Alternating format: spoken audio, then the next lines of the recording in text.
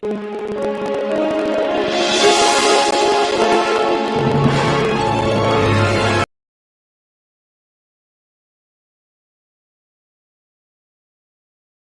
I switched over to camera or to regular camera instead of video, so maybe it'll be a smaller feed. Okay.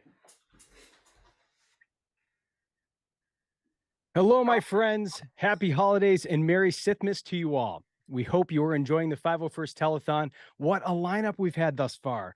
The 501st Telethon is focusing its efforts to aid the World Central Kitchen, a fantastic organization that aids in food assistance in the most critical places of need. So make sure you head to the donation links posted on the 501st social media channels to donate now and help us reach that goal of $10,000 in donations. My name is Mike Forrester. I'm the host of Armor Party Podcast and proud 501st member here in the Great Lakes Garrison. And I am joined by fellow club members Sasa Chu of the Golden Gate Garrison of California and Jim Sapota, the commanding officer of the Canadian Garrison. My friends, how are you? Great. Good. Thanks. And we are honored to share a round table with some incredible Star Wars actors. Tate Fletcher, who you've recognized as the blued suede muscle of the Mandalorian and Book of Boba Fett, as Paz Vizsla. Artisha Radpour, who's had multiple roles as creatures and troopers alike, most recently in the Kenobi series, and Samantha Allain, not only the first female stormtrooper in Star Wars history, but one who's worn multiple armors, most recently seen battling the citizens of Ferrix in Andor. My friends, welcome. How are you all? Hi, everybody. Nice Great. to be back on again. That's excellent. That's excellent. Well, we're joined from all over the globe today, and we're excited to have you all here. I know that it's been a busy year for us all, a busy year for Star Wars fans. My first question to really kick this off, we've got a great list of questions for you guys. And my first question to kick this off is, what was Star Wars like for all of you individually until you became a part of it? Let's have Tate go first. All right. What was it like? Such a broad, okay, because it is broad, it's overreaching, like something like that. So I see it when I'm a little kid. I'm 7, 8 years old and watch it in a theater. I have no idea what I'm about to see, but I have this vivid memory of exactly where I was in Petoskey, Michigan, outside this red brick theater. And in the subsequent, dozen years or something of the unfolding that happens, because in between there's a lot of cultural unfolding that happens and conversations that happen. And so for me, the thing that always strikes me is the mythology that is the modern day drama of Star Wars, which we just don't have in culture anywhere in media. Right. And the ethos of almost a religiosity of a stoicism or a Taoism or something that's woven into this, of these harrowing tales of good and evil, and what side are you on, and what's worth dying for, and what's worth living for, and where do you stand inside of this with all these things pulling. And so for me, it was like a crucial part of self-development, even of just like, what type of fellow would you like to be? Like, what kind of path are you on here? And sure. And yeah, where do you, and so for me, it was like that. It was very introspective, as well as just this fantastic, and I could go into the animation of it, the miniatures, what they did. I mean, what they did that pulls off, that stands up today still. I mean, the magnificence of it on every level. It's like being on set today is like, everything smashes on you again, of like another beautiful, wonderful thing that you just can't believe. And so even before I got to be an experience like that with it, it was like that for me and all my friends growing up for decades, right? Right. And then to see the culmination of this, to see another guy that was a fan like that, and Jon Favreau and Dave Filoni, and go, you know what? This little character that we don't really know anything about, that captured my imagination, that was there just for moments in this bounty hunter. I'm going to extrapolate on this, and we're going to make these. I mean, that's it's cool. like a fan's dream, right? Yeah, it's yeah, really yeah. Beautiful. Yeah. And Sam, you're in the UK, which is kind of part of the birthplace of Star Wars at the same time. What was it like for you growing up in Star Wars before you became a part of it? Yeah, I'm ashamed to admit that I wasn't a Star Wars fan before I was in Star Wars. But like Tate was saying, it's such a big part of our social cultural identity. Sure. You can show anyone around the world a picture of Darth Vader or a stormtrooper, and they know that they're from Star Wars, even though they may not have seen Star Wars. And obviously that was the case for me. I remember I was aware of Star Wars growing up. My uncle was a huge fan. He had a lightsaber when he was young, which I actually have now. That's a cool uncle. That's a cool uncle. Yes, yes. And I remember watching it, and I had like a little mini keyboard, which the demo on the keyboard was the Star Wars theme. So I was always kind of aware of it and around it, but never watched it or was a fan until I became a part of it. And I will never ever forget the moment I walked in, because when I got the job, it was code worded AVCO episode 7, and so I had no clue where I was going. And I turn up at Pinewood, and I go into this big tent to have my fitting, and I sign in, and I look to my right, and there was a rail of Stormtrooper costumes. Oh boy. And there was that light bulb moment. Oh my God, this is Star Wars. And I was aware that they were making new Star Wars movies. Sure. It'd been in the press, but I didn't know they were making them here. I assumed they would be making them in the US for some reason. And I didn't know that that was what I was being called to work on. So that moment for me was like, and of course, since then, I've become a huge fan, and I am a huge fan, and I've seen all the movies, and I love them all. So that is all, and you, it all I is love right that. with the world now. And Artisha, how about for you? Wow. So my story is a little bit different. So I came to the United States in 1977. I was here on vacation, and then the uprising started to happen in Iran. So my dad said, put him in school. So I was here on vacation, became American. Then my cousin took me to the theater watching Star Wars, and I'm like, what the hell is this? And then I remember waiting for Star Wars so that we could watch it on this. And then later when it was on the movie channel, I don't know if anybody remembers On TV or Select TV or the movie channel. Man, there was one month where they played Star Wars every other movie. So they would play something, in my opinion, it was some garbage, then Star Wars, then back to some garbage, then Star Wars. And I remember my parents going, how many times can you watch this thing? I said, not enough. As they play it. So yeah, Star Wars was a huge, big part of my upbringing. But also, a lot of people don't know this, but I'm a Zoroastrian Persian, which a lot of the myth and legend of Star Wars was based on some of the stuff that I grew up with as a Zoroastrian, with George Lucas and studying all that mythology. So the Jedi basically modeled after like Zoroastrian priests, the Magi. And I was raised as a Zoroastrian kid. I'm not a religious person, but just in my upbringing, it was there's good and there's bad. We choose what path we go on. And I'm like, oh my God, are you kidding me? They put this in a movie with cool costumes? What are you talking about? How crazy. Right. And so, yeah, so then you fast forward, you watch Star Wars, and then of course you're waiting to see the next, installments come in. And then you see Darth Maul and you're like, what the hell is this? How does it continue to get cool and cool and cool? Sure. And, then you get to what Favreau and Filoni.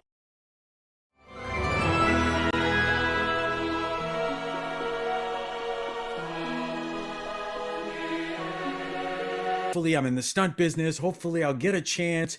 If lightning can strike, maybe I can look for it and drive myself towards it with a big light. And hopefully it'll hit me, which of course, Mandalorian escaped me, and then you turn on, you're watching it, and then I see Tate come on. I'm like, what the hell? I'm like, oh my God, I know this guy. Yeah. A little bit more realistic, a tiny bit more realistic to be Star Wars. And then so kind of like Sam, when I got the call, I everything is real hush hush, very top secret. You kids. You log in, you read your lines, you're like, I don't know what the hell I'm reading. I don't know what character this can be. We don't know where the hell this is going. So you read they're trusting me with all of this, which is just the brilliance of Favreau and Filoni and the whole crew. So, my friend and I get together and I'm like, I can't really tell you what it is. Just help me read for this thing. And then I show up and like, oh yeah, hey, by the way, you're going to meet with makeup and prosthetics. I'm like, wow, this is great. But you're going to play this other part too. And I'm like, lightning just struck twice. I'm like, are you kidding me? So it was pretty neat. And then, Boba Fett, and I was really, really hoping for Kenobi, knock on wood, got lucky with Kenobi, and then lightning struck 3 or 4 times there. And I'm like, how is this possible?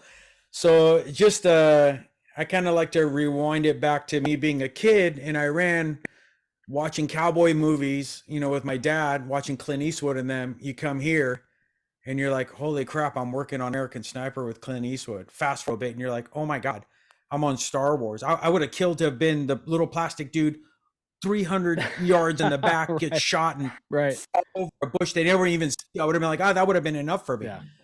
But to be able to do some stuff that we get to do, I think is just this, you know, genius world to be able to tap into. And now working alongside, you know, John Wayne's grandson, incredible, right? Like just all of these things. I mean, unbelievable. I mean, that was the one that I kind of like had a little fun time calling my dad, because I called my dad from the set of American Sniper. I'm like, Dad, remember Clint Eastwood from Good, Bad, and Ugly? I'm like, I'm working with him. He goes, the guy who Firefox, the guy who flew that plane. I'm like, yeah, the guy who. And then I called him afterwards. Of course, he's my dad, and you know, he's the person I trust. You know, one of the people I trust the most in this world. I'm like, Dad, I just work with John Wayne's grandson. He goes, oh my God. I go, what a great country. What a great country. You're a big deal. You're a big deal. Well, I've got to ask, Artisha, your story is a little interesting. We're going to get to that because I'm looking at all that stuff behind you going, there's something about that other people are going to want to ask about. But really, for Tate and Sam, you know, since you become in Star Wars, and I know Sasha and Jim have some great follow-up questions for this, but you know, you become part of Star Wars, and of course, with Star Wars, the conventions, right? The appearances. People want to meet you because we've you know, most fans are kind of into this stuff, right? You learn about the group at the 501st, and they're at every convention now as people who probably look like the people you were standing on set with. What was it like learning that there was a whole costuming club dedicated to not just, you know, putting some clothes on and looking cool, but literally recreating the costumes that you've worked alongside on set with? What was that like learning about this organization? Tate, go ahead. Yeah, the first time I got exposed to the 501st was at a LA Comic-Con, and I don't know if that was in 2020. Okay. Maybe something like that. And before everything got crazy, it was like in, you know, January or something like that. And so to meet these guys and to get an idea of like where the founders came from and what their mission statement was, right? Of what, you know, because that's the important part. What's the mission statement of this thing? And to hear that, and to hear about R2 Katie, and to hear, and then, you know, and then to extrapolate from that, to go to different conventions and meet different droid makers that actually have their droids then in the film, because these fans that also Filoni goes to the same picnics and is like, wow, that's dope. Or whatever, however all that magic works. But there's a lot of synergy here between the 501st and Lucasfilms and the manifestation of this. I mean, case in point of when we had all the, you know, who else do you get when you need 100 extras to come in and be stormtroopers? How do you get that? How do you get that with costumes? And here's people replete with costumes and mannerisms and movements that they've been practicing for decades. Are you kidding me? Like it's a phenomenal thing to be a part of that. And that's just the cool part of the manifestation of how they express it. The cool part, like when I was telling my girl what I was doing earlier today, and I go, well, it's the 501st Mandalorian Mercs. Do you know and I told her all about like what that is. And I said and she says, well, what's the main thing about it? I go, they help. Yeah. They love to cosplay and dress up and all that, but their real thing is to show up and help. And they go to these kids' hospitals and they do stuff for Make-A-Wish Foundation, and we're doing stuff for people that need to eat. It's like they're just out there in the auspices of just help. And that's where the freedom is, right? That's where real happiness. It's like people that are like, I want to make this community that's just so that we can feel good by making other people feel blessed. And a lot of people that are just forgotten about. And it's like, it's just such an interesting little puzzle piece to fit into a functional society of like, here's just a group of people that they're not looking for money. They're not looking for fame. They're just here. They like doing this thing, but also let's passion make it for something. Yeah. And goddamn, that's beautiful. You know, that's just that's the thing that strikes me the most about it.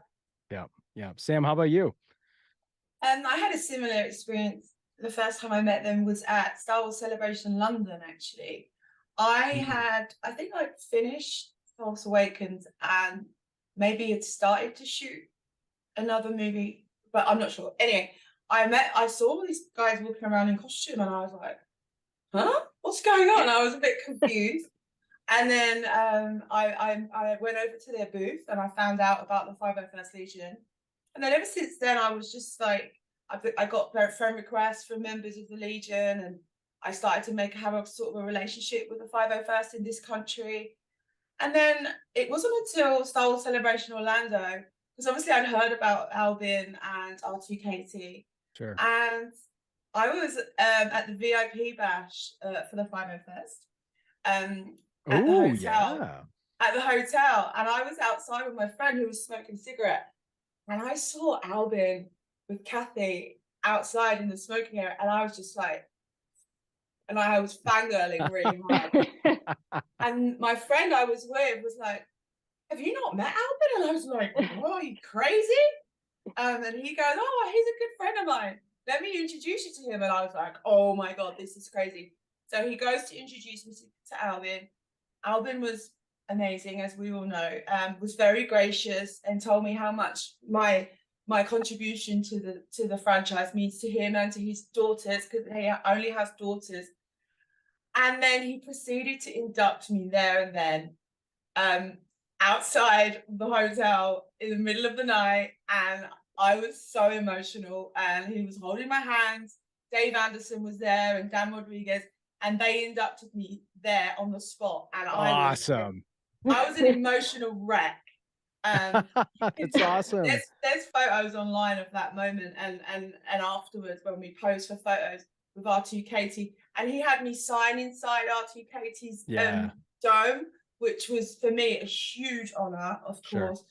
And basically, I've become part of their family. My family name is actually Johnson, so I feel like I'm an extension of the Johnson family. We've spent lots of time together. I'm friends with his kids, and we actually went to San Sebastian together for a trip to raise money for Pink Force Day. So they are literally a part of my family. So and as far as the 501st itself, I'm just incredibly honored to be an honorary member, and I admire what you guys do so much. I was saying in my earlier chat that I did that I genuinely believe it's an extension of the Star Wars family. Absolutely. With regards to someone like me and to Artisha and Tate, who are in the movies and TV shows, you guys are just an extension of that. And as Tate was saying, Lucasfilm are very much in on that, and they feel the same, and that's why they involve the 501st as much as they can in the shows and at events, premieres, etc. They'll have you guys there on trooping. So you are part of the family, and I'm just so honored. Women in the 501st were wearing armor long before anyone was on TV or in the films. So you guys paved the way for me. So I wouldn't be here without you guys. And just like you said, the stuff that you guys do, the money that you pay for out of your own pocket for your armor, mine's provided. You pay for your own armor. You have day jobs and you work outside, you do your job, and then you go and troop as well, which is amazing. And giving up your time for charity. And the last thing I want to say is going to see sick children in hospital. I'm an empath, and I would struggle so hard to do that. The strength it takes to do that. And Albin told me a lot of times people don't take their helmets off because they're crying underneath. And it's a very good preventative to letting people know. So the admiration and respect I have for you guys is unknowing, and I will always support and do as much as I can to help. So. Reciprocated, absolutely. Yeah. So Sam, you talk about sort of how Albin said how much it means to his daughters that you're the first female stormtrooper. I myself am a female stormtrooper as well, although about like 30% smaller than you. So stormtroopers, I think, as a character, they're armored, they're pretty anonymous. Like, why is it important to you that people know that there's a woman, particularly like a woman of color, like underneath that helmet? Like, what does that mean to you? And, like, why is it important for you to talk about? Oh, I am such a huge advocate for representation across the board, just in life in general, politicians, not just arts, but if you can't be what you can't see. Even if people exist in those roles, if you don't know about them, your mind won't allow you to go there and to put yourself in that position. So it's very important for young people, children, not just girls, but boys as well. Boys need to know that there's female troopers, because they need to know that they can't command that space as theirs only.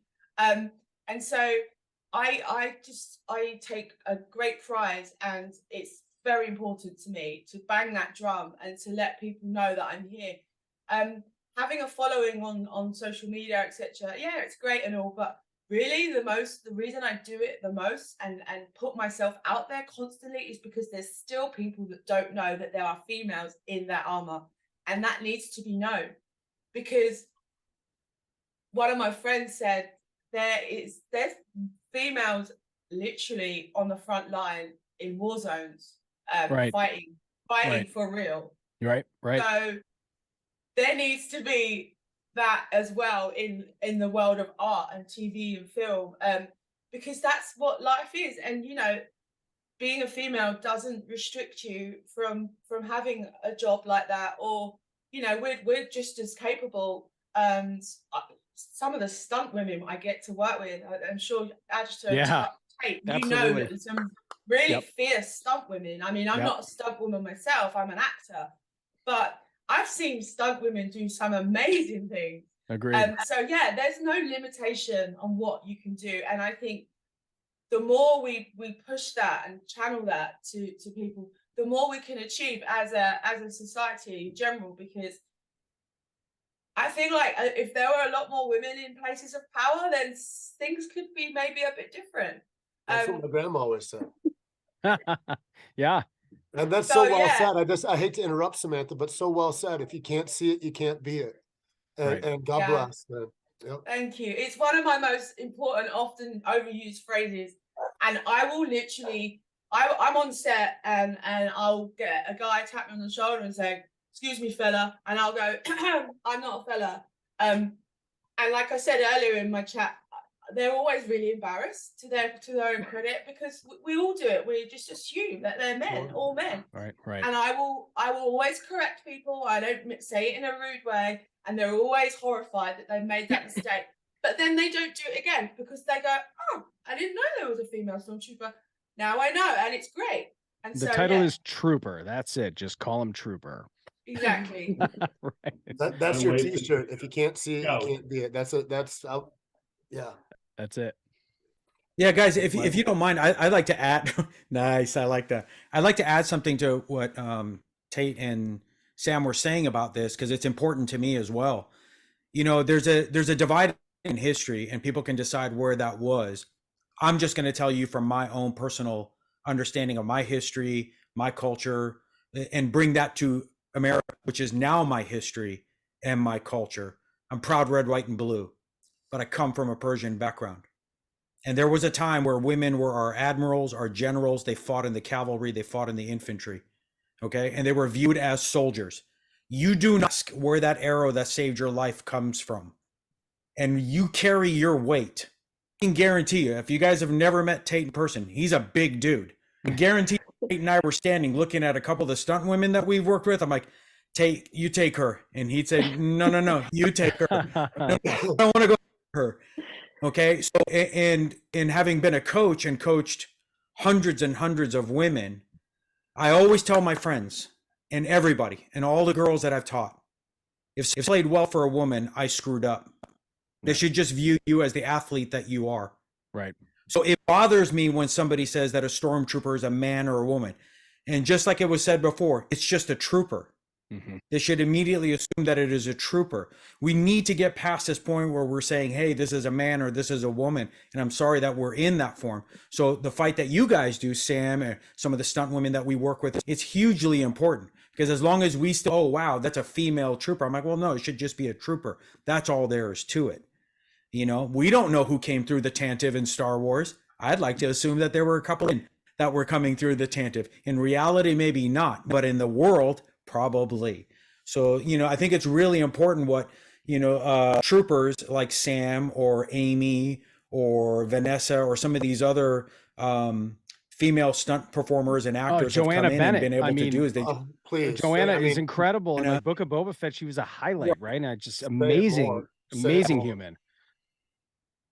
it makes the world, in my opinion, it makes it much more real. It makes it much more like what you see going on in Ukraine or in Iran right now. Women are leading that fight for freedom. Right. And this just stays silent. So let's just say this: 70 million people are going to gain their freedom because mothers and daughters said it is enough. Yeah. And so people need to recognize it. In our world, we get to play the make-believe of it. Plastic armor, right?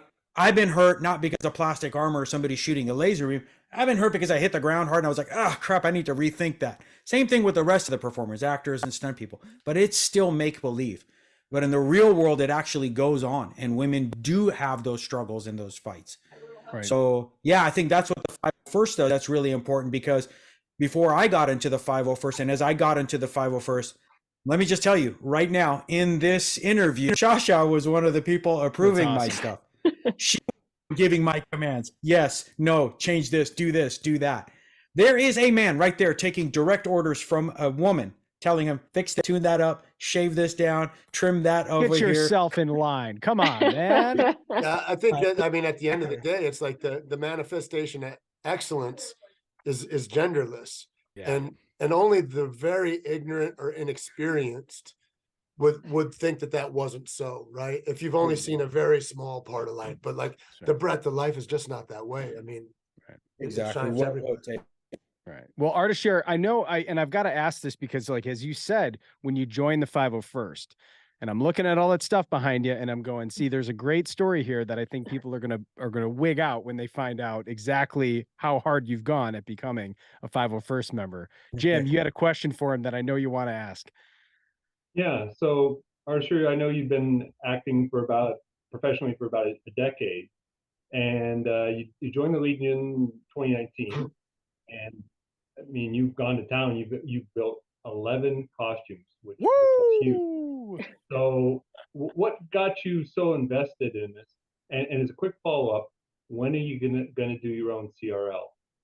Oh, he's done it. Check the CRL. He's there. So yeah. So really good question into that. Absolute adult stupidity. It's just I'm here for it. We're all here for it. Been there, done that. Don't grow up, anybody. Don't grow up. It's a trap. It makes people get old and fade away. It's a trap. So ironically, I always knew about the 501st. I just didn't know it was accessible to me, to be honest. And I had always been building armor. It started leather and metal armor. And whenever they said, hey, we need a Persian soldier, they would dress me up like, some Arab Bedouin and throw me out there. I'm like, this isn't who we are. Sure. So I had to actually start building my own Persian armor. And some of that you can see if you online, you'll see armor from the times of Said or King Artisha or whatever. So being a huge Star Wars fan, one of my buddies who was responsible for building a lot of the armor, he called me up and goes, hey, we got this LA Kings event coming up. Do you want to come do it? And I said, yeah, what am I going to do? And he goes, it's going to be as a stormtrooper. But it wasn't a 501st thing. It was for their promo stuff. Oh. So I went and I did promo stuff for LA Kings. And when it was done, he goes, congratulations, this is your armor. And I was dumbfounded. I didn't know what to say. I'm like, are you kidding me? What? I need better friends. I'm so jealous. I never know it only. So anybody who knew Star Wars in the time that we grew up were like, you couldn't get anywhere near stormtrooper armor. We had a little storm held on too, and you walked around. That was it. Yeah. Maybe a little plastic. So when he gave that, oh my God, I got to do something with this now. And that coincided with a time in my life that when I was at USC, when I did the performances during afterwards, I had a tech and I played polo. I was always at fundraisers. I was at least, no joke, 20 to 30. We were playing polo in fundraisers for some charity or something like that. When I got into this business, unfortunately, I didn't know how to give back. Sure. And I saw everybody looking for that next job. How am I going to get my next job? And that's fine. There's nothing wrong with that. You want to push for that excellence. But I needed personally within myself to be able to give back to the community that I live in. Now, whether that's my heritage, my American heritage, a hungry kid, law enforcement that you say thank, all that stuff. So 501st just came in right at this time. I'm like, this is going to fulfill this need. And it's crazy to be in some of the stuff that we're in, put your stuff on and you go out there and you're just a stormtrooper. You're just a stormtrooper making a kid who hasn't smiled smile. Right. I experienced that with Traveler at USC where they would not smile. And I didn't have a helmet to cover my face. And I would actually break out in tears and I'd have to turn my face. So with the 501st, when you go to a hospital or you go to some event, even if it's military related or whatever, just to see these hard guys that are these women, men and women that are serving their country, just stop for a second. Dude, can I take a selfie? Can I take a picture? And you just Awesome. make punchline a little bit better, that boot a little bit softer for them, that helmet a little bit more comfortable that they wear, knowing that you did all of this stuff. You drove, you paid for your own gas, all that stuff to go over there and just to give back, just to say thank you, or how can I help you, or what can we do?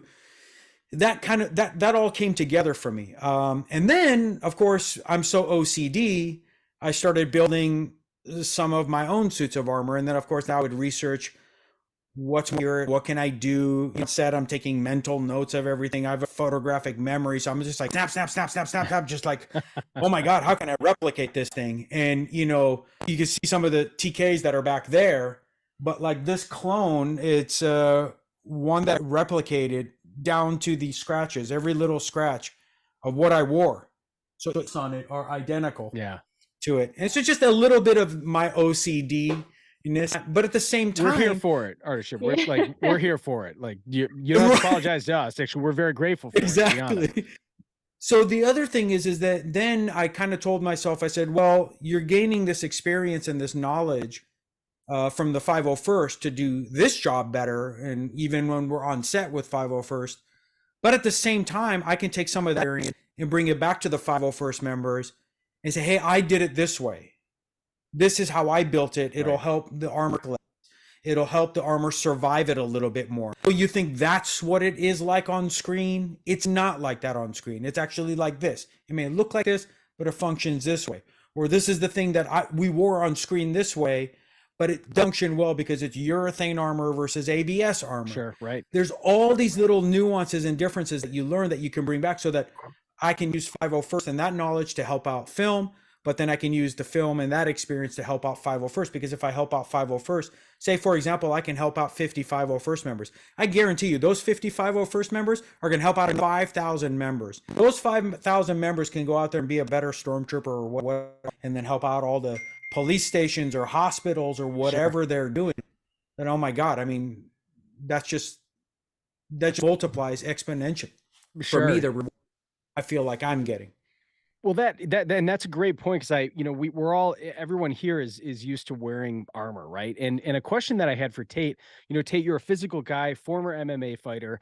You've had a lot of amazing physical roles in all different kinds of films that we've seen, and then you are actually one of the few people to join the ranks in Star Wars, a Star Wars criteria, where you have been seen without a helmet and also known for a character underneath a helmet. Besides, on the second anniversary of his passing, Jeremy Bulloch, the original Boba Fett, who is seen in the prequels unmasked and then also known as Boba Fett. So Tate, wow, man, congratulations.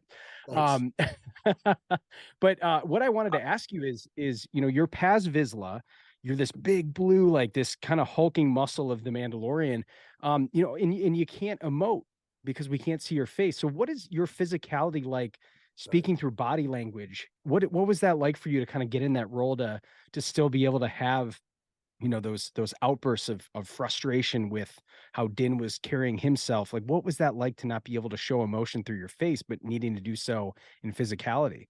Yeah, it's cool. It's a cool little obstacle to get to puzzle with, right? And it really speaks to, who I want to represent as Paz. I want to, do him justice. And also, like, the more I know about the 501st, it's like, there's weight to carry here. It's like, carry water and don't spill it, Tate. Like, right. hold this well. And And so inside of that, you know, I knew what his core values were, right? Sure. And this sense of honor and integrity and tradition, and he wants to hold the line, and he's a little bit horror struck at seeing it get diminished in other places as his whole countrymen are all falling apart and dying everywhere. And inside of all that, it's like you fight against the armor too, right? The armor is pulling you into different positions. Right. So how do I let the armor not be an expression of itself, but how do I create a sense of integrity and power into this character and his movements? And the difference is too is that you need help, is because outside of the suit, I don't have self-reflection. And so Sure. I need people to go, oh, that head turn was too much, or not enough, or whatever it is, or if you could be down here a little bit when you turn. All that stuff makes such difference. And so the communication on set, which is beyond reproach, the table that John sets, I'd worked with him on another show before, and it's just that way. It just comes downhill of like excellence of communication and efficiency, so we can get the greatest good out of this, get all the nonsense out of the way that we really don't need to speak of, so that we can get to the meat of the magic that's going to occur when we're in the scene and the cameras are rolling. I love that. And he takes care of all those details so well. So for me, just you know, the other beautiful thing is I got to create him, right? It's just me. And so it's not like I have to, you know, double somebody or make sure that my move. I have to think and internalize, who is this guy, and then how does he move? And he moves thoughtfully and also efficiently and a little violently. That's his life, right? Yeah. And it matters. He's a life of high consequence. So that means the decision making has got to be more pronounced and more efficient, or else all is lost, because there's great stakes here, and it's not just him. He's living a very selfless life in order to not even keep people alive, but to keep the ethos of his clan alive. I And love that. inside that, I'm looking for movement, right? That is awesome. Let me just so in there for that. Let me just in there for that. Tate had the freedom and ease of creating his own character, while Sam and I had the weight of millions of other stormtroopers to bring to. Hey, we got a follow up about that. Hang on. Yeah, I mean, I actually, so that's thank you, Artisha. That's kind of segueing into Sam. You know, you've had the chance to play actually a few different styles of stormtrooper. You know, there is the First Order in the sequel trilogy. I believe one of the Sith troopers as well, and then now in Andor, you've been playing kind of the original trilogy. So do you have a favorite set of armor? You know, which one speaks to you the most, or is it just like picking your favorite child? So just to refresh, in case people aren't aware, I've did all 5 of the last movies. So I wore the Imperial armor in Rogue One also. And the Mim band too, with the you played yeah. So I have worn, I think last count I've worn 15 different costumes. And actually, going back to what you said earlier, Mike, about Jeremy Bulloch and Tate having their faces out and being in armor, I actually was an X-Wing pilot, Ali Samsa, in episode 9, as well as being a First Order trooper and a Sith trooper, which JJ took great comedy value from the fact that I was being a traitor and possibly fighting myself at points. He was like, Sam, pick a side. And okay. I actually was a TIE fighter pilot, and I was told, I know Artisha is very right to say that we shouldn't have to say first female, but I was told by costume I was the first female TIE fighter pilot as well. Update that LinkedIn. So I worn that too. But going back to your question, I think my favorite is tough, but I've got to say the Sith Trooper armor is very sexy to look at. It's red and it's very shiny and it's gorgeous. And in real life, it was actually very bad to work with. It was very, for some reason, the plastic used is not the same as the white. The makeup's not the same, and it was very brittle. So we couldn't sneeze for breaking. There were bits of Sith everywhere, and we had like a running conveyor belt of people fixing armor on set because bits would fly off, but we'd have to carry on shooting. So there was a constant run of glue and red tape. If you look at a lot of moments, and even in some pictures, if you look closely, there is red tape literally holding that stuff together. Just like in A New Hope. So Yeah, that's perfect. yeah. That's So, yeah, part of that that's was- like Star that Wars was- history is tape holding together armor. Yep. That was my probably one of my favorites. But also, I'm kind of torn because Minban troopers, They're the cool. capes. I mean, They are cool. Really who cool. doesn't want a cape? Yeah. Capes are Yeah. badass. So yeah, and as far as character in my heart, I would have to say Ali. I know she's not a trooper, but getting to work with as an actor, getting to work one-on-one with JJ for half a day while he directed me in that scene where I'm going off to battle and I'm hugging my loved ones.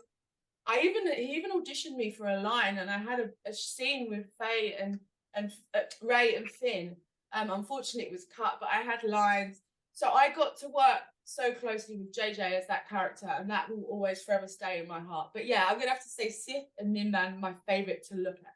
Those are Good great choices. answers. Well, you know, I'm sure we could talk about this for hours, but I feel like if we're going to be here for the 501st telethon, it's the holidays. We've got to at least ask a couple holiday-based questions for all three of you here. I mean, can we go ahead and do that? Is that all right? Of course, I wore my Christmas jumper of See, Seven. you came festive I have a and Christmas prepared, bow, Sam. and we have disco cactus here. You can't see my tree, but my tree is in front of me, and this guy is adorning my tree. So That's I'm in full holiday mode. We're here for it. Well, first of all, I think one of the questions I want to ask, and then I know Jim and Sasha also have to ask questions too, because we're always kind of going. Everyone's got their own traditions. We're all from different backgrounds. And I always find it's interesting when everyone comes to the table and says, "Oh, this is what my family's done for years, and I didn't realize it was weird until I said it out loud." So I'd love to uncover something today. But let me ask this: what is the best holiday gift you've ever received?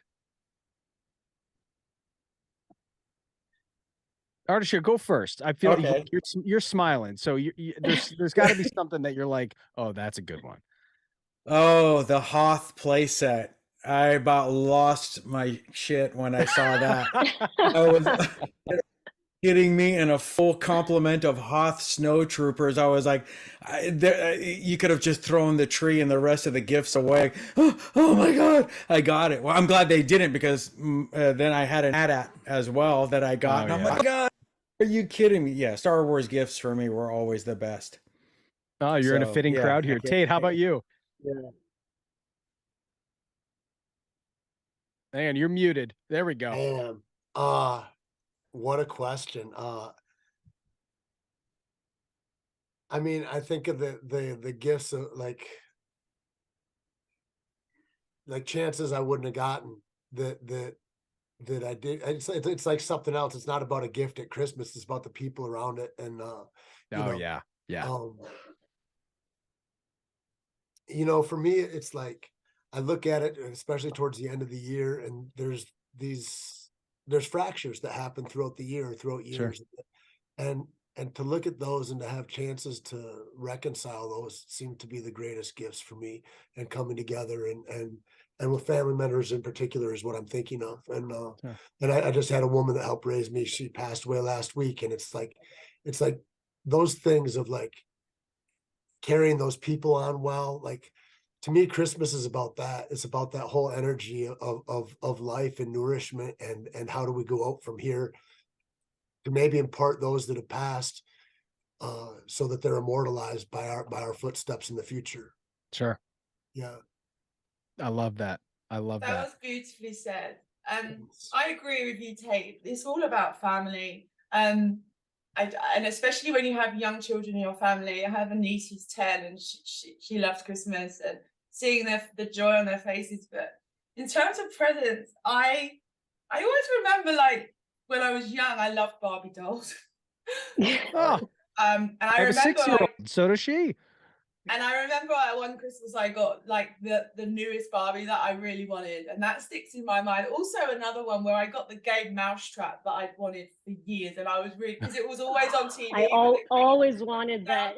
And I got it one year, and I was incredibly happy. But yeah, those are the ones that stick out in my memory.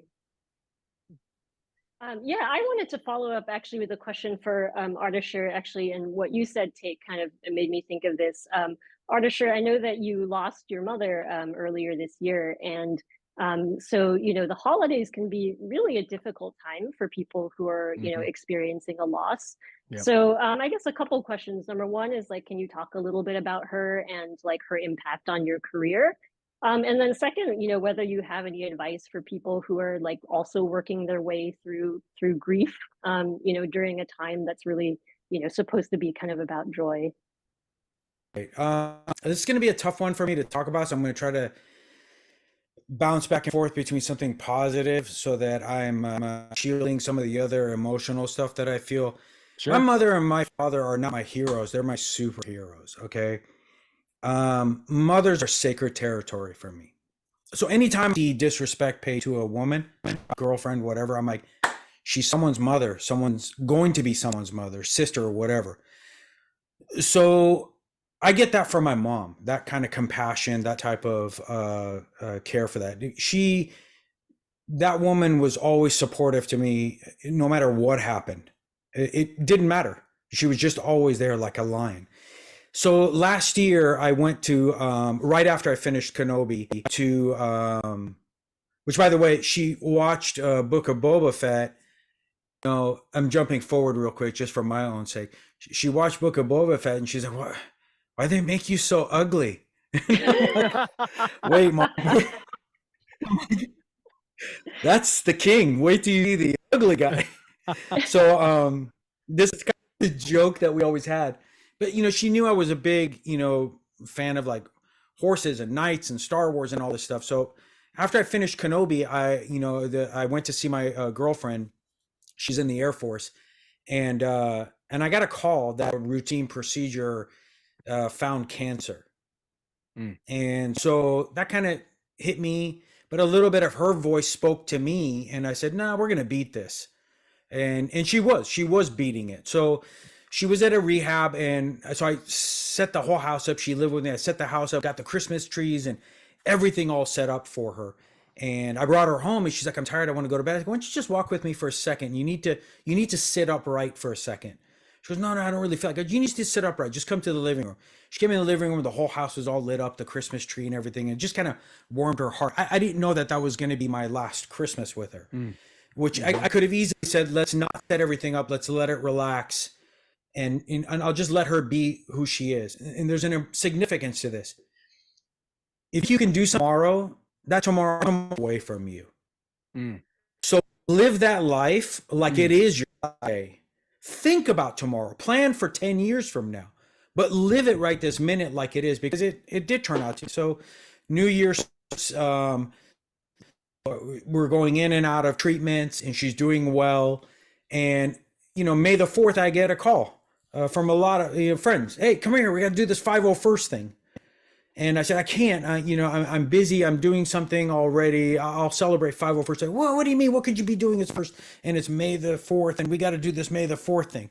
Well, that was my first day on Kenobi interrogating Ewan. And I'm like, I'm doing the most May the 4th thing I could possibly be doing. I'm literally 501st right now. Right. So we finished a year later, my mom's in the hospital, and we're fighting this. And we watched, the episodes of Kenobi, and she says, well, I can't see you. I'm like, okay. So I went from ugly to now just white. Nice. Maybe at some point I'll be something and you can see me.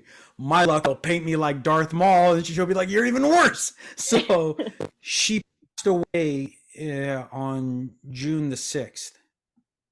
And I got to share that stuff with her. And people say, how hard was it? I said, well, I knew that 2022 was going to be a hard year, but it wasn't a bad year. And everybody says, well, how can you validate that? I said, you're looking at it, me losing my mom.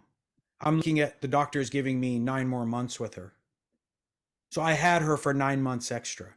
I viewed that gift, and I lived every second of it with her. I stopped working in December all the way to July. I worked 5 days, and I just was literally in the hospital in her bed sometimes with her, holding her hand. And it was tough. It was really rough. And I'm going to say this, that's when you figure out who your friends are. And I'm going to give everybody a piece of advice. There's a saying in Persian, you know who your friends are when, when your spread is full of food, even the ants are your friends. You know who your friends are when it isn't full of food. And 501st supported me like you can't believe. So, as things went through, as you guys can tell, it's a little bit rough. I start coming into first birthday, first Thanksgiving, first Christmas. It's rough. You're just going to have to soldier through it. If you think you can hit the ground and you can't get up, trust me, this one will hit you. You gotta get up. I don't believe in laying down. And that's something my father taught me. Men like us, we take a knee. Take a knee and catch your breath and then get back up. Sure. Because if you believe that she's looking down on you, that's what she wants you to do. If you don't believe that she's looking down on you, then you got to get up and be that inspiration for the next person. I go through the holidays and I think about it, kind of helping out with 501st events. It took me to ramp back up. It was kind of hard. We got this hospital event. I'm like, I need a little break from that. I spend enough time in the hospital. I just kind of need to regroup myself. Yeah. What was crazy was the 50 family did that for me. Oh, we're taking them to Disneyland. We're going to take them to this movie. All of a sudden I turn around, I'm at Disneyland. I'm like, there's like 30 501st members. I'm like, holy crap. Last time I saw this many was either at the Hollywood Christmas Parade or on Kenobi. I'm like, what? So it was interesting to see that paid back in kind. And so my advice to people is if you are going through something, don't look at the suffering that's going on. Because through that suffering, they're trying to show you something good. They're trying to show you some semblance of strength that they have. They also need that positivity. Sure. So I would get up and go outside and have my minute and come back in and just show my mom what she raised me to be, an uncompromisable person when it comes to certain ethics and morals and values and things like that. I try to do that with everybody that I see. I see people, they will vindictively go out there to hurt you. Anybody in the horse world, in the world you've been in, you know that. And you have to muscle through that because there's people out there that will turn around and say, but we got your back. So you need to pay in order to get that. So pay it forward.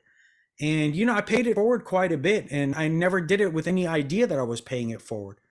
And then first grabbed me and picked me up, I would show up on set and stunt people were like, oh my God, we heard what happened, give you a hug and they bring you back in. Hey man, we'll help you get back to work. I'll put your name in this, I'll put your name in for that.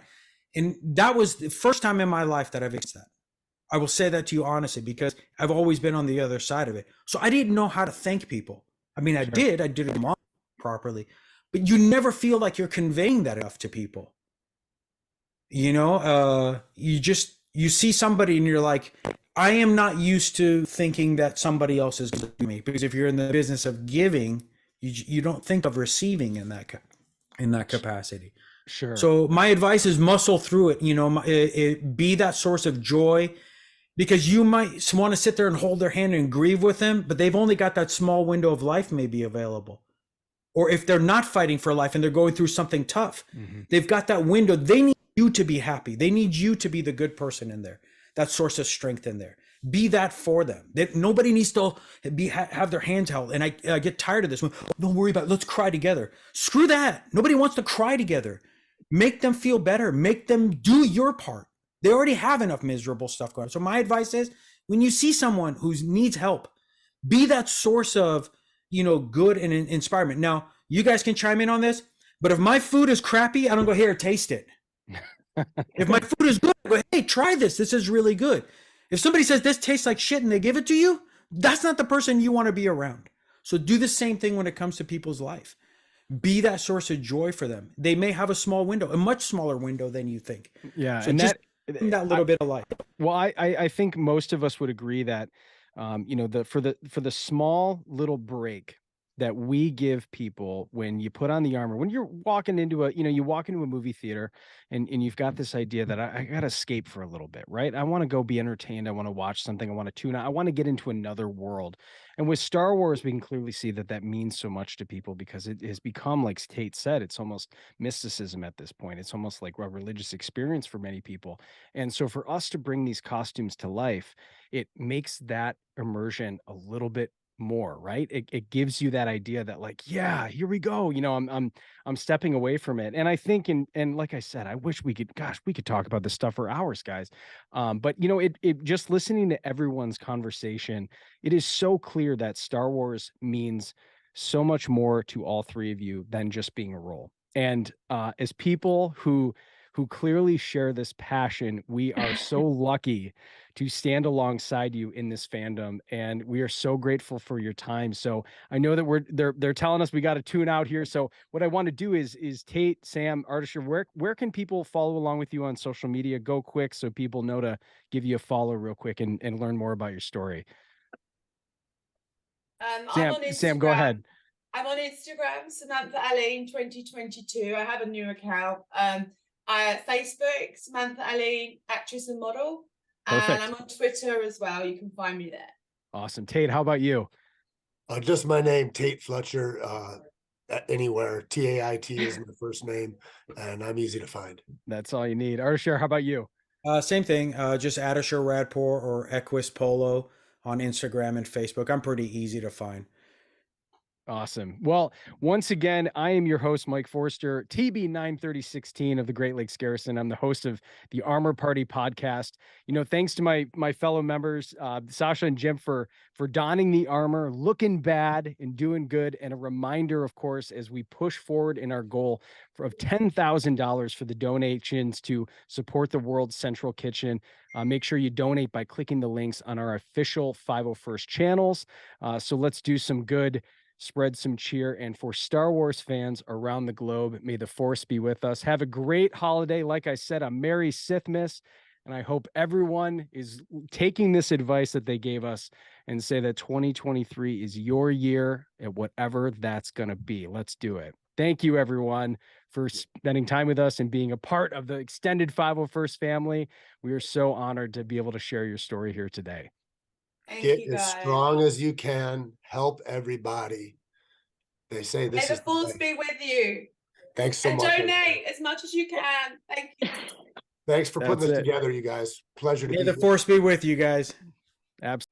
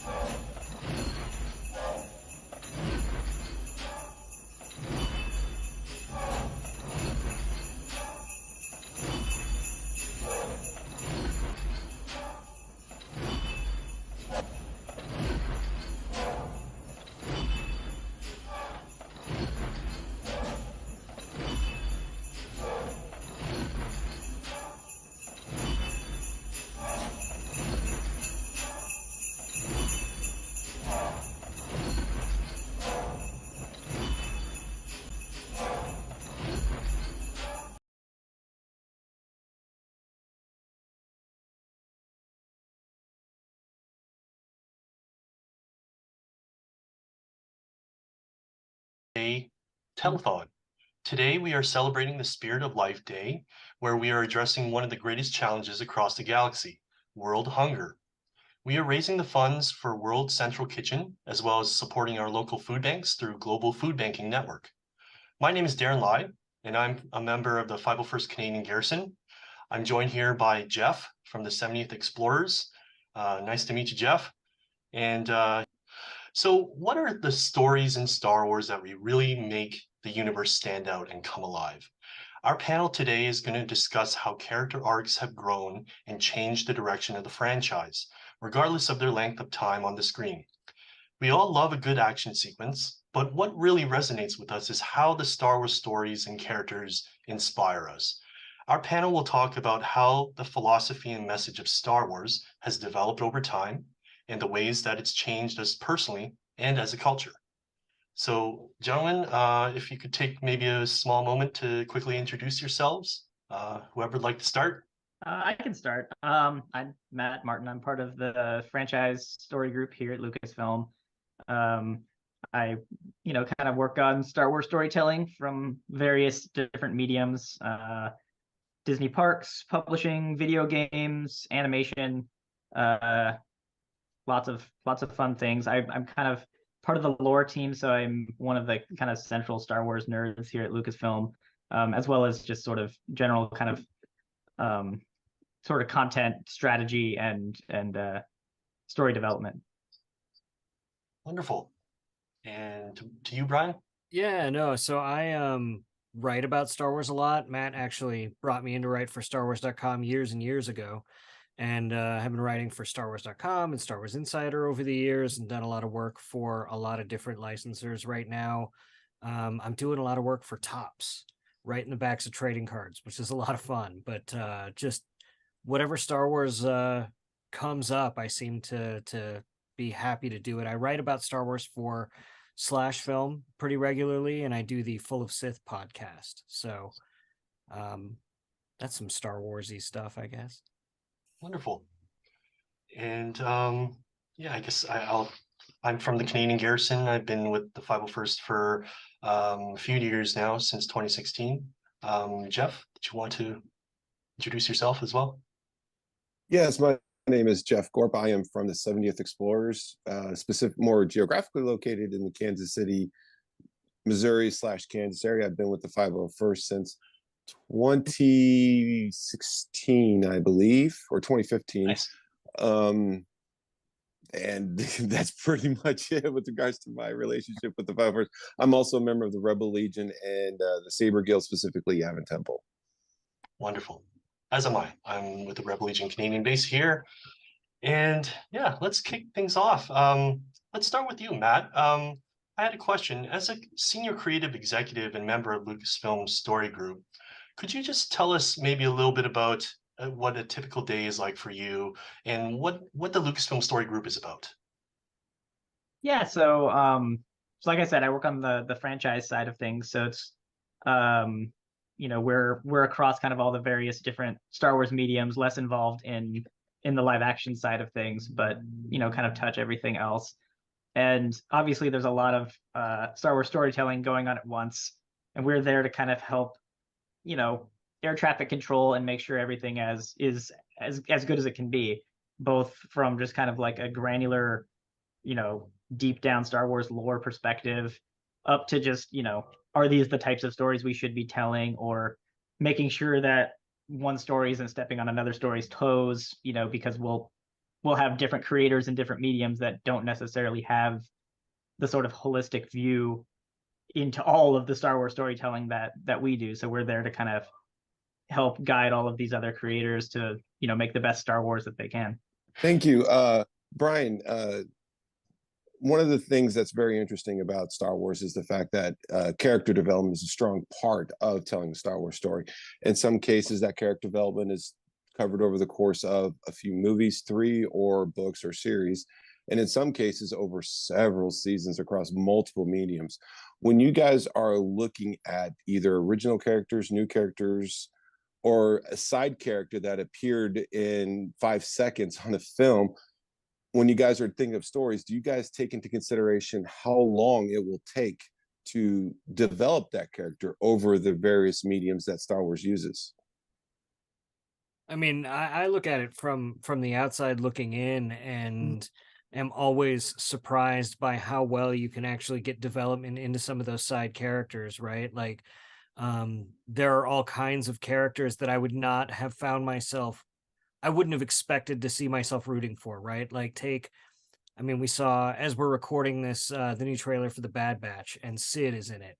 And it's like, Sid is one of those characters that has had an arc and is really interesting, and you wouldn't have guessed that just by seeing, you know, Rhea Perlman's first appearance in Bad Batch.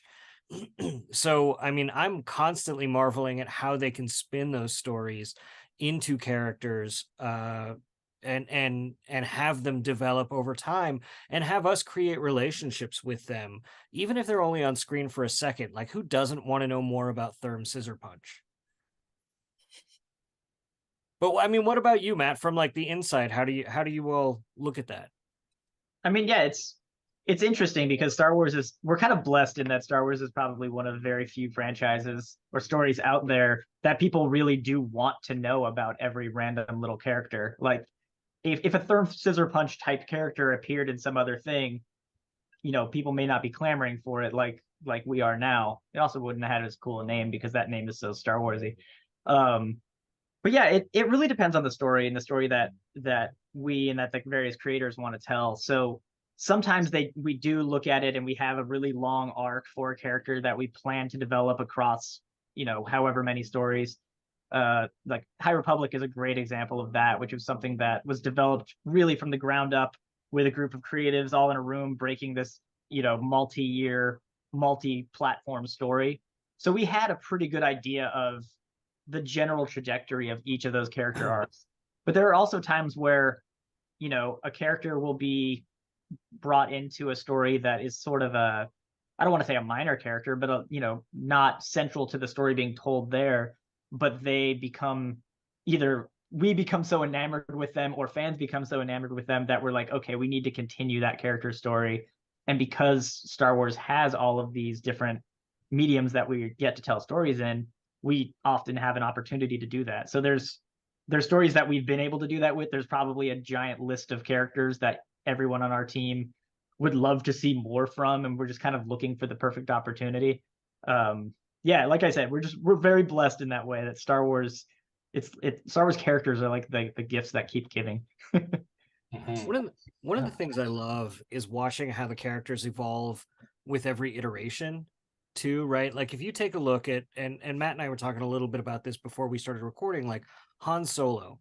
Every time Han Solo comes out in one of the movies, it recontextualizes what we know about him and evolves his character in a different way, right? Like, you wouldn't expect the Han Solo from A New Hope to necessarily become the one in Return of the Jedi.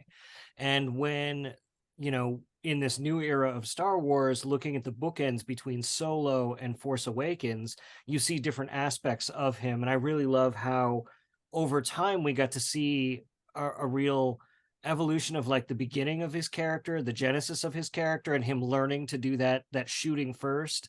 And then at the end in Force Awakens, him learning to like not shoot at all. And it really bridges everything, right? Like, I love that in Solo, where he has to shoot his father figure first, and then he becomes the father figure in Force Awakens and realizes he shouldn't be shooting at all. It's really great storytelling, and I think the Kasdans did such a great job with Han specifically, but watching how these characters change over the years is just fascinating to me. It's one of my favorite things about Star Wars. It's really gratifying as a fan, I think, to experience it that way, because we've been with these characters for at least, you know, original trilogy characters for 40 years, or, you know, potentially our whole lives in many of our cases. And you get to kind of watch these characters grow and develop the same way that you yourself have grown and developed over time. So like, I don't know if I would have appreciated the Force Awakens Han the same way that I, you know, as a kid, the same way that I would have appreciated him as an adult. I'm just like, oh, whoa, I get the layers and the nuance there. but there's always still something for every age to gravitate toward and everybody to kind of grab onto and watch these characters develop over time, which is, you know, just something that you don't get to have in most storytelling worlds. You know, most things are one and done. You like those characters, you see them do their thing, and that's it. Where Star Wars, you get, you know, decades of history and growth for these characters. Yeah. Well, I think Ahsoka Tano fits right into that very Definitely. well. I mean, we first meet her in the Clone Wars, and I'm going to be honest. When I first saw her in the Clone Wars movie, the animated movie, she was annoying. I hated her. She was so annoying. But as the seasons progressed and her character developed, I grew to really love her. And what I liked most about Ahsoka is she, with the exception of a few episodes, she was never the main character. She was always that background character that was the glue that connected several stories together into one long arc. And at the same time, we got to see her grow, literally grow before our eyes. I mean, from when she was a teenager to her 20s and then so on and so forth, and just see all of her struggles across and how each one of them affected her over the course of many things. And now we're going to have all the Ahsoka we ever wanted with her series, and I'm sure me and everyone else is looking forward to see what everyone does next with that show. But I mean, I think that just points to what you guys just said, especially with some characters that are not in the main trilogy but are more new to the groups. Ahsoka is a particularly interesting example because she's really one of the very few characters that has basically been shepherded along by the same creator for the duration of her existence. So you really get that cohesion. Like, we strive for that cohesion across the board with everything, but Ahsoka, you get it really more than anything because that has been Dave's baby, you know, from its creation all the way to, you know, what he's doing now with the new series and with, you know, Tales of the Jedi. Yeah. So it's just like, these are the sort of things that you don't usually have even in Star Wars, but with Ahsoka, you know, it's so cool because you get to see where Dave's mind has been and all of these things that he's sort of had in his brain for years. And because it's Star Wars, he does keep getting the opportunities to tell those little bits of stories. One of my favorite things about Ahsoka is I think, I mean, Ahsoka's her own character. She stands very well on her own, and her character development, independent of anyone else, is fascinating. And I loved watching her grow as the Clone Wars series went on. But I think she speaks so much to the tragedy of Anakin Skywalker's story, where she's a Padawan and Anakin is her teacher, and he is treating her like the Padawan he wished he would be treated as. And no one trusted Anakin to have that mentorship the way Anakin saw it. And she turned out great, right? Like, how would Anakin have turned out differently if Obi-Wan had have treated Anakin more the way he wanted to be treated? And it makes you really think so much more that Anakin did have that in him, and that even the best masters can produce Padawans that sort of turn to the dark side. Look at Yoda and Dooku. And, you know, masters that turn evil can really turn out great Jedi, like Dooku and Qui-Gon. And it just sort of keeps going with that Anakin and Obi-Wan and Ahsoka thing. And it's just, you see that the characters evolve on their own and independently, but watching how they affect everyone else is so great. And we're so lucky that Star Wars has such a rich tapestry of these characters and their interrelationships that it's amazing. And to that, we've been able to watch Ahsoka grow so much that you do actually see not just Anakin's impact on her, but you see Obi-Wan's impact on her. You see Rex's impact on her, and you really get to see all of these characters, how she becomes sort of, you know, the best part of all of these characters, which is, you know, just really moving. Well, it makes me feel too like Ahsoka reminds me so much of, like, seeing Ahsoka and Luke in Mandalorian was so touching because she's every bit as much Anakin and Padme's kid as Luke is. And she's really exemplifies what the best of both of them could have done in raising kids. Yeah. I mean, Tales of the Jedi is a series that I really enjoy just because of that, right? Arcing the stories together for each character and how it all weaves within the Star Wars mosaic. And you know, for me, just reading about Obi-Wan, for example, when I was younger, the Jedi Apprentice books, and you know how he interacted with Qui-Gon at a younger age, you know, and sort of a coming of age sort of series. And then, of course, when we see him in series like Tales of the Jedi, when you see the parallels between the master and the apprentice, right, with Count Dooku and some similar lines, let's just say. I don't want to spoil for anyone who hasn't seen it yet, but that's always great to see. I like that. I like how it continues that continuity and bridges the gap between the stories we've all come to know and new stories in the future. So yeah, that's great, guys. Matt, you are credited with being involved in many Star Wars projects, including Galactic Star Cruiser, Jedi Fallen Order, Squadrons, Vader Immortal, Clone Wars, Bad Batch, Visions, and of course High Republic and a lot more other projects. What have you learned over time by being involved in so many areas of Star Wars? Ooh, that's hard. You know, I think the biggest lessons are around the different mediums themselves. You know, storytelling has its kind of basic tenets that work across the board, but you know, working on a video game and the type of story that works for a video game is completely different than the type of story that works for animation, or really like, you know, something really interactive like the Disney parks or Vader Immortal, which is a VR experience. Trying to figure out the best Star Wars stories to tell for the medium is probably, you know, it's the biggest challenge, but also probably the biggest learning experience. And I feel like at this point, I've worked on so many different mediums that I'm not an expert in any of them, but I feel like I probably have more experience in all of them together than most people do. So it's just really, it's really interesting. And those are the sorts of things that, because there's so many different things, there really isn't, you know, I didn't have like a clear mentor that got me through each of those things. It was very much like just getting kind of thrown into it. And, you know, you're thrown into a room with a bunch of Imagineers, you're going to learn real quick the way to do theme parks best, or you're thrown into the room with a great game developer like Respawn for Fallen Order, and you're going to learn how to do, you know, a third-person action adventure game best. So it's, you know, it's really, it's one of those things that I'm so happy that I get to keep playing in different spaces and learning the best ways to do them. And as we, you know, keep developing new technology, I'm probably just going to have more opportunities to do even kind of crazier, weird new things, AI and augmented reality, and who knows what else. Fantastic.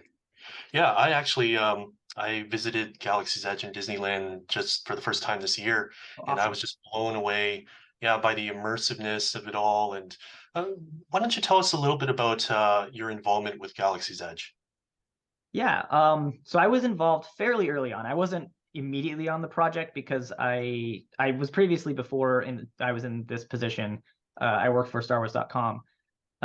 So Galaxy's Edge was in its early days when I joined Story, but I'm a big Disney Parks fan. I'm from Southern California. I go to Disneyland all the time. So part of why I was hired was like, we need somebody that can be heavily involved in the parks side of things, because you know, we're making a theme park. So, you know, at the point that I was brought in, I was really in the room with all of the sort of, and really any creative discussion that was happening on our side around any Star Wars elements. So the, you know, the major stories that are told in Rise of the Resistance and Smuggler's Run, down to, you know, the smaller details in, you know, what is the background of the various droids, all of that. And it's always a partnership, especially with WDI. So, you know, a lot of time spent in meetings and in rooms with them, but generally being like the conduit, or one of the conduits to Star Wars for a team that is already the master of theme parks. And I want to say, like, Matt's probably the biggest cheerleader for DJ Rex. That is true. That is definitely true. No, that wasn't, surprisingly, that wasn't my idea. That came and I was just like, whoa, can we do that? Do we really want to do that? Because obviously I want to do that. And then because of that, we needed a background for it, and I already had a story written for how that could happen. And I just kind of like tweaked a few things and I was like, oh, if you guys already want a backer, if you need a history for it. So basically my fan fiction is what is in the Bible for that character with that Galaxy's Edge works off of. You brought up fan fiction, and that leads me. I want to ask Brian a question. Many fans of Star Wars love to create their own stuff. I mean, Lucasfilm used to do fan film awards. A lot of people write fan fictions and stuff. As a writer, what advice would you give to the fans who want to be writers on how to develop a character in writing? I think one of the things, like it's frustrating because the answer is it very much depends on the character and what their journey is and what you're trying to do with them and what you want to evoke in the audience. But when you're approaching characters, I think one of the best things to do is to actually approach everything with intentionality and know why you're making all the decisions that you're making about the character, and understanding that every little thing that you're giving the audience, they're going to latch on to and try to understand it later. So you need to make it all count. But for those who are just trying to take those steps into writing, like whether it's Star Wars or anything, write what makes you happy and write what gives you joy, and that's the reason you do it. Wonderful. And Brian, can you share with us more about your podcast, Full of Sith, which you host with Amy Radcliffe, sort of how that all got started? Oh, well, so Amy is a former host of the show. We've gone through a few lineup changes over the years. The show started with myself and Mike Pilot, who is sort of this Philadelphia podcasting legend, and Concetta Parker, who was the and maybe she still is, but she did public relations for Rancho Obi-Wan. I know she left. She'd done it for Novos for a while, and I think she still does stuff with Rancho Obi-Wan. But the three of us did the podcast for a while. January is our 10th anniversary, actually. So then Amy replaced Concetta for a while. Not that anybody could replace Concetta. And then Amy left because she got so busy with Nerdist and her other stuff, and Mike stepped away. And so now it's myself and Holly Fry that people might know from the Stuff You Missed in History podcast. And so she and I do a weekly show and I'll have all kinds of great conversations on there. I mean, and it runs the gamut. I mean, if you look at the episode that's coming out this week, I had Mark Thompson and Mike Stackpole just hanging out, talking together with me about the X-Wing books, because Mark Thompson is doing the audio, unabridged audio versions of those. The week before that, Holly had a really in-depth conversation with one of the licensees that does Star Wars jewelry. The week before that, I got to collect 3 interviews I did with Tony Gilroy about Andor. So it's just sort of, and I think the week before that, it was just Holly and I talking about Star Wars like you do. So it just sort of runs the gamut of everything. And I just enjoy it. Like I forget that other people listen to it sometimes, because usually it's just me having fun with people I like talking to. I was listening to the Tony Gilroy podcast that you did just today, so it's really great. Jeff, did you have another question, or actually? Yeah. And this one's again back to Brian and writing it specifically. One of the things that people really enjoy in Star Wars is the action, the lightsaber battles, the ground battles, the flying, everything.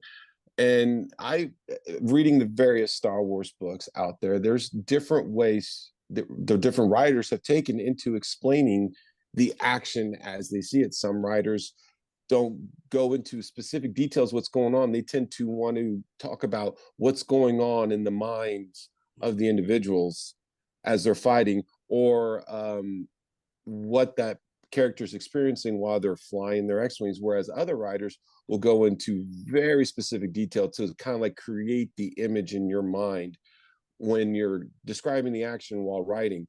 What process do you use if you were to write an action sequence, and do you prefer one or the other, or is it all dependent upon what you want to accomplish in that, I guess, scene is the best way to explain it? I think depending on what you want to accomplish is sort of like the best answer. But I've written a lot of action sequences. I haven't been blessed with writing fiction in the Star Wars universe yet, fingers crossed, but I've been doing a lot of work in the Battletech universe, which is where Mike Stackpole got his start before he got into Star Wars. And the thing I've found writing action sequences in Battletech is that if I don't care about the characters, I don't care about what the action is. I don't care about the action sequence if I don't care about the stakes and I don't care about the characters. And so writing at a level that makes me care about the characters and getting into their head is the thing that I'm most interested in and excited about, rather than being a little bit more cinematic with just the visuals. And reading Mike's X-Wing books again, he really threads the needle really well between those two, right? Where you're in the heads of the pilots, you are you care about whether or not they make it. And he had such an interesting canvas to work with, in that he got to create most of those characters, and he was the only one in the Star Wars space at the time sort of dealing with that, so he could kill off pilots in the X-Wing books and have those stakes raised. So I think he did a really good job at threading that needle. But yeah, I think it's that balance between how much does the audience need to care about the characters, how much does the audience need to visualize the action, and how to blend it together so that they have the best experience possible. I learned so much about aviation reading the X-Wing books and the different maneuvers that he described, and I could literally see them. And it's interesting because that's actually a prime example, because you read the X-Wing books and Michael was so well versed in flight that he was able to put that into paper. But then you read the Alphabet Squadron and it's same concept but totally different way in describing the action. And that's a very good, it's a good balance. You get to see just with the same genre but two different ways to describe a starfighter battle. And Alphabet Squadron, I believe, correct me if I'm wrong, Matt, got their name because of you. I mean, yeah, technically. As I made it as a joke, and then it became a code name, and then eventually it stuck. But actually, I like it now. But when I first heard that announced, actually, because I didn't know that was going to be the official name until it was announced, I was just like, but so now the question becomes is, why do they use alphabet when the main language in Star Wars is Arabic? I mean, there's X-Wings, there's Y-Wings, So they say it's High Republic, or what is it? High Galactic is the name of that alphabet, like the kind of traditional, English alphabet, or is it Latin? I don't know. The traditional alphabet. You have an answer? I have an answer, right? The thing is that Go like for it. when Star Wars is actually speaking English. Everything is a translation. So when you translate things from one language to another, you pick the things that culture responds to and makes sense with. So Alphabet Squadron makes sense to our English-speaking ears, and so the translators of Star Wars have chosen that, because no one's speaking, Galactic Basic doesn't sound anything like English. I'm sure. I don't know, Matt. What, you got a better answer? No, we've always said that same sort of thing. But I would say that those ships are named after real world letters, so it just it is what it is. Fair enough. I mean, there's A-wing, Y-wing. There's no Yeah. wing or crash. Well, at least with wing. the B wing, they at least explained it, because it was initially called the Blade Wing, and then they just shortened it to B wing. But it's just a running joke that we always have, is like, how is it that these starfighters are named after alphabet letters versus Arabic letters? There's lots of things like that in Star Wars if you really want to get picky. I mean, like, how is Han Solo's ship the Millennium Falcon when it's named after a falcon? Or like when Rick Lee and Phantom Menace says we're sitting ducks. Like, what is he referencing exactly? But then there are ducks in that movie. But what are those ducks? Sorry, I shouldn't say that. But what are they? You know, like that's so weird. Well, I think the other thing too, like getting kind of back to what we were originally talking about, like that evolution of Star Wars, there wasn't Aurebesh when A New Hope came out, right? Like, so Y-Wings and X-Wings were just Y-Wings and X-Wings. And I think it's fun that in the special editions, they went back and replaced all the panels, all the paneling on the Death Star and stuff with Aurebesh because it just wasn't a thing. You know, because it evolved over those years and they needed to use those alphabets. And that was something, I think it came from the role-playing game, didn't it? Like how much, it's astonishing to me how much Star Wars is built on the old West End D6 role-playing game. Like all the vocabulary, everything we talk about in Star Wars, it seems like is predicated on that. It really is. Like those things are such, you know, Bibles of information. I think the original letter shapes were in Return of the Jedi, if I remember correctly, but then it wasn't built out into a full translatable language until West End games. Those role-playing source books are the best. I actually was just flipping through the Willow one, which feels very much like where they pulled a lot of the stuff for. Oh, they the totally. That was definitely getting passed around the office for sure. That brings up another interesting point with specifically with role playing, because at least when it was first launched, they created a world that was separated from the rest of the galaxy for people to create their own stories, and now it is expanded to include more of the other things. Do you guys, when dealing with the role playing games, do you guys take into consideration what kind of stories, or do you try to give people ideas for stories that they could tell through role playing, and then let them go out into the world and say, okay, what do you guys do? Yeah, I mean, it's approached the same way. Actually, Brian, you probably have some real cool insights on this from Robotech, but for Star Wars, it's really approached the same way as any other medium, which is, you know, trying to tell the best story for that medium. And in the case of a role-playing game, the best story for a role-playing game is setting you up to tell your best story. So it's not super bogged down in, you know, everything that's come before. It's really focused on giving the players the tools to then, you know, make it their own.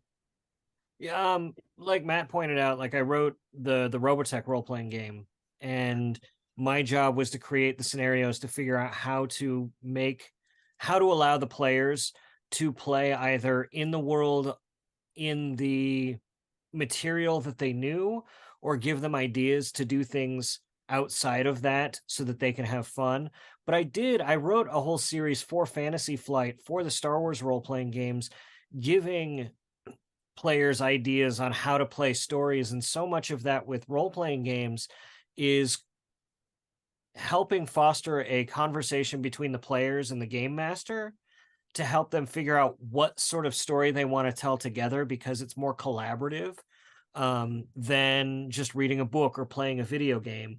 And I think Galaxy's Edge gets to some of these things too, where like you create this open sandbox, and that's what really the West End Star Wars game was doing, is creating a sandbox so that you all had a common vocabulary, so that you could step into the Star Wars world the same way Galaxy's Edge is one geographic sandbox where you can step into the world of Star Wars.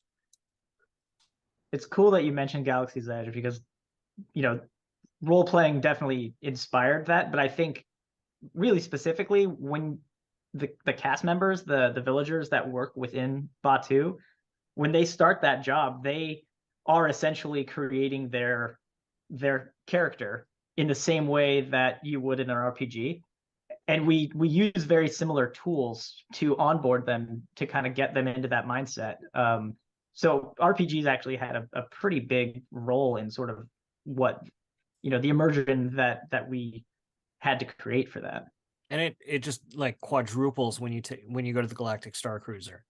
Yes. That it does, because then everybody has to be in those, you know, they're living in that world for, you know, 2 days. Yeah, that was some of the most fun. Like when I was like 8, and again, this kind of speaks to the topic that we sat down to talk about, is the evolution of Star Wars and that experience in our personal lives and our culture. I went to Star Tours in Anaheim opening week, and I was probably, it opened what, like 86? I was 5 or 6 years old. 87, right? 87. So I was 6 or 7 years old, and I thought this was the closest, like walking into that queue and seeing R2 and 3PO was the closest I would ever get to stepping into Star Wars. And that was how Star Wars felt in a 3D space for me for a long time. And then they created, Star Tours The Adventure Continues, and I'm like, wow, that first Star Tours was sort of child's play. They've doubled the immersion here. And then the first time I walked out into Batuu, I was like, that's nothing, right? Like Star Tours is child's play comparatively. And I thought, how could they get better than Galaxy's Edge? And then I went on the Star Cruiser and I was just like, please let me live in Star Wars. I just want to stay. That's it. But over the years, they iterate on that experience. And now, like, it was so amazing taking my kid to Galaxy's Edge last year, or this year. It was earlier this year, and watching her experience Star Wars that way and meet Rey and meet Chewie and sort of get involved in the story, because Galaxy's Edge allows you to do that in a way that I never could at that age. And it really helps the experience of Star Wars grow with you and in your family story. I think Carrie Fisher talked a lot about that in interviews, about how like Star Wars is really the story of families interacting with it. Yeah, great point. Interacting, how the characters, their separate story arcs interweave into the whole Star Wars story, I guess, is something really interesting that I personally found an interest in, especially with the newer series like Andor, Kenobi, Tales of the Jedi, just how these characters that we know and love have interacted with others over time in the Star Wars universe. So that's great, guys. Just maybe a little bit of a tough question, I'm not sure, but so in your view, would you say what would you say are the main themes of Star Wars when we're talking about trying to make a cohesive narrative? I mean, we're talking about characters who've been around since 77, 1980s. How do you make it cohesive and just what is definitively Star Wars? I know it's a tough question, but what are your thoughts on that? I'm not sure that's so tough, actually. I think one thing that you'll see that's a common ingredient across pretty much every bit of Star Wars storytelling that I think is worth anything are people who have to learn to do better with themselves and for themselves to the benefit of the world around them. Like from Andor to The Mandalorian to Luke in A New Hope, they all have to take that step into a larger world to make the world around them a better place, even if they're not going to see that better place. And I think that's Star Wars storytelling sort of at its most simple and boiled down. But Matt might have a completely different and better answer. I definitely don't. In fact, I waited for you to answer that because I knew you would have a good answer.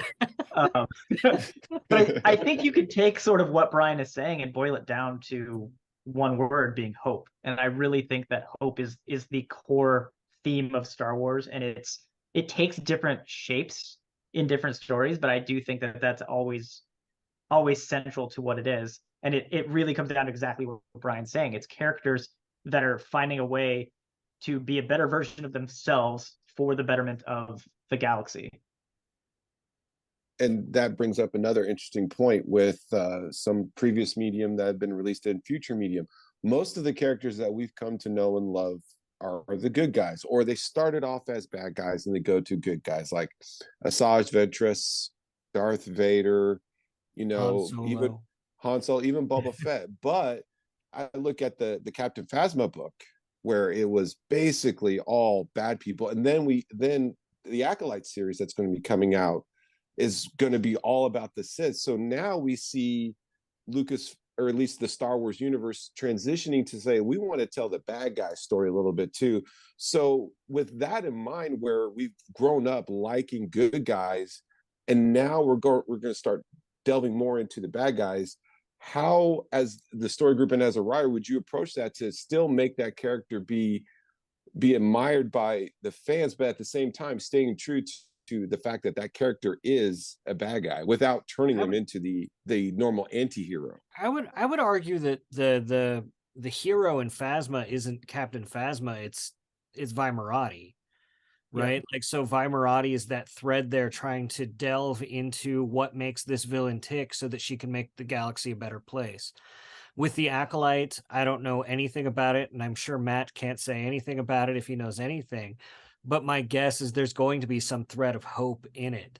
And so I think that theme boiling down to it, I think that's why The Mandalorian has done so well, right? Like The Mandalorian, it started out really cool where it was like my 13-year-old self who loved Boba Fett and like just bounty hunters and that whole underworld idea, was really thrilled by it, but there was something missing. And so it was really great to see The Mandalorian sort of grow up on that level of storytelling where he's like, wait, no, there are people at stake, there are things in the galaxy at stake, and I have to fight for something higher than just me being a Mandalorian or something bigger than myself.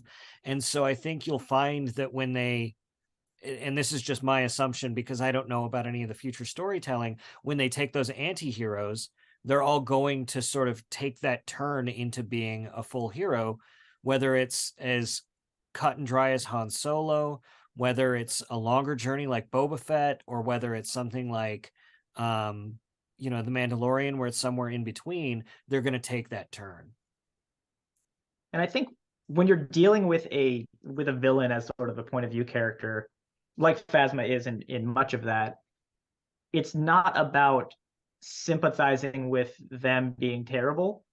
It's about showcasing some of their bad choices and sort of using it as a lesson that other people, both you as a reader or viewer or consumer in whatever way, and other characters around them see as an example of what not to do.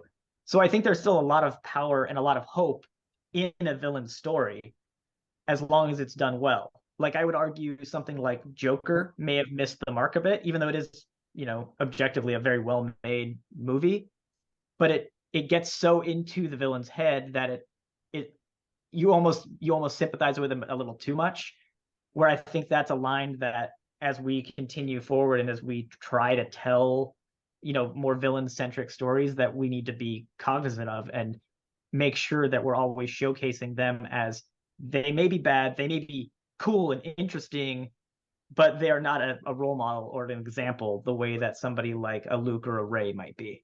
I think one of the best discussions of this, and again, getting back to that sort of evolution over the years on society, me personally, the culture, and the evolution of Star Wars, is Darth Vader, right? Like, nobody's really done that as well. I showed my 7-year-old daughter the Star Wars movies for the first time, and we did it in the 4, 5, 1, 2, 3, 6 order, right? And we did 4, 5, and then at the end of Empire, asked her, like, who do you think is lying to Luke? Is it Obi-Wan or is it Darth Vader? And then we watched Phantom Menace and had that same conversation, and she was like, it's obviously Darth Vader's lying, and there's no way that kid is that evil, right? And then we do it after Attack of the Clones, and she's like, I don't know. Like, I don't know. And then we watch Revenge of the Sith, and she's just like, why would he do that? Like, I get why he did that, but why would he do that? And so watching those turns and watching yourself see where you, as an example, could make these turns, right? Like, I think that's why the prequels are so brilliant in a lot of ways, because they cast those kids as the kids watching it as someone who could be making these choices, and shows them what going off the rails looks like. And then they get the completion of that story in the classic trilogy, but also Luke coming back and bringing it back together, and what that ideal looks like. They're very much two sides of the same coin, but they both offer that hope. No matter how many younglings are getting murdered in Revenge of the Sith, it ends literally with those musical notes of A New Hope. Yeah, that's wonderful. Okay. I think Not sure if we have any other questions, but just I think, well, when it comes to character arcs and stories that are being told over these various mediums, I mean, I go back to Obi-Wan because I read those books when I was basically a teenager, when I was younger, and just how he's progressed over time and sort of I'm a young guy. I'm in my 30s, so I just I sort of I could relate to that character and the sort of coming of age and being ready for the Jedi trials, for example, and all of that. It was very prominent in my mind when I watched those movies. And just to see them reappear in Tales of the Jedi and newer content, it's just I think it's a great thing that we're continuing that story. Maybe not linearly, but various parts of where they were at in time, like in the Clone Wars and all of that. So it's great to see. And I'm not sure, Jeff, do you have any other questions you want to ask? I think we could probably close this out by asking both Matt and Brian, who are your favorite Star Wars characters, either a group or an individual? Matt, why don't you go first? Who's your favorite Star Wars character, either group or individual? My number one favorite is Leia. I just find everything about her to be just so inspirational. And she's kind of like my barometer for what I wish I could be in life, or what I strive to be in life, I guess. But I will give an honorable mention to Dr. Aphra, who I find to be the most entertaining character in Star Wars, but definitely not the not like the beacon of hope that Leia is exactly. For me, it's interesting. Like it's Anakin, Vader, and Luke. That sort of trio. I mean, I'll make no bones about it. I mean, I got a 20-year-old son named Anakin, who's now like 9 feet tall. Matt, you'll be happy to know. I love that he's literally doubled my height at this point.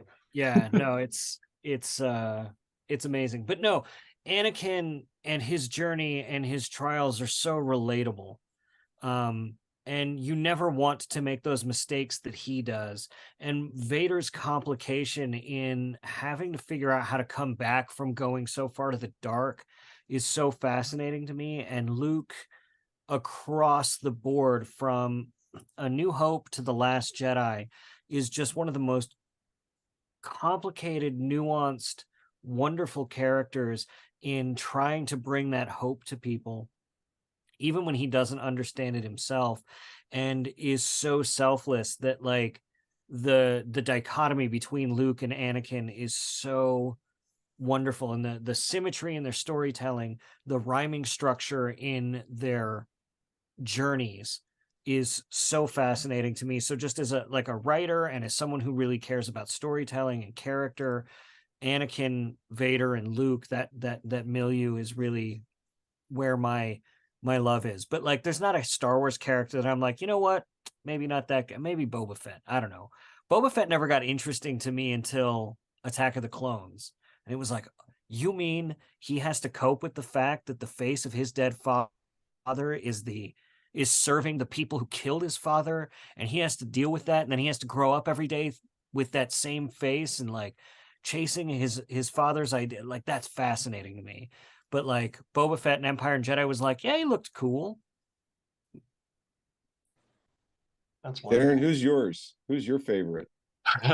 So I've already talked about Obi-Wan and how I could relate to him when I was a bit younger. Also, Bail Organa is another character that I sort of I've been loving the new content, especially Rogue One, and just seeing how some of these other characters in the background, how they helped the rebellion and how they what their role was in the whole scheme of things. That's particularly why I enjoy the Andor series right now. Just learning about those secondary characters, those people on the ground making things happening, keeping that hope alive, as Matt was talking about earlier. So yeah, that's pretty much for me. Jeff, how about you? What's your favorite? Well, mine, I'm going to say, is the Mandalorian, because that happens to be one of the costumes I have. I love the Mandalorian and everything. I love the Mandalorian culture, the Mandalorian people, that whole idea of family and protecting the family and their language. I love everything about it. But the one, and it's not a specific character, it's a group of character. It's one I hope to see more of, is the Clone Troopers. I love everything about the Clone Troopers.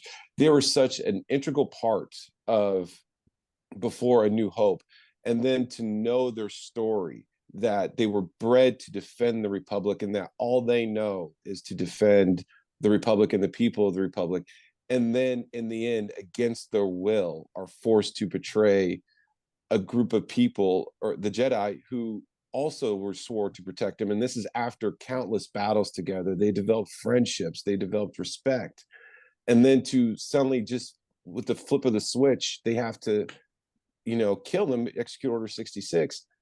How does that affect them? We've seen some of it in some of the character, in some of the Clone Troopers and some of the other media, and with what we've seen in the season 2 trailer for Bad Batch, we know that it's going to be addressed a little bit. But I would just love to see more of how did some of our more favorite Clone Troopers deal with having to deal with that. I mean, we saw it with Rex in the last season of the Clone Wars and the Sieges of Mandalore.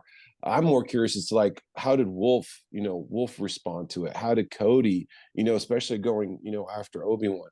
How did some of our more favorite characters deal with the fact that they did this basically atrocious thing and it was against their will?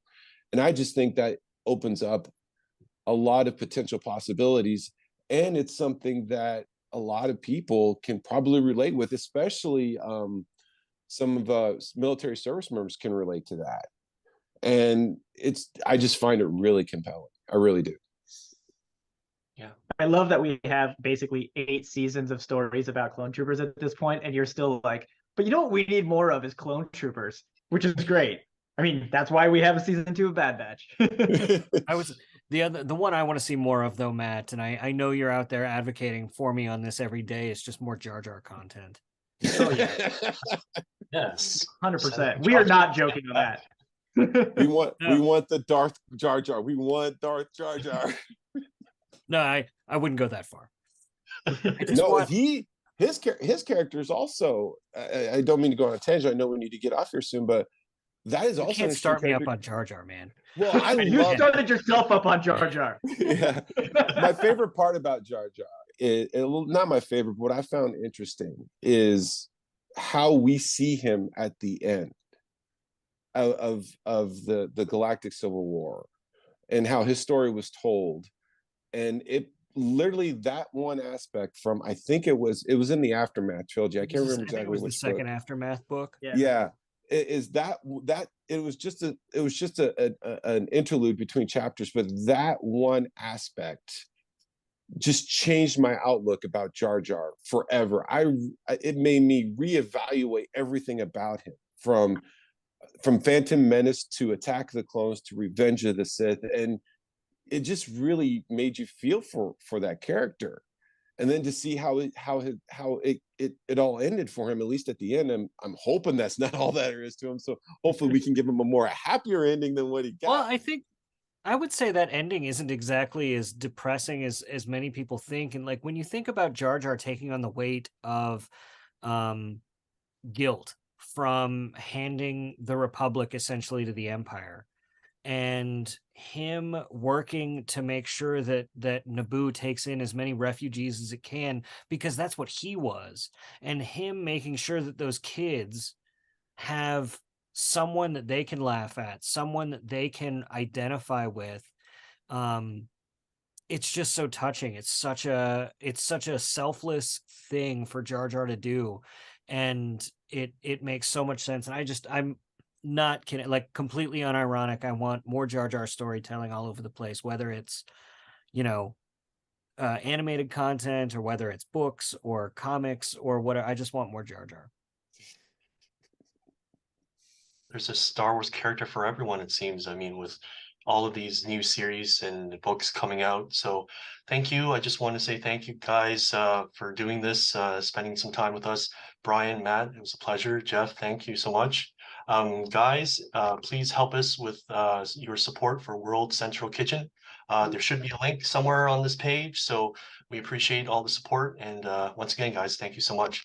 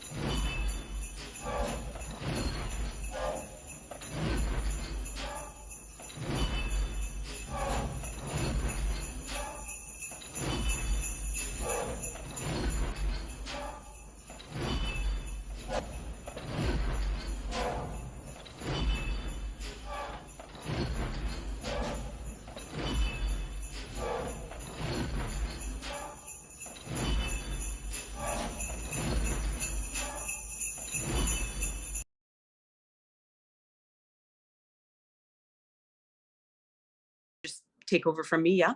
Yeah, you want to lead us into the World Central Kitchen? We'll go from there. All right. Fantastic, thank you. Unless you want to. I like you talking. Oh, hey, we are live. Welcome.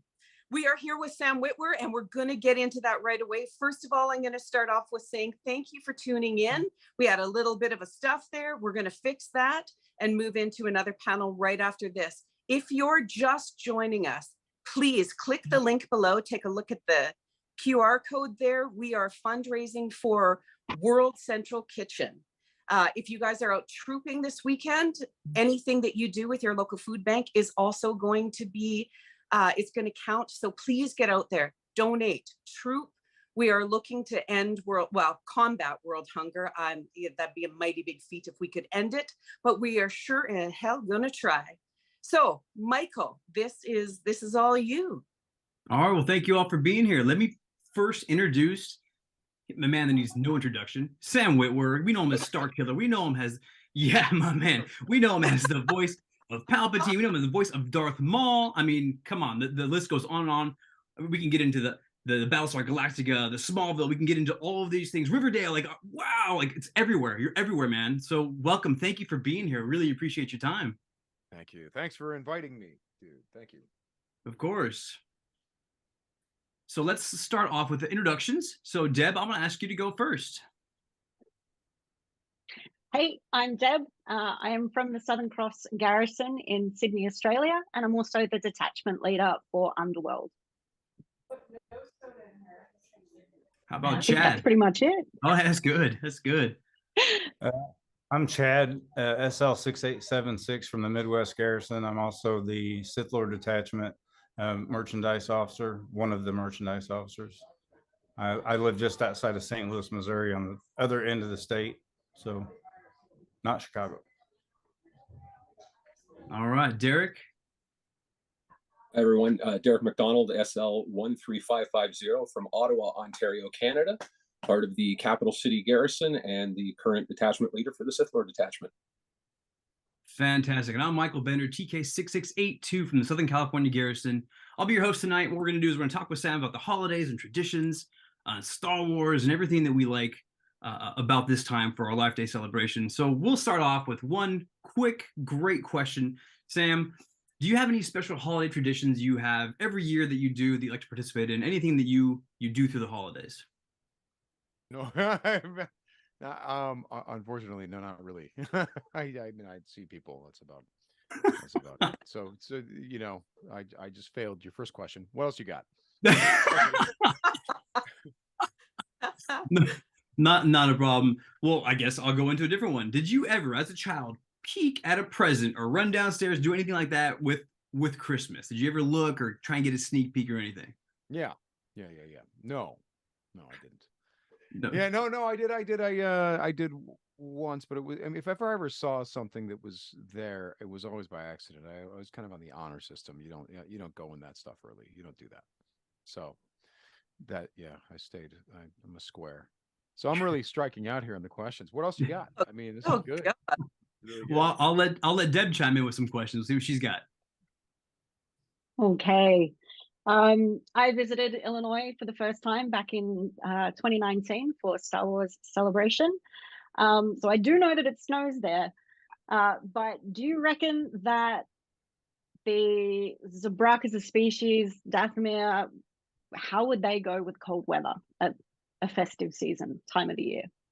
Oh my. I think it's pretty well documented that on Dathomir, around the Christmas season, people wear, they wear Christmas lights in their horns. And the Night Sisters generally try to cast a lot of very multicolored magic, which is unfortunately also the same magic that causes the dead to fall out of their tree pods and start running around. So it gets very confused. They go, well, is it Christmas? Is it Halloween? But, from Dathomir, it's kind of both. Absolutely love that. I have seen a couple of photos of Zabraks out there with little Christmas ornaments on their horns. So it's nice to know. Yeah. That is fantastic. That's right. I know that you've done a lot of, I mean, we all know you've done a lot of voice acting work over the years. Do you think that the father, the son, and the daughter would be good company on a Life Day? Yeah. I mean, aside from the fact that there's gonna be a fight that breaks out at some point between the daughter and the son. But yes, other than that, they are very festive because the son will always say something super interesting, like showing you your future and how you end up going to the dark side. And the daughter will, calm everything down and try to make some sort of selfless sacrifice. And then the father's like, stop this. And then that's it. And then everyone stops. All right.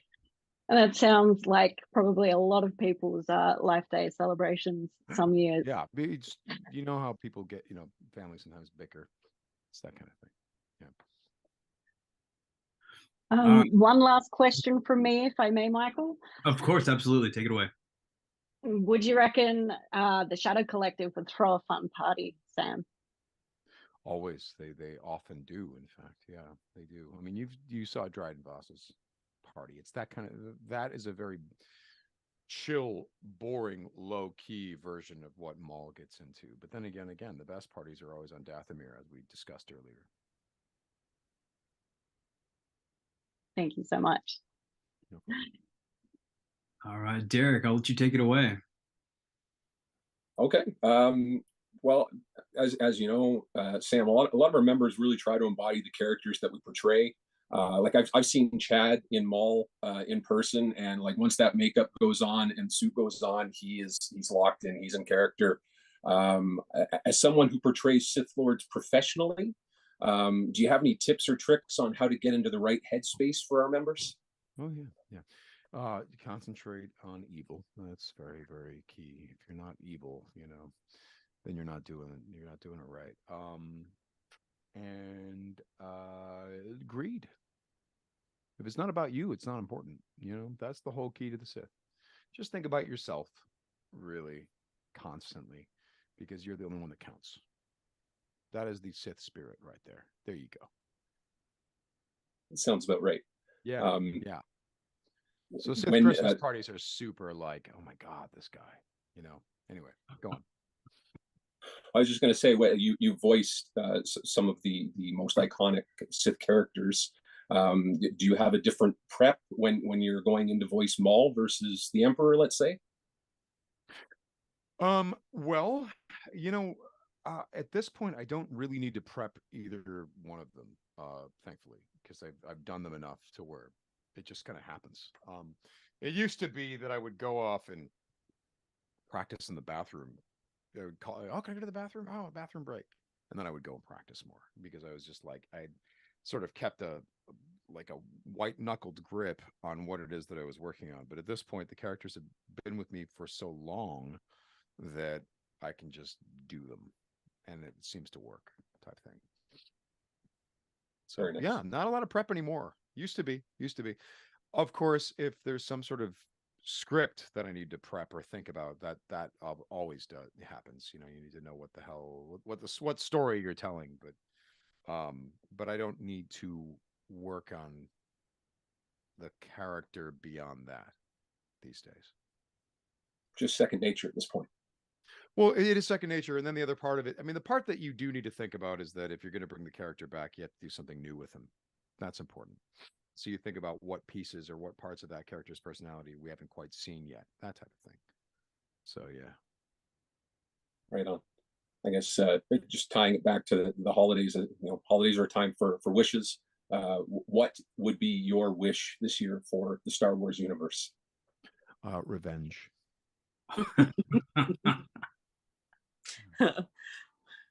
I feel like that's spoken like a true Sith. I don't know what you're talking about.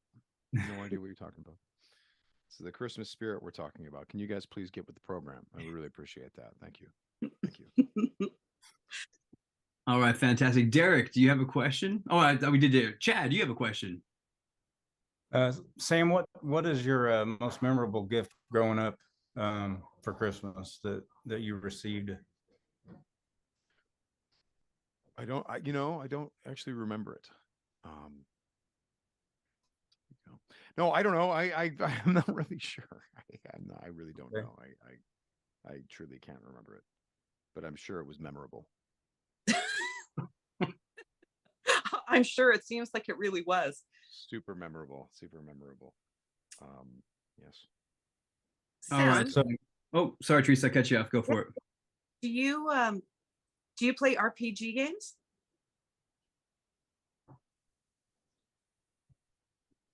Oh, come on. Out of all of them you do, what would be your favorite?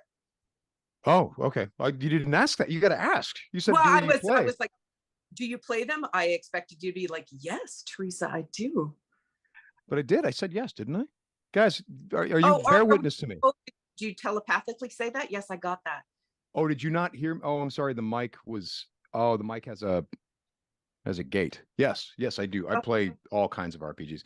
Everything you see on these walls, yes, is RPG stuff, really. So I'd better play them if I have this type of collection of RPG stuff. My favorite is, in fact, the most recent version of the Star Wars game, which is I completely would put all of my money on that being easily my favorite rule set of any RPG that's ever come out, really.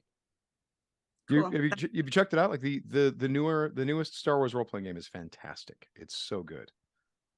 And it's back in print. I have not played it, but this was a question that one of our web gurus, our lady that's been with the Legion for quite some time, she really wanted to know something about, she's a huge RPG fan, and she truly wanted to know your views on that. So that's for you, Carrie. Yeah, yeah. I mean, I basically play a little bit of everything. Classic D&D stuff, like Mold Day Edition D&D. My friends are trying out the Alien game, which is a hell of a lot of fun. Although people get hurt a lot in that and don't really make it out alive as a matter of course. But I also collect all this stuff. I just got like the Terminator game, the Blade Runner, Tales from the Loop looks awesome. I really want to try that. Yeah, I'm a huge RPG guy. Huge, huge, huge. What would your character be in D&D? Well, I'm always the GM. Oh, Maybe that's a Sith thing. Maybe you have to always be in control or something like that. Look, in one Christmas tradition I think that happens is that me and the friends that do reunite, we generally will game. And so if there is a gift that I try to give is that, make an enjoyable game for my friends to bring them all together so we do something fun together, that type of thing. that's wonderful. I am a huge D&D nerd. That was my whole childhood. Well, we're out partying and doing those sorts of things. We were staying up all night playing D&D. At the time it was advanced D&D because that's the age group, right? Oh yes. Yeah, and I still really enjoy older D&D per se, and so that's cool to learn about. Yeah, just to plug something that I think there's this Necrotic Gnome, GNOME.com. They did a restatement of the old 1981 Mold Bay Edition Basic D&D. They basically put together a bunch of books called Old School Essentials, and it's that rule set. And me and my friends during the pandemic, we were like, hey, what'd be cool? Let's play old basic D, not even advanced Dungeons and Dragons. Let's go like basic D&D, and it probably sucks, but it'll be fun. And let's check it out. We were shocked at how much we enjoyed the rule set. It is very dangerous though. Like people will get killed. You have to be so on your toes in that game, but it's actually a great rule set. We were really surprised. I mean, we all played AD&D. We played basic D&D, but we didn't realize that it actually is competitive with modern day rule sets in terms of the feel of it and how it plays and how fast it plays. So, well, thank you. Thanks for going off in that totally different direction. I appreciate it. My pleasure. Love it. Well, I'm gonna shift it back to the holidays again. Sam, do you have a favorite holiday movie, Christmas movie, any type of movie that you like to watch, that you watch every year, every other year, if you miss anything like that you like to participate in? I think It's a Wonderful Life is fantastic because it is really about something that is, well, it balances out the isolation that a lot of people feel during the holidays with the idea that if you take stock in a different way and have a different perspective on what your life has been and also what your life has meant to other people, it can reframe your idea of whether things are really bad or actually rather good. I really like that about that film. I actually haven't seen that film. I was just telling my wife today. I'm like, man, I've never seen this. I know, crazy, right? Like You've never seen that film? It's terrific, man. And Jimmy Stewart and Donna Reed, they're incredible. Frank Capra, man. It's a fantastic movie. Really, really good movie. And I'm really actually very much looking forward to seeing Christmas Story Part 2. I hear that everyone's telling me that that's really fun, with it just came out. Right. So it's out streaming, right? That one already? I can't wait. I think it's already streaming. I want to know what Scott Farkas is up to after all these years, What about a holiday song? Is there a holiday song you love or a holiday song you loathe? Anything that rings a bell? There's a holiday song. Yeah. Basically, it's Frosty the Snowman, but if I change one lyric, and then it's my favorite holiday song. So, you go, Frosty the Snowman was a very happy soul with a corncob pipe and a human nose and 2 eyes made out of coal. And the rest of it is just the same lyrics, but just change it to human nose. And there's a real sinister bend it gives to that whole, because you go, what? Because the idea, the kid's running, oh, look, it's Frosty the Snowman. What? And there's just like almost like a mob I statement. love that. You know, the mob have been here, you know. Yeah, we're gonna put your nose on Frosty. Yeah.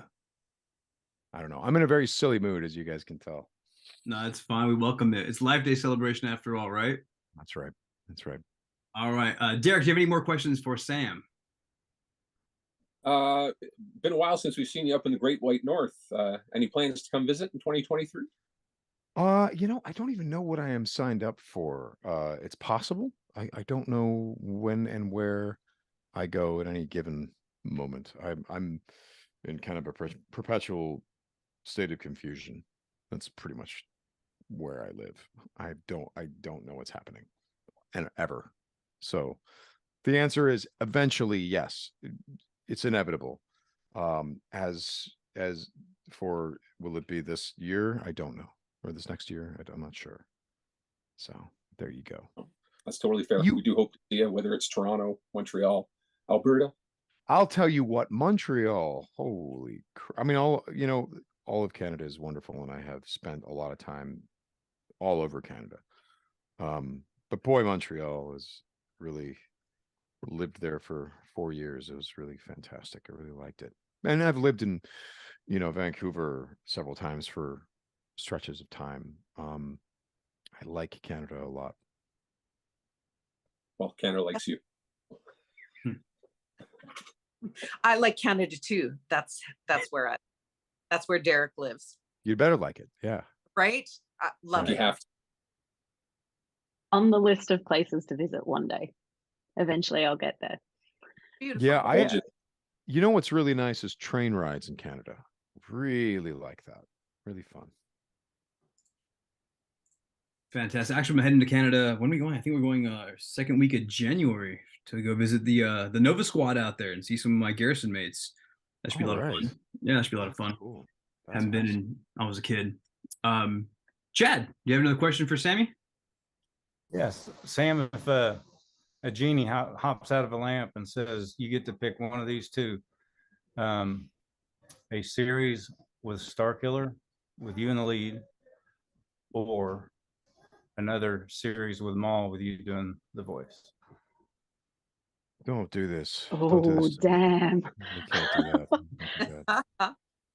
Don't do that. Here's the thing. I'm in a position where, look, my own management have been like, what do you want to do? I can't answer the question. I've tried. What kind of role are you looking for? I don't know. I have no idea. And when they ask why, well, why don't you know? Because I'm like, well, I've already been really lucky. So when it comes to Star Wars stuff, and they're like, what would you like to do? I'm like, I feel like it's not right for me to say, because I've already gotten so much opportunity to tell Star Wars stories. It feels almost ungrateful to say, well, I want this. I mean, look, of course I want things, but do I feel entitled to them? No, I don't. So I feel weird in answering questions like that, because again, it's like I got to accomplish some cool stuff, and one also is aware that they need to allow other people to have an opportunity to accomplish and tell cool Star Wars stories. Having said that, as we were talking about before we went live, there is more opportunity now than ever, for people to tell Star Wars stories. Far more than there was back in the day. So maybe I should be greedy. Maybe I should be like, yeah, man, how about both? Everything. Exactly. Put me in all of it. Do it. I mean, it's yeah. I mean, it's a funny thing for me to say when Lucasfilm kind of keeps me around. Well, maybe it isn't a funny thing to say. I mean, if they're keeping me around and they're continuously, hey, voice General Kale. Cool, oh, fine, sure. Like, I feel really weird going near any thought of asking for something. Now, asking for other things like, can you guys set me up with that 6 scale Darth Maul figure or something like that? Yeah, I ask for that stuff. I mean, I'm a jerk. Or like, oh, can I, other privileges I'm not even going to talk about. I guess I'm gluttonous like that. Having said that, I feel I'm known around there for not asking for jobs. So there. That's probably why they keep me around. They're like, well, at least he leaves us alone with that. He's constantly asking what's happening with all these characters. What's the Ahsoka show about? No, wait, don't tell me. Okay, wait, tell me a little bit. I mean, I'm insufferable. It's, you know.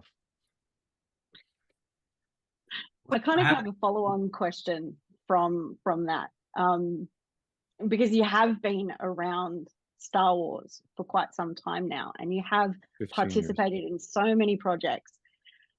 How has the experience changed for you, going from, you know, your experience live action in other projects to voice work to stagecraft, which is now becoming a far more prevalent means of filming productions?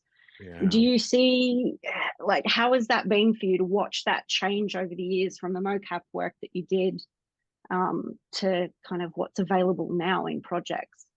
Well, it seems to me to be a natural extension of what George was working on. He was trying to create stuff like that so that he could do it. And the stagecraft thing is, having seen it, I haven't worked with it yet, but I've seen it. I've been there, and have not, you know, and it occurs to me as an actor that you're like, this is so much easier than green screen, because you know exactly what it is that you're looking at, you know exactly what you're reacting to, and you're in it, you know, even if it's a little weird, you're in it, you know, certainly more so than, or as much, if not more so than you would be in theater.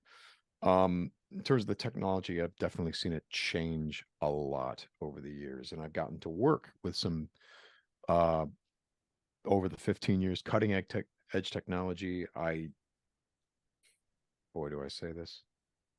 Do it. And I continue to, I've gotten pulled into some stuff here and there with them, where we're doing stuff that is very bizarre and cool and R&D like, and it's, I love it. I love it because for me, I loved, you know, the ILM folks were always heroes to me. So when I get to experiment with something, or if I'm called in to solve a problem for them,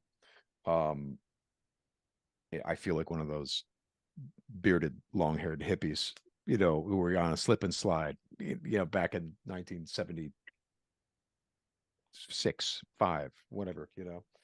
So, so I love that stuff. I love the technical aspect of both the visual and audio parts of Star Wars and Lucasfilm in general are just fascinating to me. And so, yeah, so I'm very lucky to be involved, even if it's not public. I'm very lucky to be involved in some R&D efforts, and maybe one day we'll talk about what we were doing. So, when did your love of Star Wars begin? I'm curious. birth, because I was born in 77 and the original film came out in 77. So if you were born into my generation, you were born quoting those films. There was no choice. Yeah. But I think I took it a little bit further than most, because I was hungry for it even after it went away. And so me and my friends, we played the Star Wars role-playing game, the West End Games one.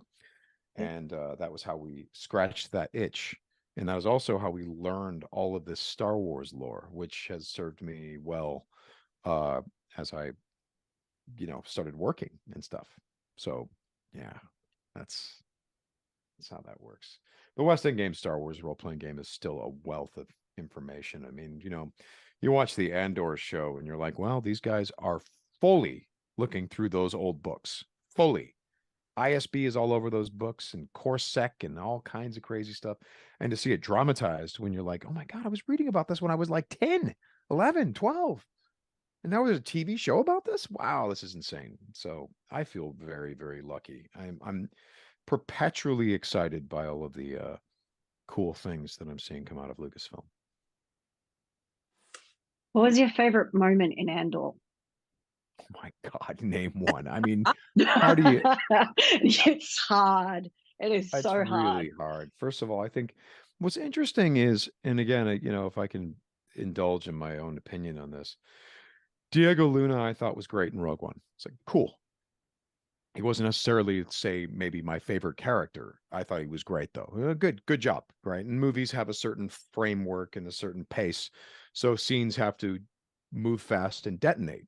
What I didn't realize about that guy, even though I'd seen his work before, I didn't realize that he's the kind of actor that if you put a camera on his face and just leave it there for a while, oh boy. And so, like, I haven't seen Rogue One since Andor, but boy, I bet my perception is going to be quite different because I was really taken in by his performance in the whole show. I was just like, oh my God.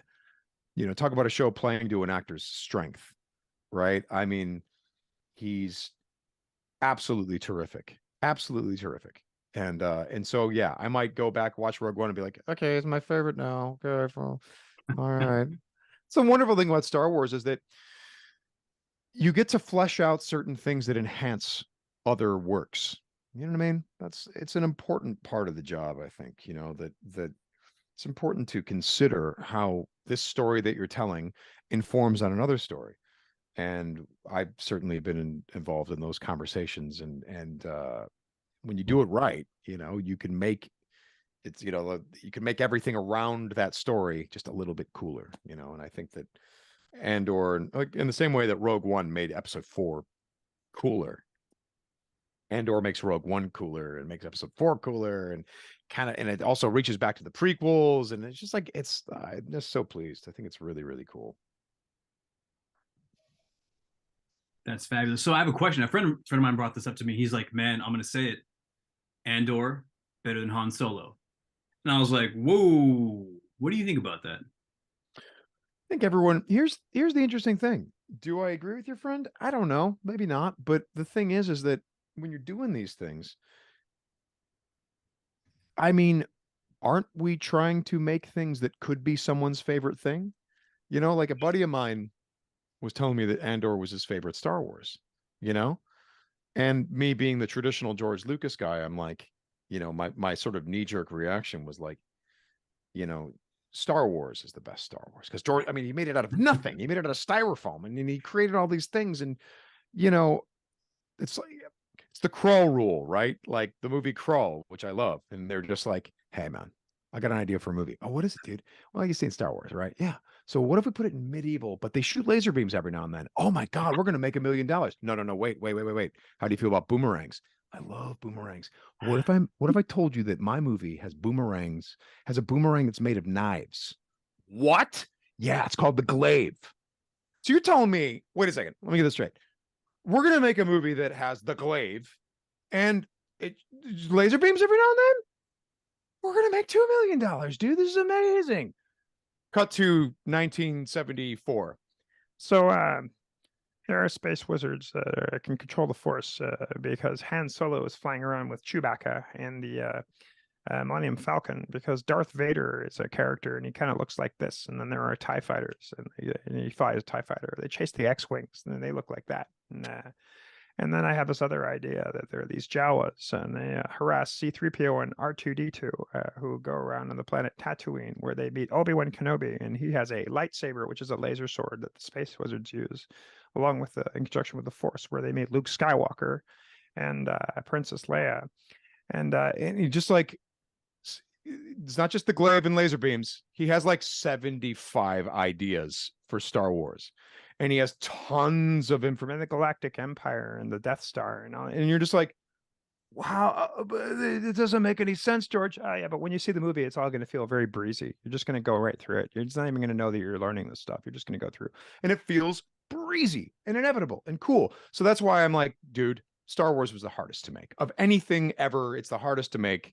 And he did it, and he nailed it so hard that even the design elements of that movie have not been redesigned since that movie, and they made it for no money. Having said that, when people come up to the plate and take a swing, we should be endeavoring to make someone's favorite thing. So if someone says Andor's my favorite thing, and here's why, because it is different, and they take these, and they took what George did, but then they push it in this direction, you're like, yes, there is value there. That is new. That is interesting. And boy, they did it really well. And my God, yes, this is hitting the market. This is your favorite thing. We are winning as fans, all of us, including the people who it's not their favorite thing. If this is your favorite thing, dude, that's pretty much how I feel about all this Star Wars stuff. Not every project is going to be your favorite thing, but it might be someone's favorite thing. And isn't that cool? That's my thing. So yes, there's my Don't get me started. Why are we talking about Star Wars? Don't do that. I love this. This is my favorite thing. I love this. I Right? tell everyone. Oh, I'm sorry. I tell everyone that I got a chance to hear you and Dave rap back and forth about Star Wars, and it's like the favorite conversation because you guys both know Star Wars so well. You go into the minute details, which 501sters can agree. We love those minute details. There's so much knowledge. There's so much backstory. There's so much cool stuff from the books that we had when we were younger because we had that gap of time with no Star Wars, and you guys know it, and it's friggin' awesome. It's and it's been valuable to know those things. I didn't think it would be, it's just something that I loved and I learned as much as I could about it. I had never dreamed I'd be working in it, right? And yeah, some of the things that these people have asked me to do have been very hard and very fun and scary. And really scary because you don't ever want to take anyone's favorite thing and mess it up for them, that type of thing. But having said that, look, let's say somewhere someone thinks I destroyed Darth Maul. I'm talking to you. How are you doing? I'm sorry I destroyed Darth Maul for you. Darth Maul still exists on Phantom Menace. You can watch Phantom Menace. That doesn't go away. That's my answer to that. It's like the thing you love is still there, even if you don't like the next thing. You might like the next thing after that. You know what I mean? It's so, but it is something where the people that are making it would rather that not happen. I can only speak for myself. I mean, for 2 weeks, I was the guy who ruined Darth Maul. Thank God it only lasted about 2 weeks. That was nice.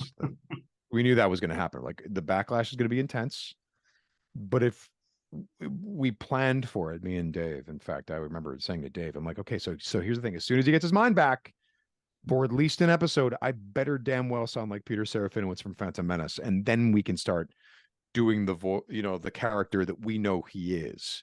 But let's at least for a moment give them the character that they think they're going to get, because the first thing they get is not that, and boy, the fans were mad at me for 2 weeks, but it all ended up okay. It's funny. Someone was who asked me? There was some interview I did recently. I can't remember what interview it was, and I don't really give many interviews anymore. So, what was it? Someone asked something about like, do you think this thing over here has the potential to ruin Star Wars? And I was like, bro, you ruined Star Wars is as old as The Empire Strikes Back. Like it's nothing new. It's people making new things and stretching it out in different directions is part of the game. That's how it works. I had a conversation with someone who wasn't that much older than me, who was like, yeah, there's only one Star Wars movie. I'm like, well, what movie is that? Star Wars. I'm like, what about Empire? Yeah. I'm like, what? Strong words, right? No, because they missed it. It was supposed to be like this, and then they did it like that. And I'm like, I don't agree with you. It completely kicks back to what you were saying before about Star Wars being for everyone. Yeah. And there is a moment in time within the entire franchise that'll be fantastic for one fan, for one person, and another fan may not really like it, but it's unifying people in such a fantastic way. And it's such a good time for fans. It really is. There's so much more. And I love that, even in your portrayal of Maul, seeing that evolution of here he was in Phantom Menace, where is he going to go now? And that career change and evolution of his character throughout the series, we've got an opportunity to potentially see that in other characters that we think we know, because we've only seen them portrayed in a certain way. Always got to try story. Yeah, and you always going to change. You always got to try to change it. You always got to try to send it in a new direction. It wasn't that me and Dave were incapable of doing the Maul from Phantom Menace. One of the first things I had to do when I was trying to decide what, when we were working on the character and we talked about the character, Dave never told me how the character, how he was supposed to sound. He just wanted to know who he was inside, and that's what we were talking about and talking through George's story and all that stuff. But my first job was I really have to learn the Peter Serafinowicz voice. Then I'll do my own thing once I learn that. There's always got to be some link to what we heard in Phantom Menace. But ultimately, what we are talking about is not the same person, because this is 10 years on. He's gone through something that has completely changed him. Phantom Menace, the first thing we decided, we're like, he's a student. He's saying, yes, sir. No, sir. Yes, sir. That's all he's doing in Phantom Menace in terms of his dialogue with Palpatine. Now we're going to learn, what was he thinking? And who is he really if he doesn't have a boss looking over his shoulder? And so that's where we took it. But yeah, you better believe I had on a tape loop, whatever. I put it on a MP3 or something like that. The whole fear attracts the fearful, the strong, the weak, the innocent, the corrupt. Fear is my ally. Like, we could have done it like that, but what George wanted necessitated that we took him in a slightly more colorful direction. But I tried to settle on a voice where you could understand that was his military voice. That was the yes, sir, no, sir, yes, my master. And then you just take that and spin it off. You know, I was apprenticed to the most powerful being in the galaxy once. You know, just he has a little bit more personality than he was allowed to have when he was an apprentice, you know? So anyway. I love listening to you and your voices. I thoroughly enjoy it, and I can feel your love of it. I would like to ask you your love of voice acting. What do you love about it? Well, I look at it the same way as any on-camera thing that I've done. I mean, even the video game work and stuff like that, that's all on camera, even though IMDb insists it's voice. Be like, no, we're shooting that. And we have every piece of our body is being tracked, and we have cameras on our face with dots and tracking every little movement. So no, we're shooting that. But when it comes to the voice stuff, I appreciate the fact that it has caused me to look at on-camera stuff differently. Like it's all character. It's all motivation. It's all, who is this person inside? And so the voice stuff, you know, especially with Star Wars, if it's not bold, it's maybe not worth doing.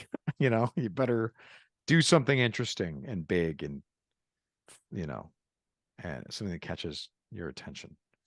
So when it comes to Maul, I'm just beyond lucky that Dave chose me to do that, because he didn't have to. I don't know why the hell he did, but he did. So it's too late now.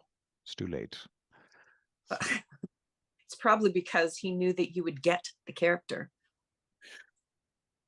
I've been tapped for a few other things from Lucasfilm because they thought I would get something, and I appreciate that my nerdiness is now being turned into a professional asset. It's funny, I'm even doing another project. I can't talk about that either, but it's a technical exercise based on some stuff that happened elsewhere that I did that no one knows about, and it relies on my knowledge of other stuff because I'm a huge nerd. And I was just like, this is weird. What I do for a living is strange, but it's always really fun to wrap one's brain around it. And it's also fun to, you know, it's fun to have these huge debates that are really quite nonsensical when if someone were to hear it from the outside. No, he can't say it like that. And let me tell you why. Because in this thing, it did this, blah, blah, blah. And then he said this, and you have to blah, blah, blah. Because in the movie that came out in 2000, and then this happened, you know. It probably just sounds so ridiculous. There was a book where he said this, you know. I'm like, it's bizarre. Totally bizarre. Fun, but bizarre, you know. But you're talking to the right people. We are your people. These are the conversations and the arguments that we have with each other. So we totally understand. We completely get it. And we love it. We appreciate it. We were blessed with your performances. That nerdiness and the need to argue about the nerdiness is really only ever my attempt to honor the work that came before.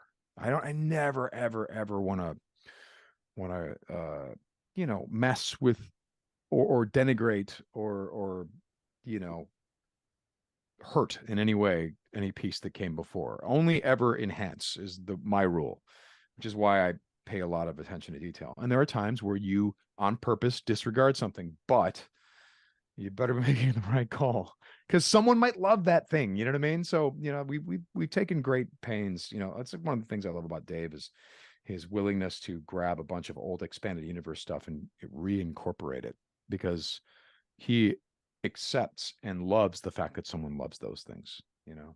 So Can I please ask you to do something? I know you've been asked a million times to do the Kenobi. I don't want to ask you to do that. I don't. thank God. No, because you know, we can Google it. We can, and I know everyone wants to hear it. And you know what? Sam's out there on social media everywhere saying it. But you know, I don't know, like if you would say Santa Claus or something other festive in a horrible, menacing voice. I don't know. I can do something totally not normal. I don't want to hear Kenobi. I don't. Okay. I just don't want to scream right now. No. I've been working this whole weekend and I'm like so tired. I'm like, it's gonna hurt, kill my voice, and then I'm gonna have to recover and all that stuff. Don't. Everything that has transpired has done so according to Santa Claus' design. Your friends up there on the sanctuary moon are walking into a trap. This is your rebel fleet. It was the elves who allowed the Alliance to know the location of the North Pole. It is quite safe from your pitiful little band. An entire legion of reindeer await them. Oh, I'm afraid the deflector shield will be quite operational. When what's this? Christmas? Oh well. Yeah, that was thank you. That totally made my Christmas. Thank you very much for that. I appreciate it. I feel better. Here's the thing. I always try to limit how many times I do the mall thing. Palpatine's another story because it ain't my character. You know, that's a character I'm not pushing into new directions. It's not mine. It's Ian's. So I'm just the understudy. I'm like, do you need Palpatine and you don't have him? Okay, I'll do it, you know, which is fun because he did it differently depending on his age. You know, you got the prequel Palpatine, which is, you know, every single Jedi is now an enemy of the Republic. And yes, I know, he says, including your friend Obi-Wan Kenobi. I know the lines. But I'm working on the Return of the Jedi of Palpatine, which is higher register. You know, you have done well, Lord Vader. And now I sense you wish to continue your search for young Skywalker. You know, he's a little bit more staccato. Patience, my friend. In time, he will seek you out. And when he does, you must bring him before me. He has grown strong. Only together can we turn him to the dark side of the Force. So it's fun stuff. But it's up here, you know? Young Skywalker. As opposed to the prequels. Young Skywalker. Or like the sequels, you know, my boy. You know, that whole thing. Star Wars characters are fun. I wish they'd hire me for Han Solo, though. That would be fun. Do it. Let him hear it. Maybe it'll happen. Should we take the professor in the back and plug him into the hyperdrive? Han Solo, I'm Captain of the Millennium Falcon. Chewie here tells me you're looking for passage to the Alderaan system. Fast ship. You never heard of the Millennium Falcon? It's the ship that made the Kessel Run in less than 12 parsecs. I've outrun Imperial starships. Not the local bulk cruisers, mind you. I'm talking about the big Corellian ships now. And then you got... It's true. All of it. The Jedi. The dark side. It's all true. You got old grumpy Harrison Ford. And then you got young Harrison Ford. Or then you got American Graffiti Harrison Ford. I ain't nobody, dork, right? Tell Milner I'm looking for him, all right? So his voice changes over the time, you know. Was he Bob Falfa in American Graffiti? You know, there was a time where we were going to do him briefly in the Clone Wars, and it was George nixed it right away. But there was a thought that I was maybe going to do it, or maybe another guy was going to do it, and I just played him as Bob Falfa. I just kind of talked like this. All right, well, we're going to, okay, because he wasn't Han Solo yet. He was just a dumb kid. He's like trying to get my hot rod together, and we're going to go and do this, and I'm going to be terrifically slow if we do that, you know. Let's try to make him into the Bob Falfa character from American Graffiti. But then you got to, you know, The Empire Strikes Back. 3PO, take the professor in the back. You know, what is it? Should we take the professor in the back and plug him into the hyperdrive? You know, you like me because I'm a scoundrel. You're not scoundrels in your life. You know, that type of thing. I don't know. I don't know. Love it. Absolutely love it. Well, Sam, we want to thank you again for coming on, spending time with us to support the World Central Kitchen. We've raised, I don't know, I can't see the ticker. Teresa, can you tell us how much we've raised so far? $5,225.05. Fantastic. So go ahead and click the link, scan the Nice. QR, whatever you can do to help feed people this holiday season. Again, I want to thank my panel. Thank amazing Sam. I appreciate you being here, and I hope you have a great holiday. If you want somewhere to hang out, we always got Sithmas parties going on and Christmas parties going on, and we'll take care of everybody this year. Oh, thank you, man. I appreciate that. So you all heard that Sam doesn't really do interviews often anymore. I would say that that was one of the most fantastic interviews that I have heard and certainly been a part of. And I really appreciate your time with us, Sam. It's obviously a lot to us here. And in general, anybody watching, that were some cool moments there, people. I think we're all pretty lucky. Absolutely. Well, thank you all for being here. I appreciate it all very much. Yeah. Thank you, guys. Hey, Badlands Garrison, at my Christmas party right now. Merry Christmas, Badlands. Sorry, I had to throw that. No problem. Any Garrison celebrating their Christmas celebration right now, we wish you a Merry Christmas for certain. Thanks for joining. Thank you.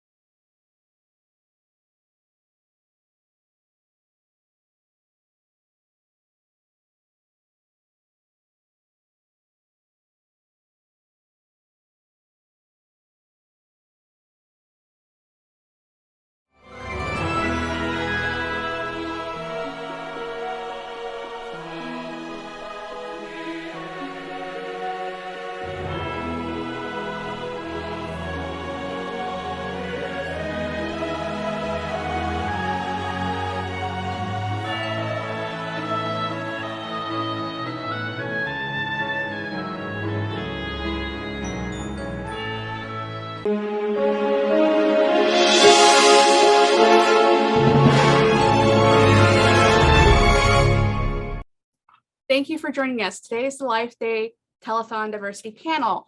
We're discussing diversity and inclusion with select members of the 501st Legion. This is all in support of the World Central Kitchen. So please remember to donate. So would one of you like to go first and introduce yourself and tell you where you're from and what garrison you're in? I can start. So I'm Lindsay. I go by Linz, and I am with the Imperial Sands Garrison, and I am also the Legion Executive Officer for 501st Global. Hey, this is Marcus Doring. I TK 14057 from the Mid-South Garrison. Been in the Legion since 2014, and I'm one of the L-Pros currently. Hey, what's going on, everybody? It's Brandon Jackson. TK ID is 92187. I'm currently with SoCal Garrison, and I just love to have fun. My name is Eric Blake, TK 42087 with Garrison Titan in Washington State. I do some GEC stuff for the Garrison, and then I'm also our local Rebel Base PR person at the moment. Wonderful. And if you don't know me, I'm Christina Shaw. I am with Garrison Carita. I'm also a Legion Diversity Officer, working side by side with a lot of great members from the command and Dino. So what is diversity and inclusion to you? You want to start with that, Marcus? Sure. So, in the case of our costuming clubs, whatever it may be, we accept anyone as a member, regardless of, affiliation politically or age or gender identity, physical limitations. We have just a few rules. You have to be 18 and you have to be able to, have a costume that is matching what our CRLs show. But to me, anything else, we welcome everybody. Anybody want to add to that? Go ahead.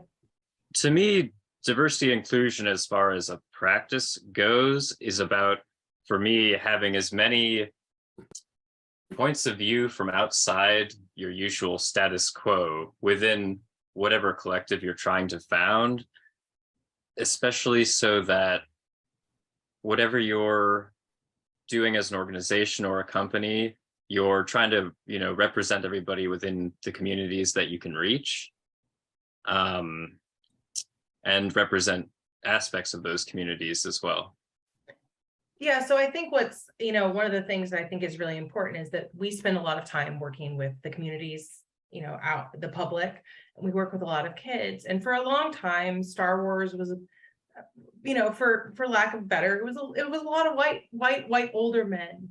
And as the movies have become more diverse in themselves, it's good that we've always been a diverse club, and it's good that we're showing that to the public, because the public is diverse, and kids, and especially, need to be able to see themselves in the people that are helping them, doing charity work like that, and see them on the big screen. And all the diverse characters we're getting on the big screen, we're able to make those costumes and translate that into the public, and so the public can see those characters come alive through us.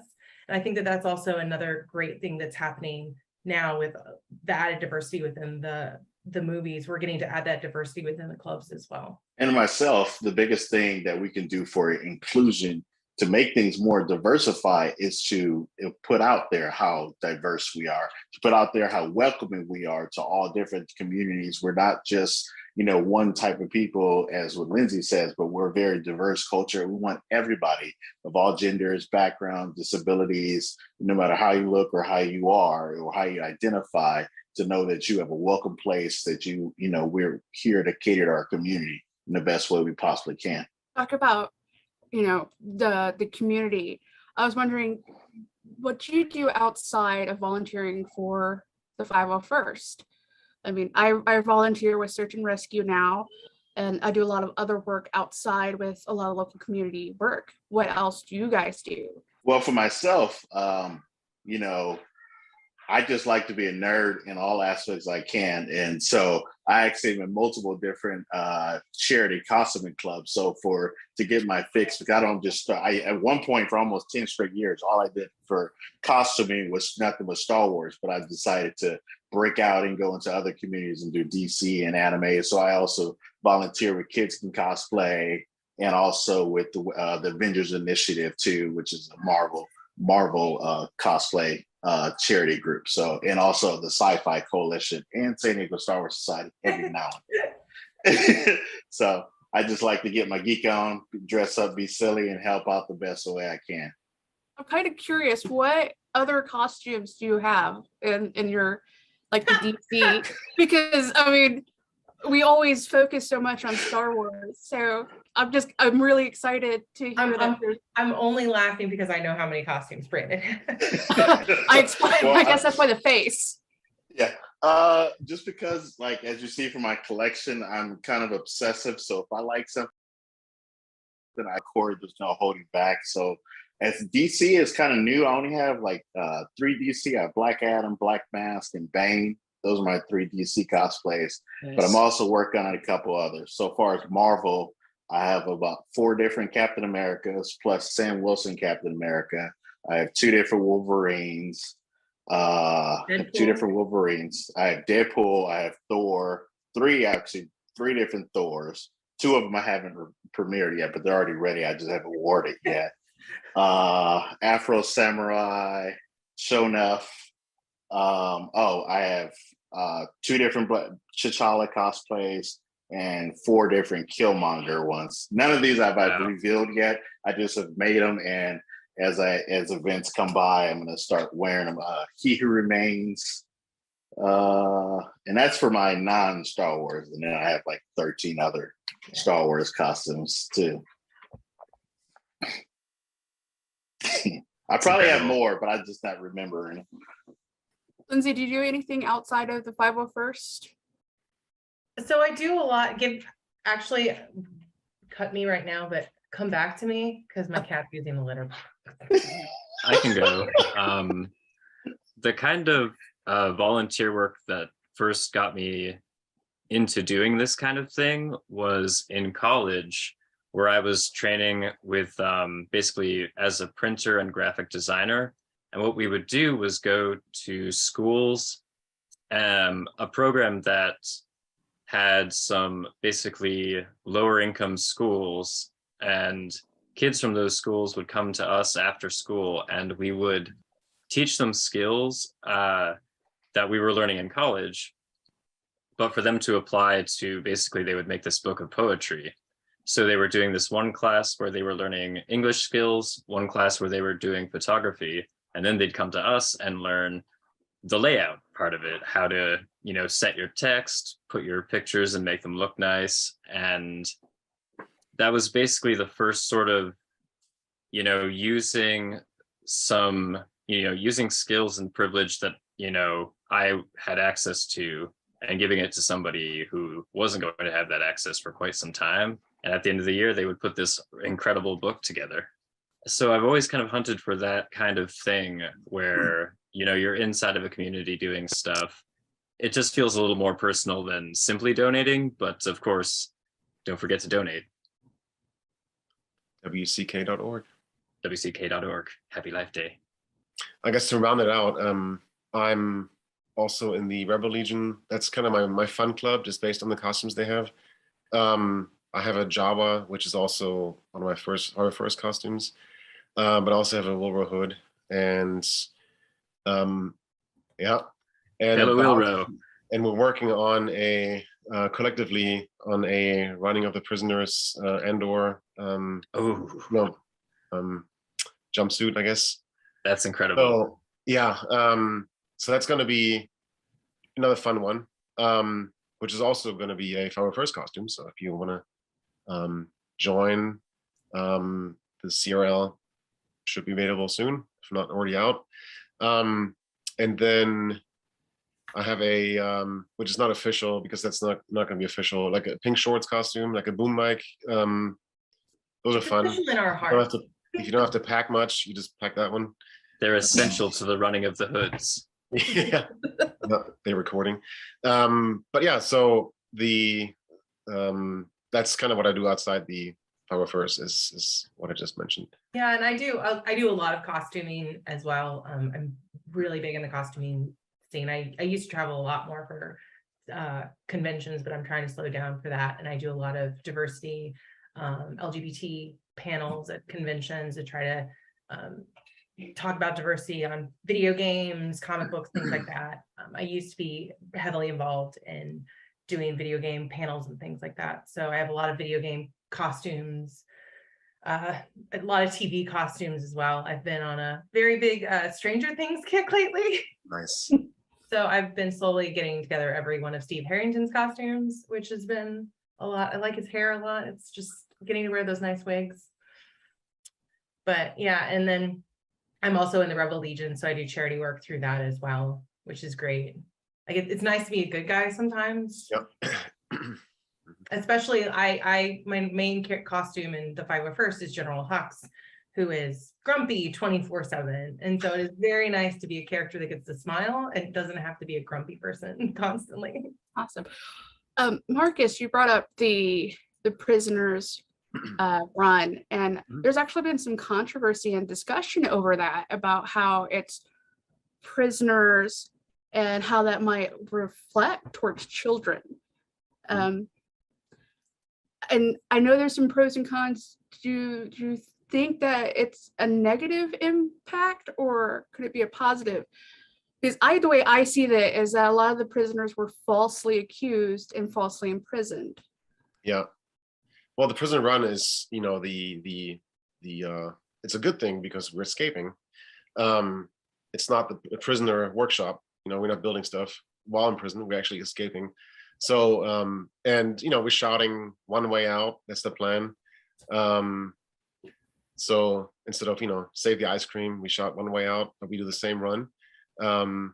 So it's going to be, I'm not sure how many. I mean, people will get it, obviously, that watch the show, but I think it's a good moment in the show because we are, getting out of the prison proper. So I don't think there's going to be a lot of or any, negative feedback on that. In my opinion, from it, it's a part of actual reality. First off, I always say a lot of our costumes are controversial when it comes to kids, but it's make believe. So it's how the characters portray. Whenever I used to do Darth Vader, I was a big, super goofy Darth Vader. Even when I'm a stormtrooper, I'm always a goofy person. So it doesn't matter the character. But also too, as I was saying earlier too, what you were saying, people were false in prison under false pretenses and stuff like that. That's something that happens in our own society.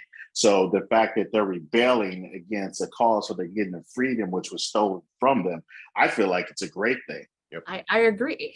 So what has been some of the challenges that you guys have dealt with when dealing with diversity and pretty much opinions when it comes to diversity? Can I go first on this one? Yes. All right, I'm going to be completely honest. Since I last year was kind of rough for me. 2020, for the club was pretty rough. There was a lot of things that went down, and a lot of people showed their negative true colors, which affected our numbers dramatically. It wasn't just the pandemic. There was a lot of people who showed the uglier side of humanity. They weren't, they were against diversity and stuff. And the club had to fight long and hard to get that type of mentality out the way. There's a lot of people who did not welcome diversity. They did not believe in inclusion. They just wanted it to be one way, which was their way. And that's something that we don't stand for as a club. It's a community that doesn't represent Star Wars, nor Lucasfilm, nor even the beliefs and foundations of this country. Yeah, and I think one of the main things that we have to always remember is that you may not agree with somebody, but you have to respect them. And I think that sometimes that respect is not there.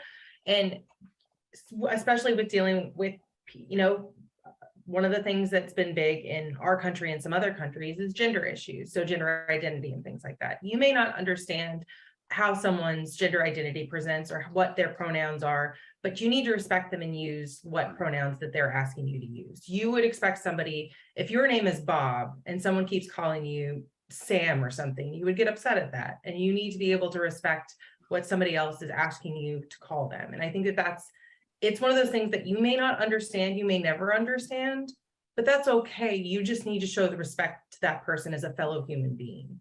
And I think that that's one of the things that I think sometimes people struggle with sometimes because their own, it takes sometimes a while to learn, to grow out of certain prejudices or just, your own personal beliefs. And you can still hold those, but you need to be able to respect other people. Yep.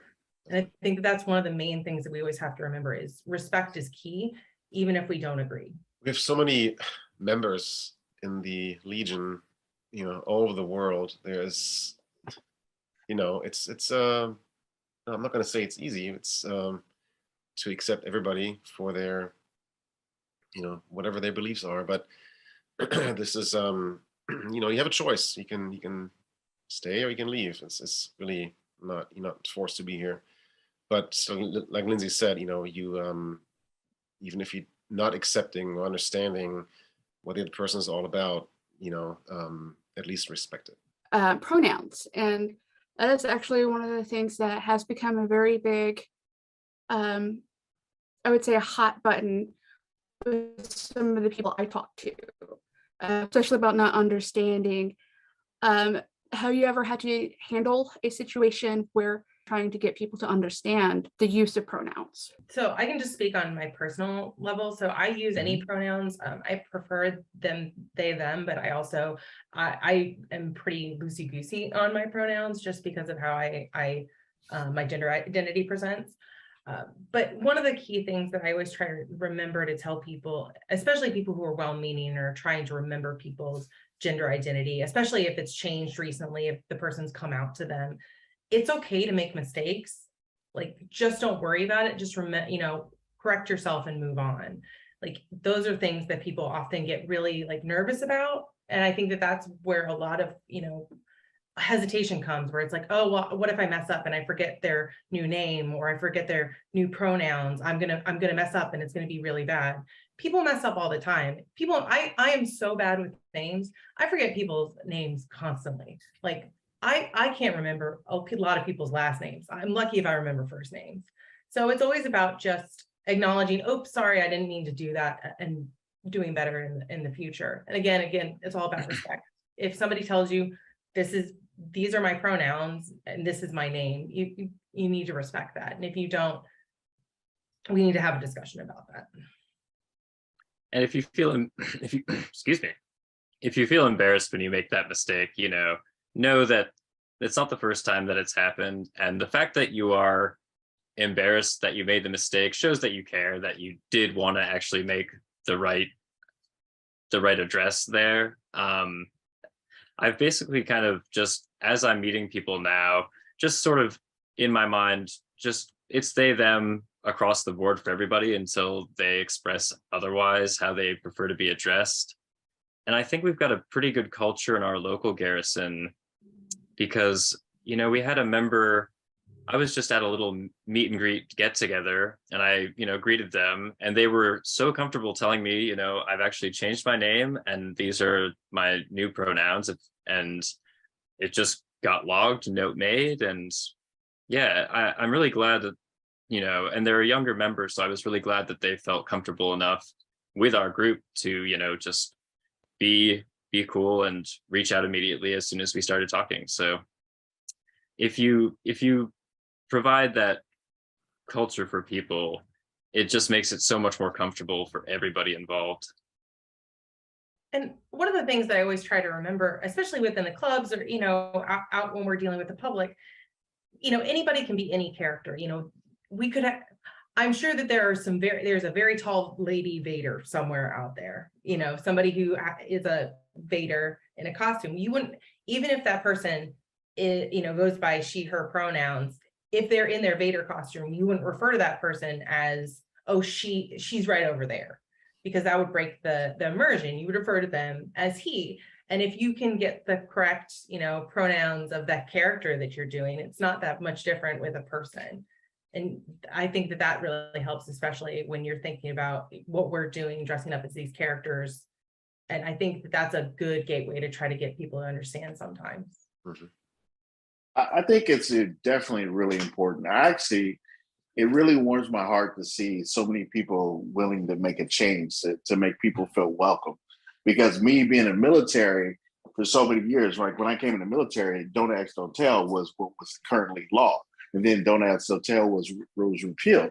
And I saw so many of my friends that felt so liberated and so free, like people that have actually got off their psych meds because now they can live a free life because they're not constantly depressed because they're hiding who they are all the time. And the same thing is, there's a lot of people that come from taboo, very, very not so welcoming community. But when we have clubs like this that show you can be yourself, be who you are, be open to that, it makes them feel more welcome and more want to be around us, and you do more things in charity and give to more people because, again, they feel free to be themselves. Being like your environment, and a lot of our environment creates what's called unconscious bias, where pretty much you have a tendency of skewing your views, even saying things that are against what you personally believe. It's just product of your environment or the way you've been raised. Have you ever experienced or encountered an unconscious bias that you could speak of?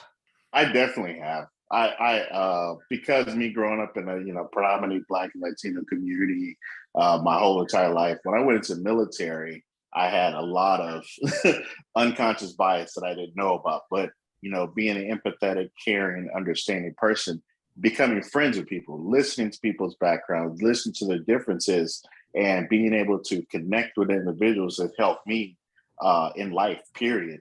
Be able to, be more diversified, be more welcoming, because not everybody is the same. Not everybody has the same upbringing. And also, too, having that mentality and understanding to other people, too, because I remember at one time that I had my own unconscious biases, too. And remember that, hey, if that person has a willingness to learn, that I have the willingness to work with them and take them by the hand. Because I have friends in the Legion that are like, no, he meant it, he said it. And I'm like, well, seeing the perspective, I want to used to think like that individual. If we actually come and approach some of the individuals in a very diplomatic, understanding way, talk them into a way they can understand, they'll have those light bulb moments. Because I've had many friends in the military and within the Legion that had big eye-opening experiences because they were raised a certain way. And then all of a sudden they're seeing things change. And it's just like most humans don't like change.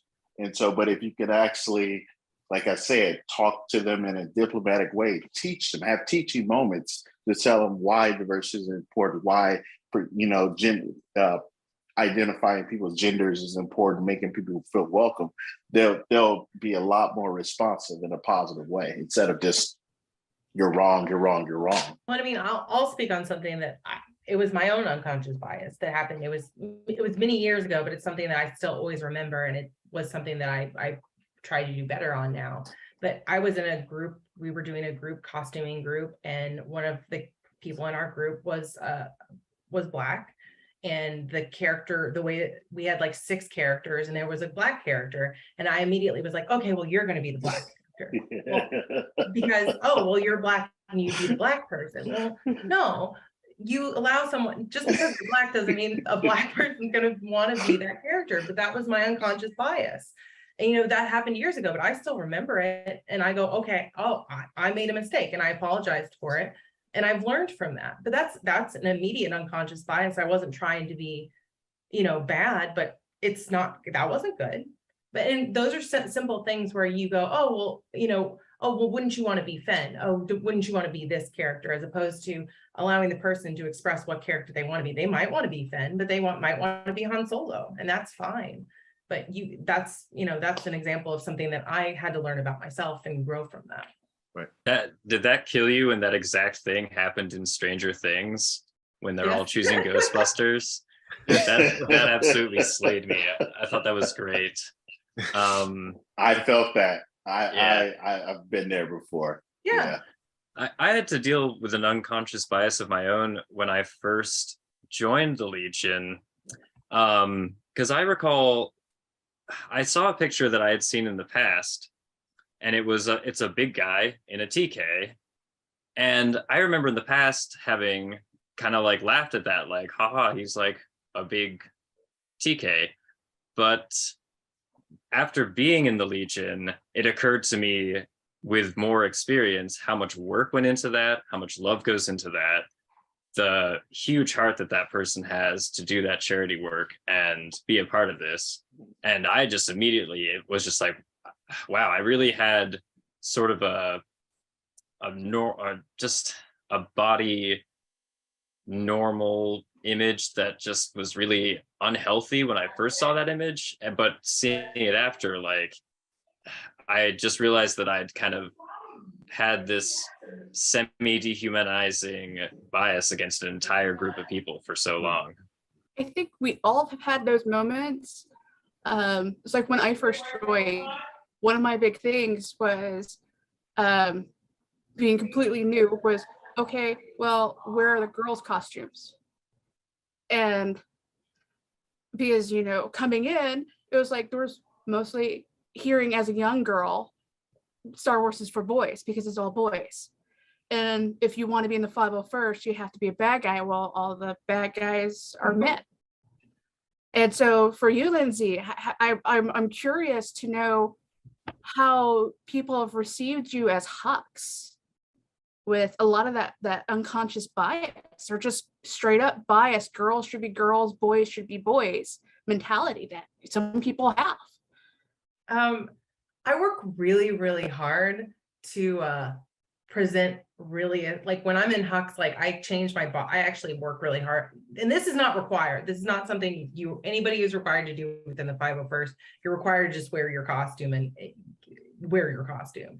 But when I'm Hux, I literally changed my body, and Brandon can attest to this because he's seen me in it.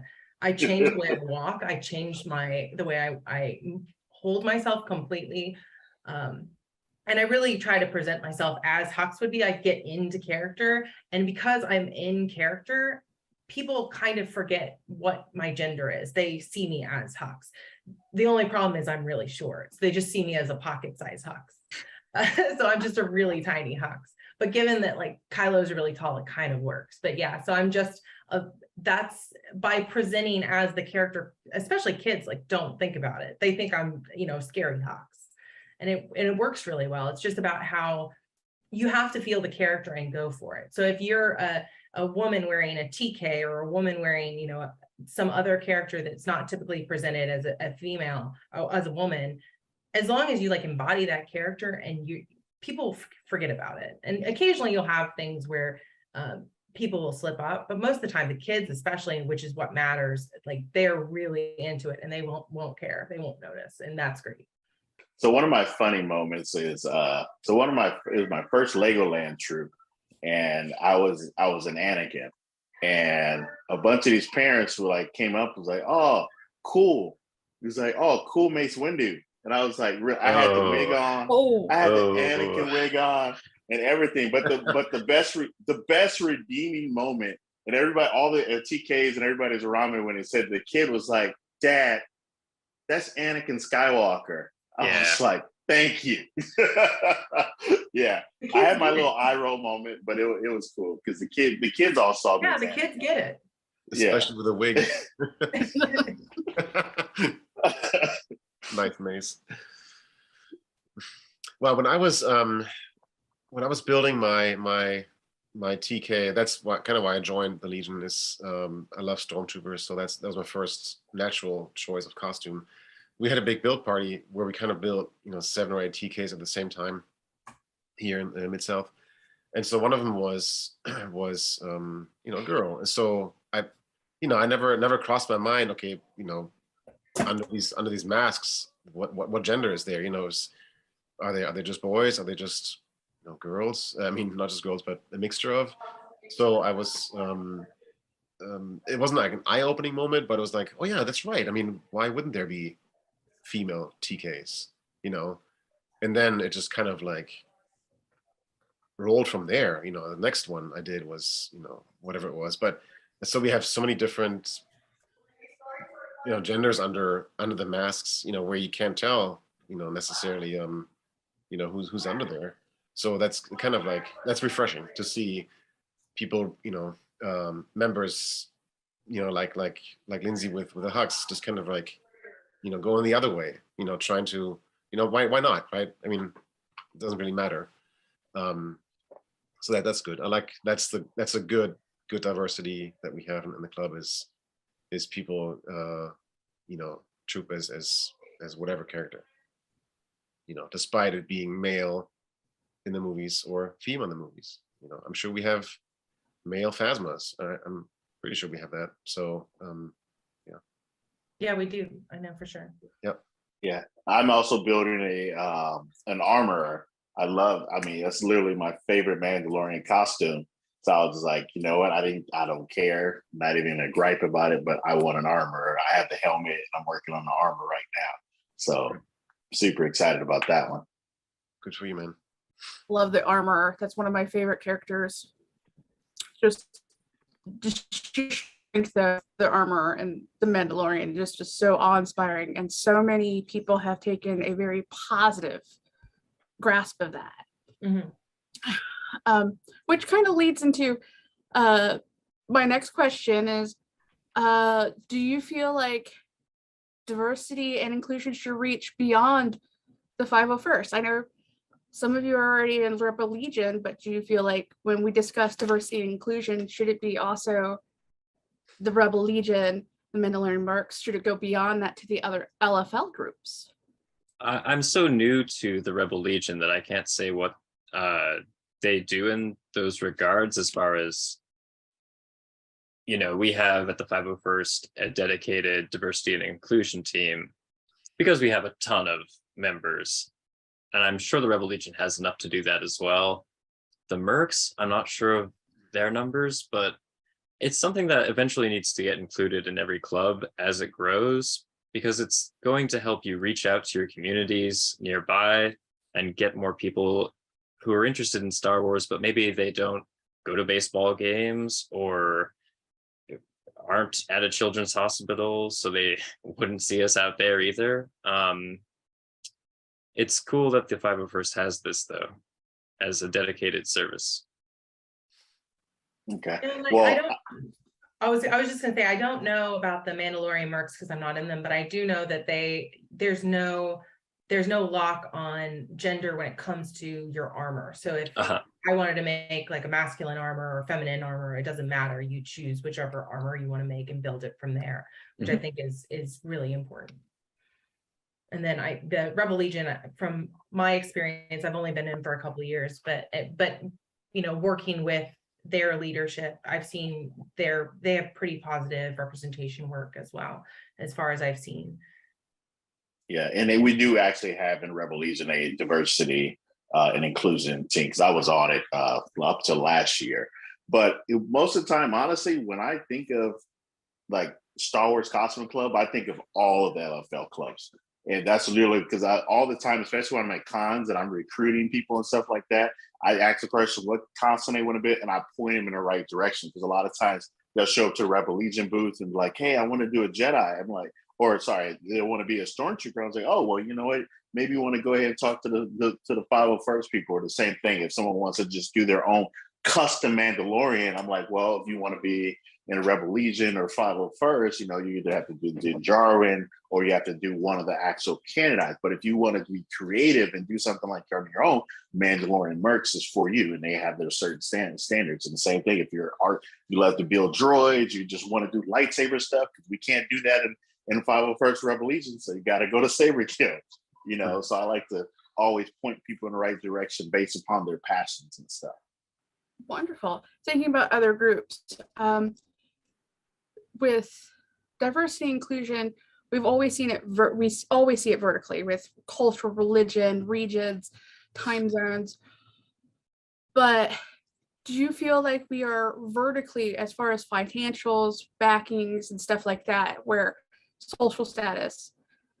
Do you feel that we are diversified that way as well?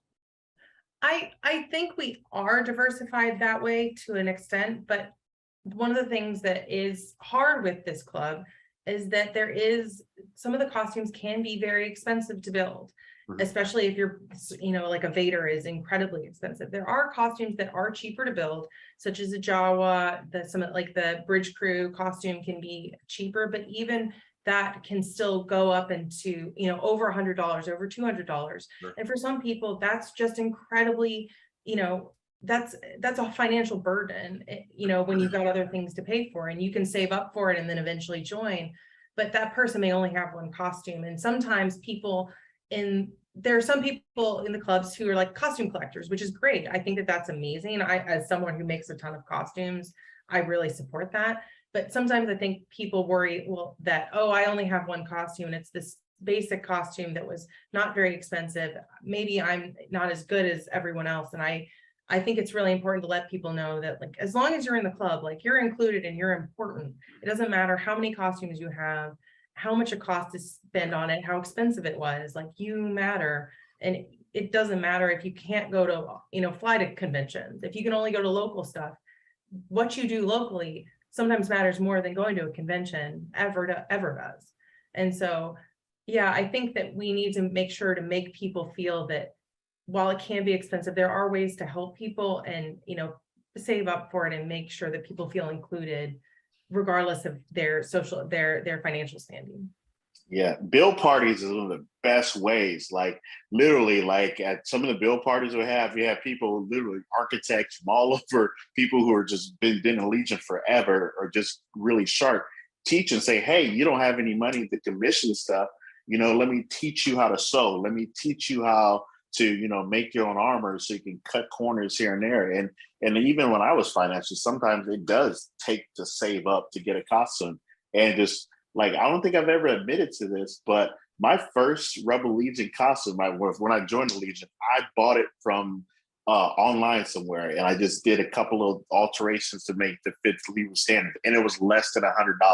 I never told anybody because everybody looked at it, they thought it was great, and I was like, yeah, I got approved, and that's all that mattered to me. It was my first and only costume that I have a long time.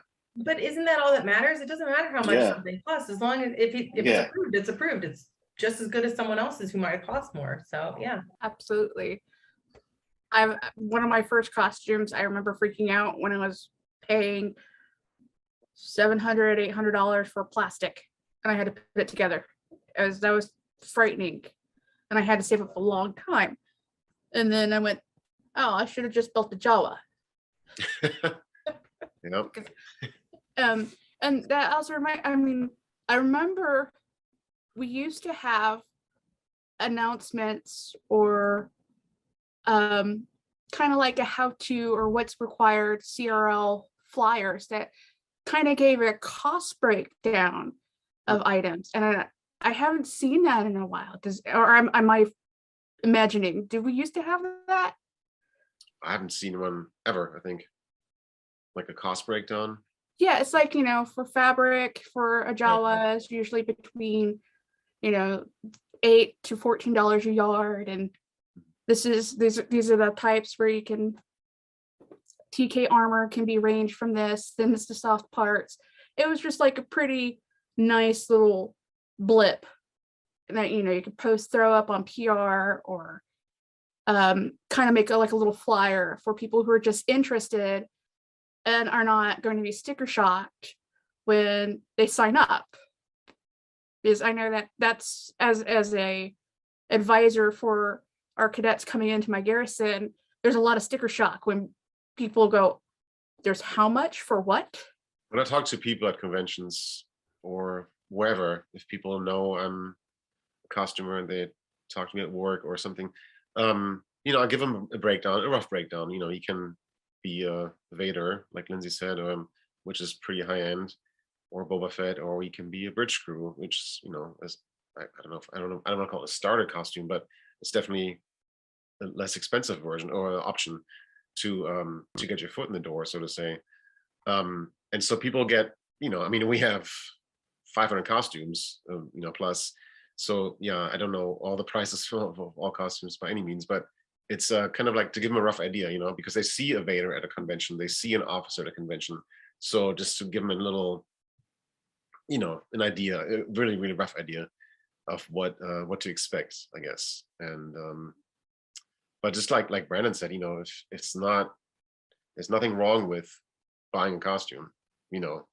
It's quicker. If it's exactly what you need, body type wise, or if you need to make alterations, it's fine. But I'm not the best builder by any means. I can't. If I see a box of plastic now, I'm still getting nervous. It's not. I'll never get comfortable, I think, with building something, because what if something goes wrong? But with experience, I guess building different things comes experience. But it's I think there's a costume for everybody because we have so many, and that should be a good motivating factor to pursue that further. We're talking about some of the better starter costume, and you're right, Marcus. The bridge crew is actually one of the ones that you could start, and I can't remember how many offshoots there are to that. I think there's like 12, 13. Yeah, it's a lot. Just from the bridge crew alone, the bridge crew changes per the first 3 movies. So you can get 3 costumes just out of bridge crew, and then it can become a TIE, has TIE fighter stuff. And then it goes from the TIE fighter, there's, casual TIE fighter without the helmet. And like TIE Reserve. Yeah, the TIE Reserve, the casual TIE fighter. TIE Reserve, and then you have the TIE fighter out of it. So yeah, it's a great costume that you can get a ton of work, you can get a ton of use out of it. Because of the material it's made out of, it also is very durable and it's not going to wear out like some of the other costumes are more liable to wear out from. Yeah, it's a great value way to go. I went that same route where I did a reserve TIE pilot and then a I eventually just kept my eye out for armor and waited till this guy I liked his molds. He did a discount run, bought the armor, and just did that whole project later on. Because getting that bridge crew or an affordable costume done, it puts you on the forums where you can see people when they sell stuff when they're done trooping, or they sell kits that they don't want to build, and that's a really great way to end up getting a deal as well. It's not like a formalized system to bring people up into the system, but we do our best, and it really does. If you're willing to put in time and learn some skills, it'll take you so far. I bought my TIE Fighter flight suit, but when I decided I wanted to join Rebel Legion as well, it was right about the start of the pandemic, and I was just like, well, I'm just going to buy 2 of these coverall jumpsuits, cut one apart, and then sew it all together as pockets onto the other one. And that's a great project. I think that probably cost me under $100 just as far as the two suits are pretty cheap. You're going to want to buy some thread. And then the sewing machine, I did get lucky on that and got it for free when a friend moved. But sewing machines, you can pick up a working one at a thrift store, oil it up, and you can be good to go. Thinking about what you've said, Brandon, about having one costume for the longest time, and we've actually been talking throughout the Legion about mental health. And one of the biggest problems I've seen with mental health is, personally for me, is burnout, because you have one costume, or sometimes people just have 2, but it's just, you're always out there. So has anybody actually felt burnout, and how did you handle it? Well, for me, it was this blessing in disguise called a pandemic.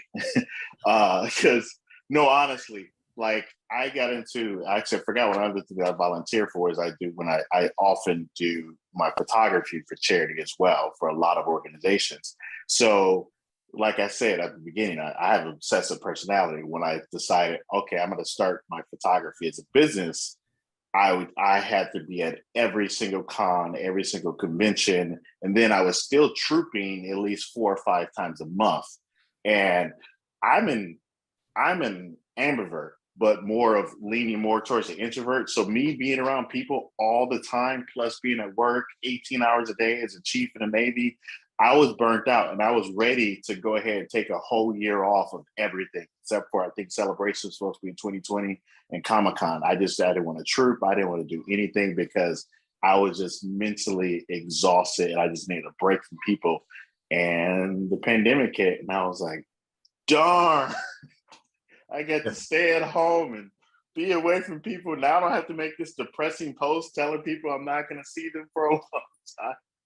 So it literally was like a weight off my chest. I know a lot of people, a lot of bad things happened during the pandemic, but that was like a little silver lining for me. It did give me a chance to breathe and just, not have to worry about making costumes, not have to worry about going to an event. And it made me appreciate what I lost that much more. It made me really appreciate, because when we started going back to cons and started, going back to troops and stuff, I really was like, especially Celebration, I didn't realize how much I missed everybody in my community. I'm about to get teary-eyed just thinking about it. And so like how much I truly love my cosplay community, my Star Wars community so much, because like speaking of mental health, me being active, I was 2-time combat veteran in Afghanistan. I did 22 years in the military.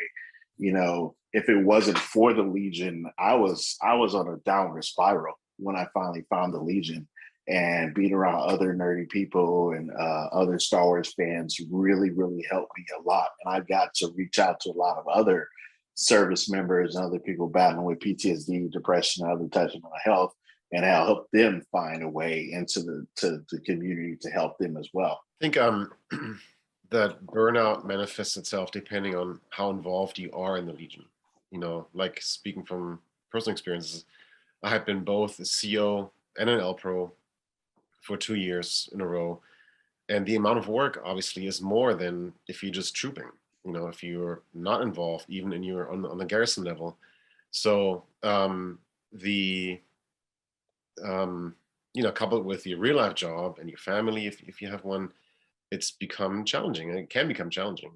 So one way to handle that kind of pressure or handle those symptoms, I guess, is to recognize it early enough so you can deal with it, you know, then and there, and you know, and not let it fester, because then it becomes, you know, difficult, and you can become really burned out and just quit altogether. And another way is to have a strong team, I guess, too, on the garrison level in my case, and the legion level, that kind of can pick up your duties if you need a rest and heal. So I think that's again, if you want to be involved, you know, on the garrison level, legion level, and you become involved eventually, just, you know, be advised that this can happen. You know, if you have so many things to handle apart from trooping, like I said, that it could become a bit overwhelming, and you could lose your joy of trooping because that's why you joined initially. Yeah, and I think, you know, sometimes, especially when people get their first costumes, they're so excited to be a part of things, and they really want to, you know, do all the troops, and that's great. And that's what I did. But, you know, one of the things is sometimes we do some really heavy troops sometimes. You know, we do a lot of people do a lot of hospital troops. We do stuff for Make-A-Wish. And while that is so amazing that we do that stuff, people, especially when you've never done it before, don't realize that it can actually take a toll on you in a way that you may not expect. And you need to give yourself time to process that and not be afraid to ask for help, either from your friends or your family, or if you need to, you know, reach out to a professional about that.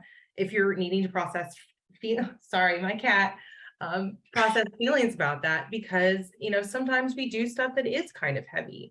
And it's great that we have the opportunity to bring, you know, joy to kids that are, you know, sometimes not doing, you know, that are sick, but sometimes it brings up feelings about maybe a family member who, you know, was sick at this, you know, sick with something of that disease, or it reminds you of someone you've lost in the past. And you have to recognize that within yourself and be willing to reach out for help, because that's one of the great things about our, you know, the garrisons and the legions, is that, you know, everybody is, you know, willing to help you. It's a ready, set group of friends and, you know, found family to help you out. You just need to recognize that and be willing to reach out for it. And of course, if you don't want your Star Wars friends to be your therapists, do seek a therapist. I had started doing therapy before the pandemic, and then kind of doubled down on it during, because I was having a lot of stressing and anxiety.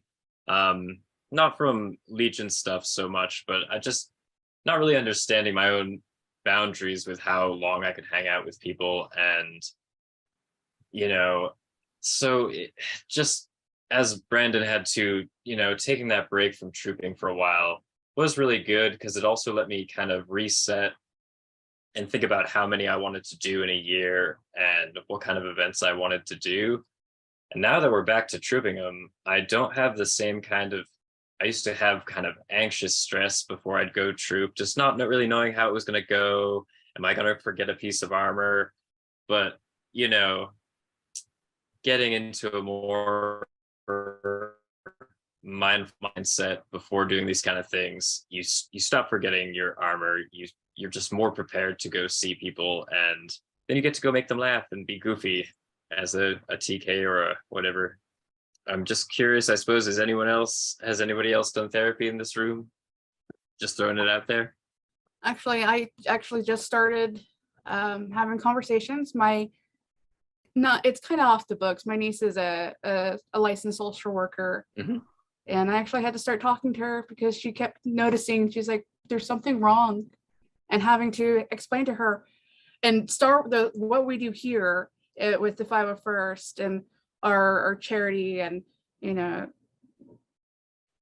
everything, just the troopings. I had to explain to her the whole process for her to realize how much. And her biggest advice to me was, I'm spreading myself too thin. And I think a lot of people spread themselves so thin with all the troopings and feeling like they have to. And that's where a lot of mine come from, is I felt like I have to be there. I have to. I'm base command officer. I'm diversity officer. So for me, it's like, I gotta represent. And just come back, relax. If you can't have fun, it's going to be a job. And this is where I started noticing that burnout. I was able to catch it before it became overwhelming, to the point where I was looking at going, you know, I need some time off. I need to take and literally just walk away for a year. So, and I think that it's one of those things that people need to, it's cliche what I'm about to say, but it's cliche because it's true. There's no weakness in reaching out for professional help and going to a therapist. That's actually a sign of strength, because you recognize within yourself that you need to get help. And, you know, if you are sick with the flu, if you have a broken arm, you would go to a doctor and get it fixed. If you're feeling mentally, if you're having, you know, anxiety, if you're having depression, that's basically like a broken arm in your brain. And that's, you would go into therapy is basically getting help from a doctor to help you feel better and help fix the thing that is, you know, causing you problems. It's not, you're not broken like a broken arm. And I want to make that clear, but it's one of those things that it's the same way you're getting help from a professional that's supposed to make you feel better and find out what's going on with you. If it's something where you need medication, for example, I went to therapy, figured out that I have OCD. It was a breakthrough. I was able to get on medication. I have, since I got on my OCD medication, I have not had problems with it since. And I used to have horrible problems with it. I've been on OCD medication for about 7 years now, and it's been, it was life-changing for me. I had a situation happen after I got on the medication, and it didn't bother me. And I went, this is how normal people react to this situation. It was so freeing. And I don't think people realize how freeing it can be until they've gone through the process. So people just need to be not scared to try. And that's I think, really important. Yeah, and education is a good piece about it. There was so much about myself that I don't think I would ever learn or understood had I not actually gone to therapy. And speaking like Lindsay said, how she got diagnosed with OCD, something she never thought about. Same thing with me is like, you know, I'm an extreme overachiever and I get a lot of stuff accomplished. How do I have severe ADHD? And it actually took a while for me to even get that diagnosis of ADHD because I had PTSD. And so in a lot of the, you know, the actual symptoms of and my ADHD and PTSD started at a very young age. So but after medications and certain things, they actually got me the diagnosis. And when I started studying, like, wow, that makes so much sense. And I helped a lot of other people and family members too say, hey, you need to get to therapy. When they finally find like, wow, I have chronic anxiety disorder or I have bipolar disorder. They actually can take control of their life because they now have more understanding of what's going on with them mentally, so they can seek help, seek knowledge to get through that. I think the biggest hurdle is when people, you know, try to seek out mental somebody who can talk to is the aspect of it being a stranger, opening up to a stranger like that. I had therapy because of a divorce, and so that was the initial session or a few sessions were, you know, I was closed up, didn't want to open up just because I'm talking to a stranger. I never met this person before. You know, I know that the person's not going to go out there and then publish, you know, what I've said, but I think that's kind of the biggest step is to pick up the phone and call or do the research, and then once it gets going, it's like Lindsay and Brandon said, it's life-changing. You know, you find out things about you that you never knew about yourself, and you know, like like the blame maybe you experience doesn't really rest solely on your shoulders. So it's a good thing. Well, we're about done with our time. So I want to ask one final question. Has been always causing controversy, causing massive chaos, as Garrison split people. And here's the question. Does pineapple belong on pizza? No inclusion here. Never. Never. First off, my favorite pizza is bacon and pineapple. So that's my answer. You can do whatever you want to your pizza. I don't care. I don't judge anybody. You eat it to whatever you want. I don't police other people's pizzas. But in my opinion, for me, absolutely. Yeah. The key is fresh pineapple. It'll change your opinion, I swear. I can't deal with hot pineapple. I just can't. I don't know what is it. Maybe cold pineapple and bacon pizza, maybe, or ham. Try it. You never know. It may change. I tried it. Pineapple definitely belongs on pizza, and because I'd like to get kicked out of the JRS, I'll also say that mustard and ketchup are both perfectly fine condiments for a hot dog. Yeah. I'm about to lose my pilot's license, though. All right. Thank you guys so much. And thank you everybody for joining us. Thank you so much for having us. And thank you for having us. Yeah. Thank you. And don't forget to join and donate to World Central Kitchen. Thank you. WCK.org.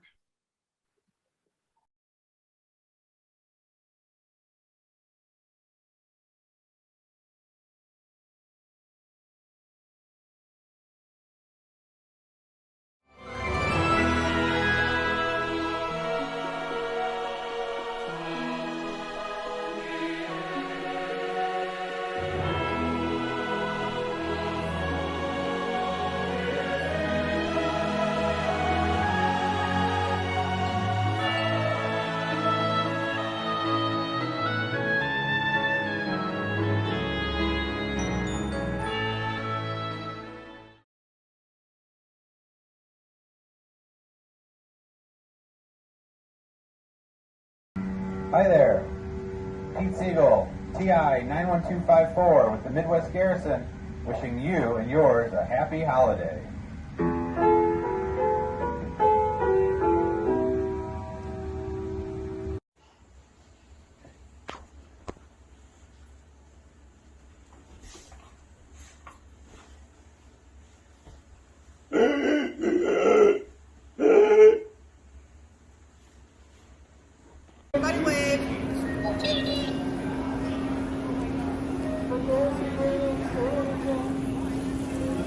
Jolly old fellow brings toys to everyone on a holiday they call Christmas.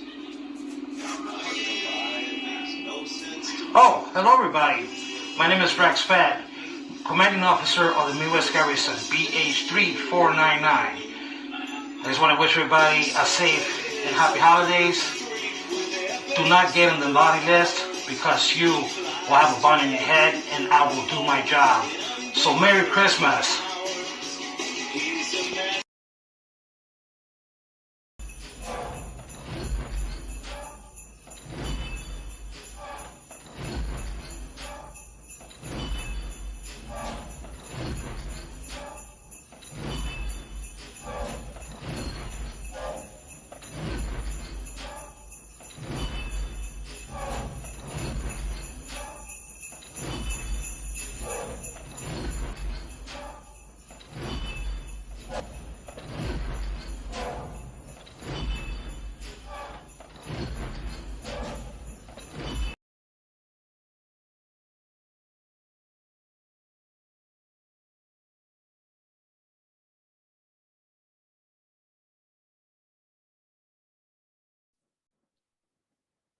Having stuff removed from the top of the head and they have to buzz your hair. It's like,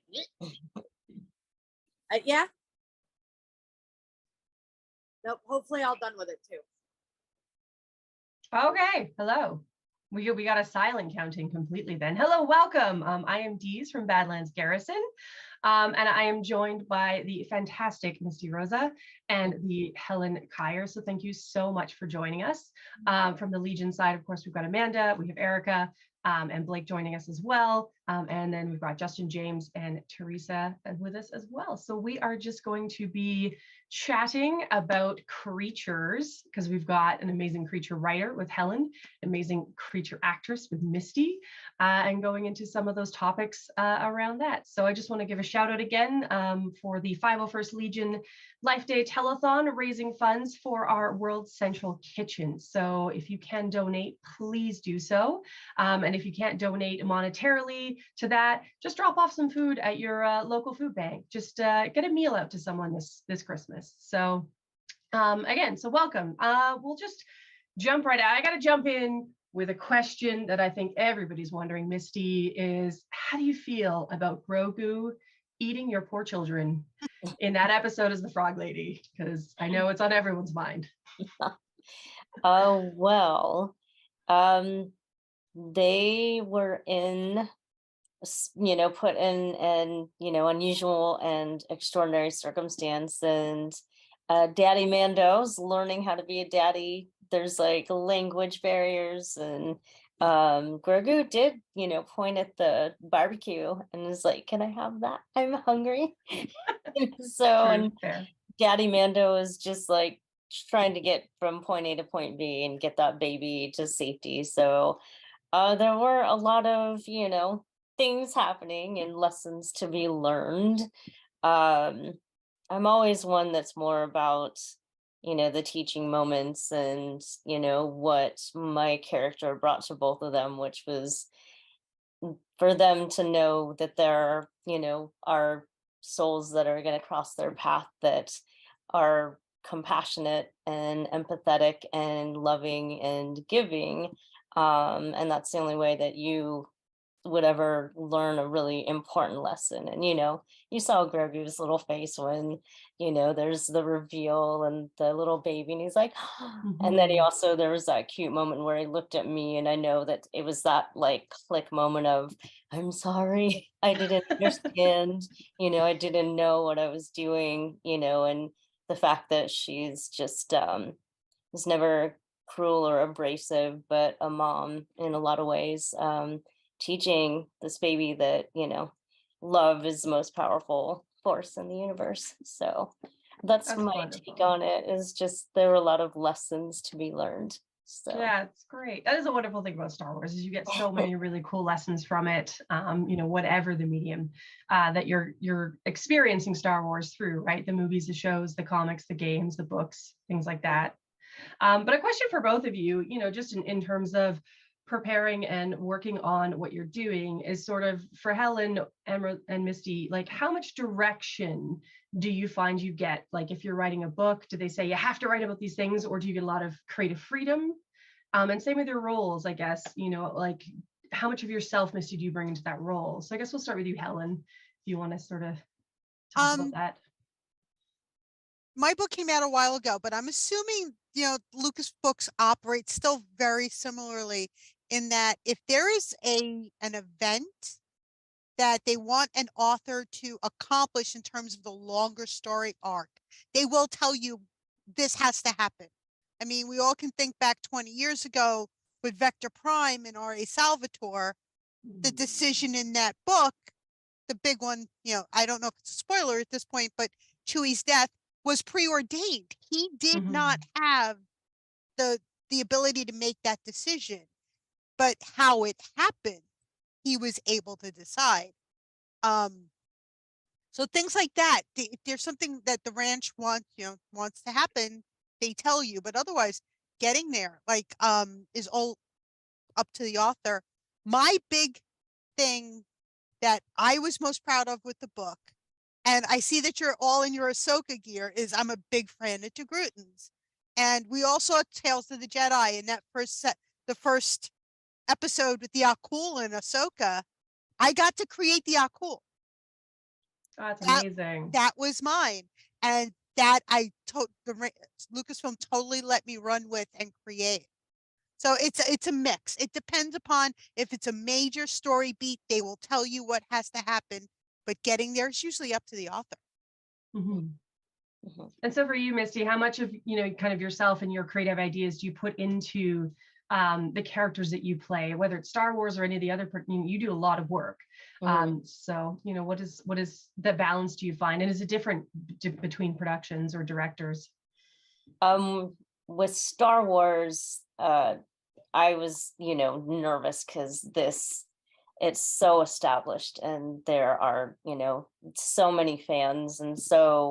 And you know, yeah, going into my first meeting and rehearsal with Dave Filoni, you know, I did ask him, it's like, are there specific traits or physicalities, something specific to the Ugnaughts that you would want me to, you know, make sure that I embrace and embody and maintain? And he's like, no, you know, and he's really casual. And he's like, they were in for such a short amount of time. And it was, you know, they're these background kind of characters that he did, like they gave me free range. And so, you know, I mean, for me, I take a lot of my life journey, you know, and bring it with me to kind of add little bits and pieces. Like I gave him a little bit of a limp. I tore my calf muscle, my right calf muscle. And so it was easy. It's like I've never fully healed the gait of my walk on that side. So I used that. And to be honest, like I knew him from, you know, I'm a yoga teacher. It's my karma job. I try to teach as much as I can, and I've been teaching since 2006. That was very much how, like, quickly during my cold read, I read the script through once and I just like sat back and was like, oh my gosh, I know this character. I know him from, you know, being a teacher, and then of course, like, just struggling, you know, here and there in my life experience. So yeah, I definitely bring what it is I've been through and to embody, you know, the characters, you know. Yeah, I get notes here and there, obviously, as you're building these characters, but for the most part, they do give you a lot of freedom to create what you want to create. So That's really cool. Again, it's fascinating too. You know, you're talking about a limp and as well, because I'd like to open this up to some of our other members. Just, you know, when you're in your costumes and characters as 501st, are there things personally that you incorporate more into it? Because I know a lot of our members here are members of the Walking Wounded, an unofficial detachment that deals with, you know, sometimes physical or mental barriers, depending on what we're dealing with. And it's a detachment that's been brought together to sort of help each other, whether it's how do I build a costume around a knee brace, right? Or how do I incorporate a walker into it, or all these sorts of things. So I'm kind of curious, I don't know, like if Amanda or Blake or Erica wanted to talk to what it's like being in costume for you, and what pieces of yourself you potentially bring into those costumes. Sounds like Amanda's going. I can start on that one. I have juvenile arthritis as well. So I do wear a knee brace. Also, when I was younger, actually 5th grade, I think, I was shot by a 22. So my left ankle, I have floating bone pieces. So there are times that I have to wear braces on those. And working with the two that I have, because I've got the TIE Pilot, which is easy. The braces hide under that, no problem. Now I have to wear different boots, obviously, when I wear the ankle brace. But being in the Senate Guard, it's a lot harder because velvet and Velcro don't mix.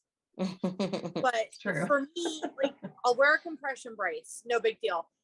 And I just kind of, when I'm around the kids or in a parade, I kind of don't focus on the pain. I just let it flow in with me. But then afterwards, you know, it kind of catches up. But to me, it's part of the costume now. It is what it is. And I'm not going to let it stop me. But it does kind of bring who I am into the costume as well, because that's part of me. That's part of a disability I have. It is what it is. You know, you just kind of deal with it. Yeah. I have a cane that matches my TIE Pilot. I bought it specifically. So I can, if I walk, and I have a cane that matches my Jawa too. So depending on what I'm doing. Yeah. I love it. Yeah. So Blake, you have an amazing frog lady. Is this one of your costumes or is it just a showpiece for you? Yeah, it's just a headpiece to the rest of the costume. Got to wear it once during a pride parade. So thank you, Misty, for bringing that character to life. First time I saw that character on screen, I just loved it. And then like seeing others like Pedro Pascal and Peyton Reed like gush about what you brought to that character. I'm just like, I don't know where you were able to come from of just being like, I'm gonna have this bipedal frog that just is endeared immediately. So thank you again for that. So I don't know what you came up with to make it just seem so natural with it, but it really worked. Oh, well, thank you. I appreciate that. A lot of love, and a lifetime of this type of work. And I mean, I went from Quill to getting to play a female, a woman, and it's also too in the writing. John Favreau gives me amazing words to say, and just having a look at my scripts and everything that she does and goes through, and to me too, she's I like to think everybody always gushes about the superheroes, where for me personally, even as a yoga teacher and stuff, every single person, every single one of us is a hero to somebody.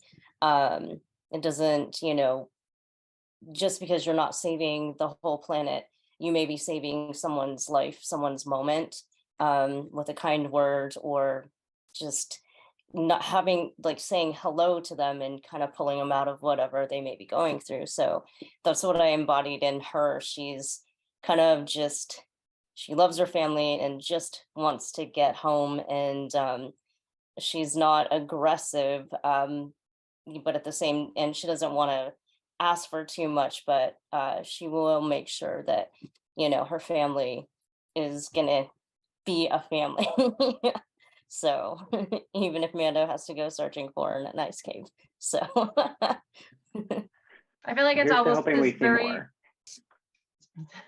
very subtle sort of like holiday season, right, where families are rushing to be together, right, and everything's going wrong, or flights are canceled and roads are icy. So there's almost like that. Yeah, everybody has experienced that sense of, I just want to get home, I just want to get to my family, no matter what the scale is. So I think I love that everybody can really relate to your character because of that. We're like, we've all been in that situation, maybe obviously not with giant ice spiders in a cave, but yeah, that sense of getting to family is very, very important to us. So but I'm curious, Misty, how is it for you? Like, how does it, when you see it, like the final full put together production? Because characters like this, you are a piece of an amazing team, right?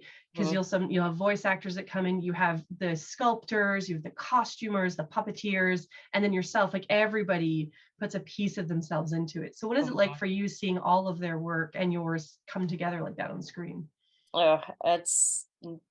Yeah, it's kind of indescribable. I mean, part of me too, because I think all artists and actors do this, we're very critical of our work, and it's like, I'm like, get over yourself. It is on the screen. It is, you can't just lighten up.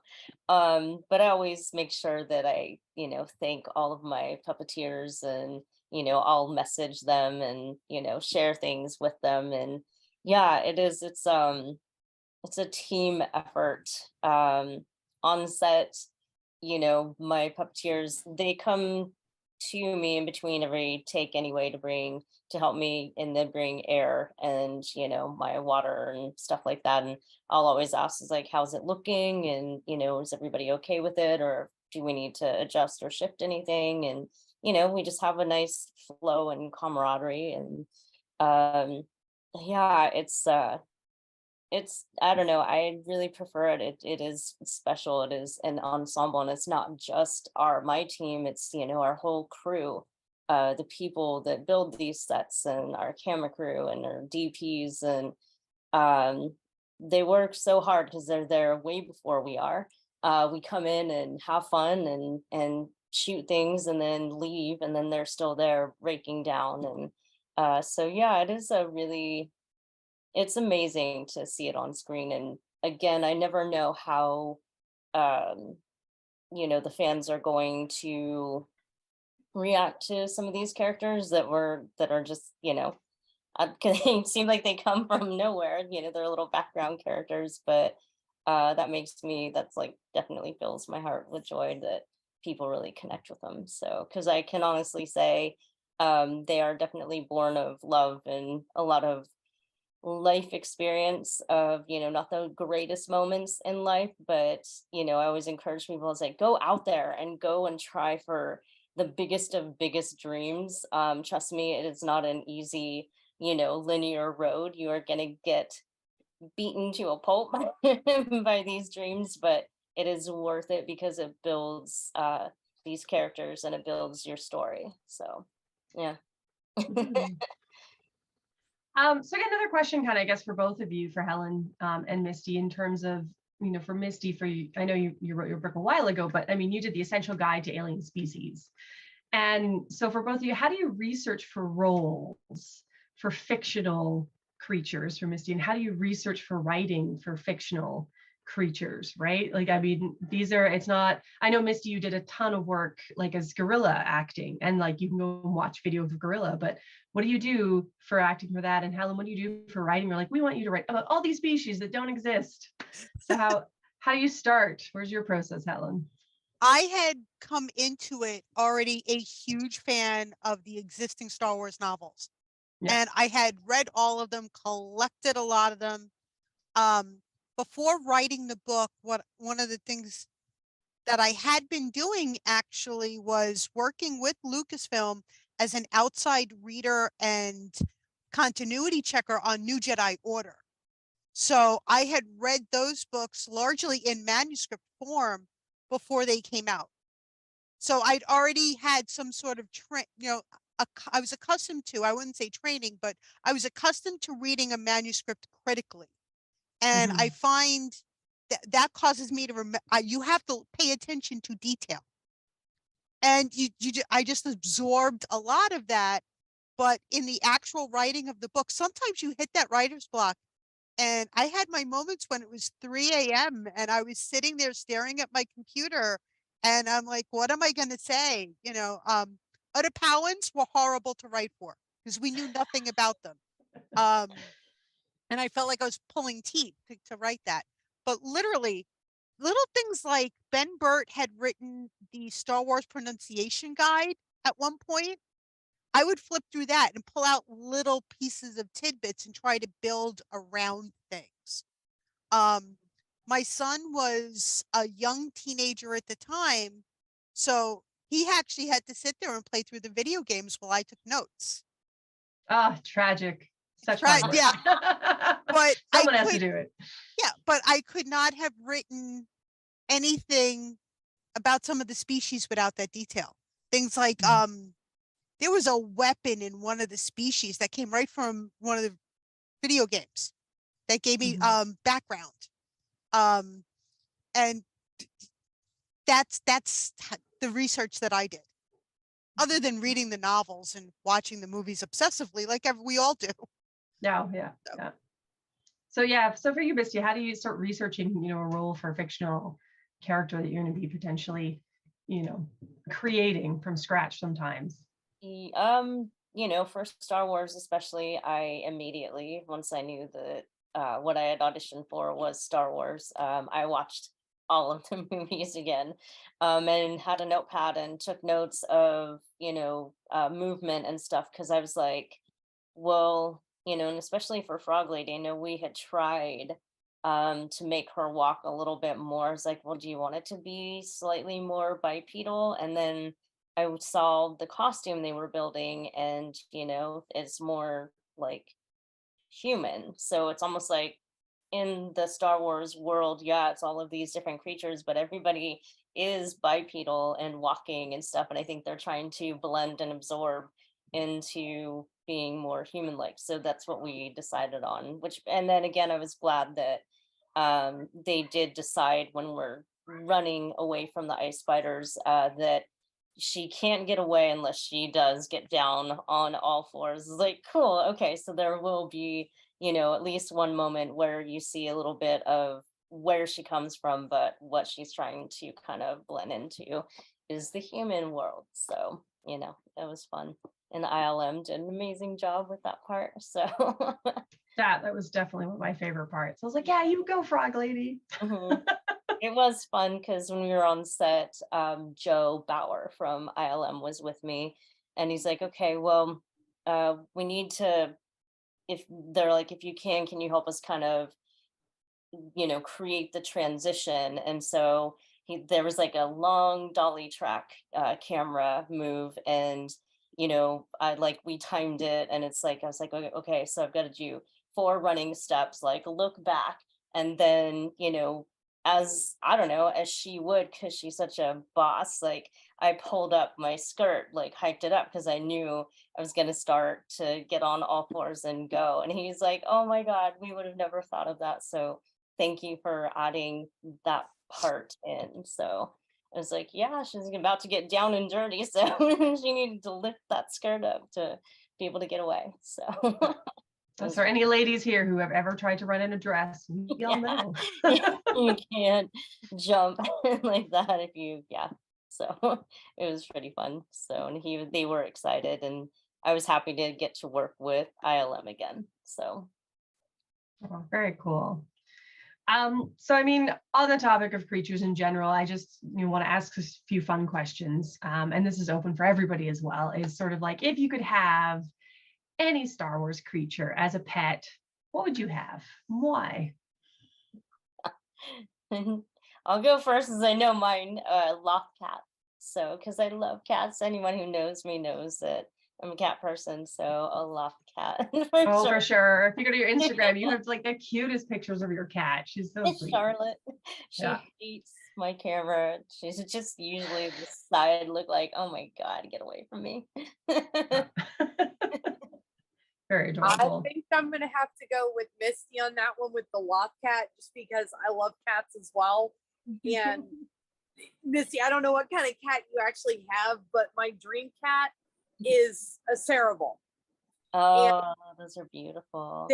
People think I'm nuts because it is such a big cat, but they are so cute, and to a degree, they look like the loft cat. So that's why I want one, because of the ears and everything. Yeah. So definitely the loft cat. Yeah. I think Dave Filoni got mega points with all of the cat fans, and then Camille, all of the dog fans, all in row. He's like, I will give you loaf cats and I will give you loaf wolves. Everybody's happy. I was like, this is brilliant. Everybody loves them. They're great. So yeah. I mean, what about you? Helen or Blake? What creatures would you want as a pet, maybe? Let's let Blake go first.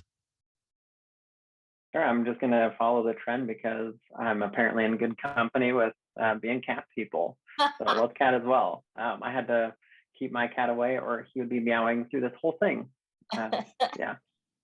I grew up with cats. I absolutely adore cats and love them, but my husband is super allergic, so we can't have them. But mine would be, I'd probably go for an Orback, which is what they were riding in the latest movie. Which is the horses in costumes, which I just think is fabulous. So I am a horse person. I have 4 horses. So I was just like, oh, they have space horses. I want a space horse. I would go for an Orback. But yeah, loaf cat would definitely be a close second. Or a Rancor. I am obsessed with Rancors. If anyone who knows me knows I have a shelf downstairs. It's just like all the different Rancor merch that you can have. Because I was that impressionable child when I watched Star Wars for the first time, and Luke's down there, he's fighting the Rancor, and of course, you think like, yeah, Luke, get him, and then like that moment it dies, and the Rancor keeper comes out and cries. I was like, they killed his pet. I was devastated, and that was it. I didn't like Luke after that, because I was little, right? It was just like, he killed a pet. You can't just kill people's pets. That's not right. So, I've had an obsession with the Rancors ever since. So I'd have to have a pork. Yes. Yes. I'd have to have a pork. Cute. They're so cute. They are Yes. cute. I would like both, one of each. My little I have, loft cat is, you can't see her, but she's like over my shoulder in the little, it's her blanket nest. She is fast asleep. oh, nice. She's well behaved. Unlike Blake's who'd be meowing through this. Yours is like, I'm just gonna sleep. She's such a good cat. She's a sweetheart. So Yeah. she's a little torty. So Speaking of porgs, has anyone here been to Black Spire Batu in the Disney and seen the nests hidden everywhere? Yes. Through the rides? It's really funny. So we were there and we asked one of the cast members about it. We're like, what about the porgs? And this guy, without missing a beat, looks around, he like leans and he goes, they're everywhere. You can hear them in the walls. Like, this person's really into it. He gets it. So. I had spotted them at Batu because I got lucky last year. You know, we were there for celebration. So, and then I had a business trip to Orlando. So I was not going to go to Orlando and not go to Hollywood Studios right after that. So I got to see him in both places. Oh, very cool. So Misty, you mentioned earlier, you started sort of at Disneyland. Is that right? Yeah. So what, I mean, I guess that is the question. How do you start into a career path that you have? Because it is just so unique and so different. It's my size, obviously, because in my heart of hearts, like for the longest time, I'm a dancer. I love dancing. I was a gymnast. I started gymnastics when I was 2.5 and did it all the way up until I was 20, like in college. And dancing was right there with that.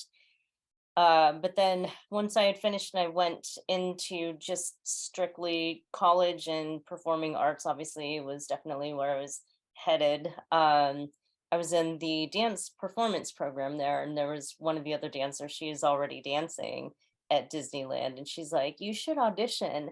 And I was like, "For what?" And she's like, "For the characters." I'm like, "What do you mean?" And she's like, "You're so tiny, you would probably be in Minnie Mouse and Daisy." And it's like, okay. So as fate would have it, I didn't even know what I was doing. And so I just called down to Disneyland and I was like, ended up at a interview for the hotel. And I was like, okay, no, this isn't what I was, I'm trying to get into the parade, or entertainment dancing department. And she just happened to they must have submitted flyers to all departments around the park. And she's like, there's this audition coming up, and it was for Fantasmic. So my very first audition at Disneyland was for the original cast of Fantasmic. So I was a dancing monkey on the King Louis barge and Donald Duck.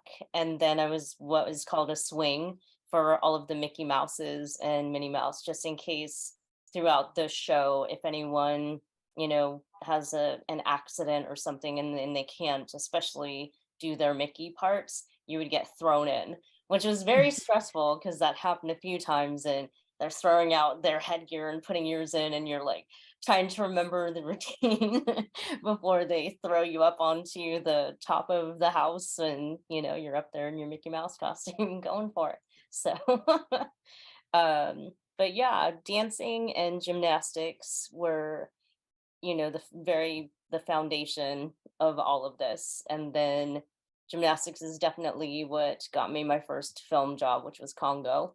They needed super, super strong people under 5 feet, but still like had long arms and legs for the most part. And, I fit that bill. So then it's almost like I went backwards after that. Then I actually went to acting classes. So it's been, like I said, not a linear path for me, but I've kind of, made my way through I just follow my heart and, that's always the best thing to do. So. Oh, definitely. Yeah. And some of us come to what we do not by linear paths at all. And sometimes it's the best path, right? Because as you say, you follow your heart and your instinct and you just kind of go with it, and you can end up with the most incredible experiences. I mean, I think everybody knows the story of Harrison Ford being a carpenter and getting discovered, right? So, you know, it's always good to go where your heart is, because it's always going to put you kind of where you need to be. Yeah, it's very cool. Congo, I watched as a child, not realizing it was that scary, and it terrified me. I Couldn't know. sleep for weeks. We thought it was going to be like a kind of more just like adventure-y romp through the jungle with gorillas. No, I won't spoil it for anyone who's never seen Congo, but go see Congo if you haven't. Great. So you're in for a treat. You are, yeah.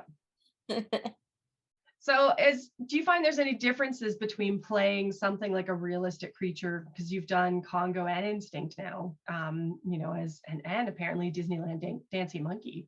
So something like a realistic creature versus say something like, you know, Quail or Frog Lady? It's, you know, I mean, very, very, very specific, doing the gorilla work. We trained for 3 months, like straight, all day, every day, just preparing for that, to really be able to embody not just the physicality, but just because I had a hard time with Congo, I will fully admit. My teammate on Team Amy, Lorraine, she was much better at being able to kind of be more kind of grounded and still. Thank goodness I was much more a part of the stunt team for that. And so when they did cast me in Instinct, I was just determined to get it. I think I was trying too hard too. I really wanted to do a good job, and that was just causing me to not do well at it. So it's just kind of, I don't know, surrendering into it and trusting, you know, the way that you move, because they're very like fluid and slow. And I think what finally Peter Elliott, who trained us, he's like, just be lazy, Mist. And I was like, ding, ding, ding. He's like, okay. You know, he's like, you don't want to do anything but sit. And if you have to, it's like the last thing you want to do. So just lumber into everything instead of being you, which is like, I'm gonna make this work. So, and power through stuff, which is not gorilla like at all. So those are, again, it's very specific. And then just with Queel and Frog Lady, I really focused more on the dialogue. I would have a look at their faces too, you know, to kind of get a feel for, you know, what that's gonna look like on the outside, because I didn't really know. I don't usually watch my work or watch takes unless we're just not doing a great job and they're just having trouble. So it was kind of nice to see her, you know, in the episode. It's like, oh, she is really cute. So so I was glad. And I was glad everybody liked her. So nice. Yeah. I mean, she's wonderful. And like the nuances that you bring to the acting, you know, for the characters is fabulous. So, you know, kind of a question, I guess, for Blake, playing this character now in the 501st Legion, like what sort of, you know, I'm assuming you sit there and watch Misty's performances. Are there nuances that you pick up from that you try and incorporate into your own, I guess, repertoire when you're wearing that costume? I was actually thinking about that earlier today, and kind of just like the little slight head movements, kind of the way with Chewbacca, in the same way that there's just like those little things that you wouldn't think about, but they do, and you just are like, oh, that's Chewbacca, or now that's Frog Lady. Like there's just these little tiny movements that really take that character to the next level, which I try and think about to be like, okay, well, my natural movement is not to do that, and I'll try to somewhat make it seem like that, to try and make it for like those kids. Because again, at least for me with the 501st, my favorite thing about it is putting a smile on a kid's face. It's the thing that makes me actually want to build a costume, and why I choose to make a costume. And again, like Frog Lady was one of those, I'm like, oh, kids and everybody would just love to see Frog Lady out and about in front of them. And it's just like the way that she walked, and like the little steps, and just, you know, all those turns and everything are things to really take in mind. And I haven't had too much experience being able to walk around. It is something, and you had talked about it a bit, Misty, too, that it's really hard to see out of it. And especially like with this one, it's there's basically a slit in the mouth and then there's slit in the eyes. So my vision is like this very narrow idea. So it's kind of like I have to move around in a certain way to see, same way that you would like a stormtrooper helmet or something, but even worse. But yeah, that's a really long answer. No, it was great. And I mean, obviously, like for the 501st people watching this live stream, you know, we get it because we've all been in those costumes, but the, you know, potentially non-costumers watching this, it's like all of us look, yeah, it's hard to see. Always, this is why I always have someone at the base of the stair being like, stare. We're just like, okay. We always take that like step. And it's like, we usually have one at the top and the bottom. It was like first step and last step. They actually call it out for us so we don't go tumbling down the stairs. So very, very helpful. I mean, for you, Misty, how is it in terms of just, I know Amanda, we were chatting sort of before we went live with like how warm it gets or how hard to see or how hard to move. You know, what are some, if you can describe, I guess, some of those aspects, you know, for our viewers out there. It's all of those things. You know, everyone's like, you're a masochist or what? It's like, no, because you know, I mean, at the end of the day, I absolutely love to bring these unique characters to life, but it's a technique that Peter and John from Congo taught us from the very beginning, which is, you know, because you're in there and it is uncomfortable. So oftentimes, you know, your head gets hot. And so you want to be able to shift and move and, you know, touch it, but you're not going to touch anything. And it's just this mantra, which is not now, later. You know, be right where you're at. You know, yes, it's uncomfortable, it's hot, it's heavy, there's sweat dripping down your face, and you can't get to that either. Usually, like, you know, kind of just like shake your head. But, you know, at the end of the day, you know, there's characters like Queel and Frog Lady on the screen. So you just handle it. I know that, you know, when I was in fittings for Frog Lady, because I had this super thick underlayer so that the ratio of her head to my shoulders and body, everything matched. So they had to build my body out. But then she lost her shape. And so her little belt, they tightened it really tight. And that was right on my rib cage. And it was like, I can't breathe and I need to be able to breathe. There's somehow you've got to, you know, allow that to come out a little bit and do something with the skirt. I was like, make her hips bigger. So yeah, so sometimes I'll call it because I just knew, especially running through the ice caves, that was just going to be beyond physically challenging. It's like, if I can't breathe, I will faint in this. So yeah, there's a line sometimes, but for the most part, I just handle it. Like, I know once they put me in full costume in Queel, I walked around Legacy to all of the departments, you know, just to say thank you to you, and so they could see him fully, you know, realized. And after that fitting, it's like, oh gosh, I need to up the weight that I put on my shoulders to do my squats and stuff, and more weight on my chest when I do all of my crunches, so that my core and my back and my legs, everything was going to be okay to handle, you know, 10, 12, 14, sometimes 16-hour days. So, yeah. Because I imagine, like, with all the electronics that they put into your helmets, you know, it gets sort of heavy. Like, it's not just like people like, oh, it's like a silicone mask. It's like, no, there's servos and everything in there and stuff like that. So I mean, we've got 20 minutes left, so we're just a little over halfway. So I mean, you know, we want to sort of talk about, I guess, the season and, you know, the holidays. And I'm just kind of curious, I guess, like, what are some, for everybody here, what are some sort of festive traditions in your families or in your regions that are kind of very unique, either to your culture, your family, that you want to share?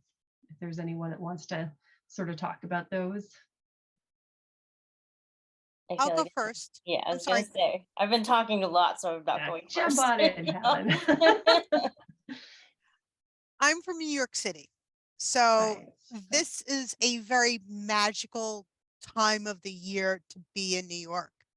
If you ever do make it here, I know it's packed with crowds, but seeing the tree at Rockefeller Center really is special.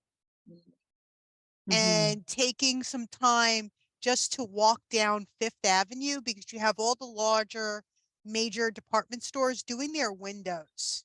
Yeah. Whether it's be Saks or I was gonna say Lord and Taylor, but they unfortunately closed.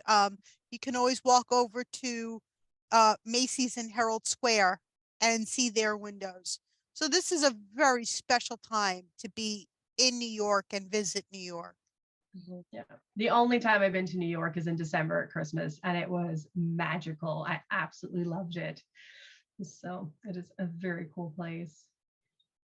I want to go, but everyone who knows me, it's like it'll be 65, 60 degrees. Like, I'm freezing. And they're like, and you want to go to New York? It's like, you're gonna die there. It was very cold when I went, but again, No. coming from Canada, I was like, it's not too cold. Like, well, you're gonna have to toughen up, girl. If you want to go to New York, because actually, do you want to just go there and live with a friend in their apartment and teach yoga and go to dance class and singing class? Just cause, just to be, almost like a working artist in New York at one point, just so I could say I did that too. So Yeah, check, done it. Yes. So it's a different hustle there. It's a hustle here too, but it's just like there's some serious, serious talent that comes out of New York, and like, I don't know, they raise the bar. Oh, for sure. Yeah. There's something about the centers. Like, I lived in London for a little while, and it is just a different experience. Like, here, I live in the country. It's quiet, so quiet, right? I can see the stars. And then, yeah, like the contrast, I'm always just like, oh my goodness, big cities. There is a lot going on. I have ADHD. So for me, it's just like, everyone like squirrel, squirrel, squirrel. Just, can't take the attention span being in this really busy, hectic cities. It's like this wonderful sense overload, especially like Times Square. When I saw it, I was like, I walked into Times Square, I was like, I can't do this right now. I had to like leave and be like, ooh, and then come back. Because again, at Christmas, it's the lights and the people, and it was magical, but so overwhelming. Well, Times Square is like that all year long with the lights and the people all the time. So that's overwhelming even for New Yorkers. Oh, Yeah. wow. Yeah. Okay. That's good. So what about Blake and Amanda? You guys got any Christmas stories or traditions you want to share? So I was born in the States, but the first 13 years of my life, I lived in the Far East, China, Taiwan, Singapore, Hong Kong. One of the things, especially in Taiwan around the Christmas time, and I've tried to keep this going, was the service that was given by those who had more. They would come out, instead of celebrating Christmas with their families, they would go around to the not so affluent villages and towns around it and share food. Not just, we would bring something and then they would share with us as well, like something that they've had passed down from their family. So for Christmas, for me, that's something I've always enjoyed. And even when I lived in Hong Kong and Singapore, we did that as well, because yes, Christmas is about family, but sometimes you have to think family's not just blood. Family can be extended out.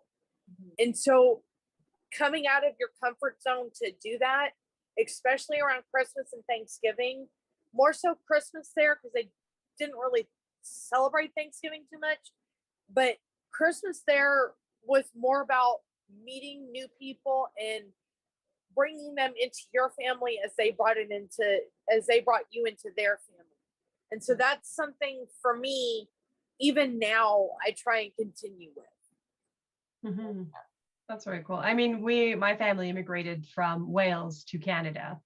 And so we used to joke and have orphan Christmas, because we had other kind of sort of immigrant friends, because all of our families back in Britain, and we couldn't necessarily always go back. So we'd just be like, oh, you have nowhere to go for Christmas? You're coming over. You're coming over. So we just get this huge group of friends. And so I remember Christmases being friends all coming over together, because a lot of us were immigrants or, just couldn't make it home for holidays. And my mom was always just like, I've got a huge dinner table, invite everybody over. And it was always really, really wonderful. And again, that sense of, family and things like that. So yeah.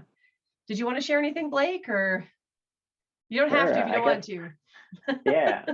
I guess out of the normal things, just like being around people that you enjoy being around.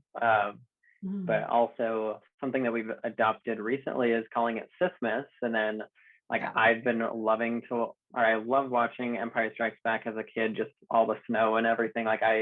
My birthday's in December, so I just have all that kind of oh, it's December, I like December, and you get all the snow, and so it starts out that way. So it's my Sithmas movie. I watch it every single year, and so that continues to today.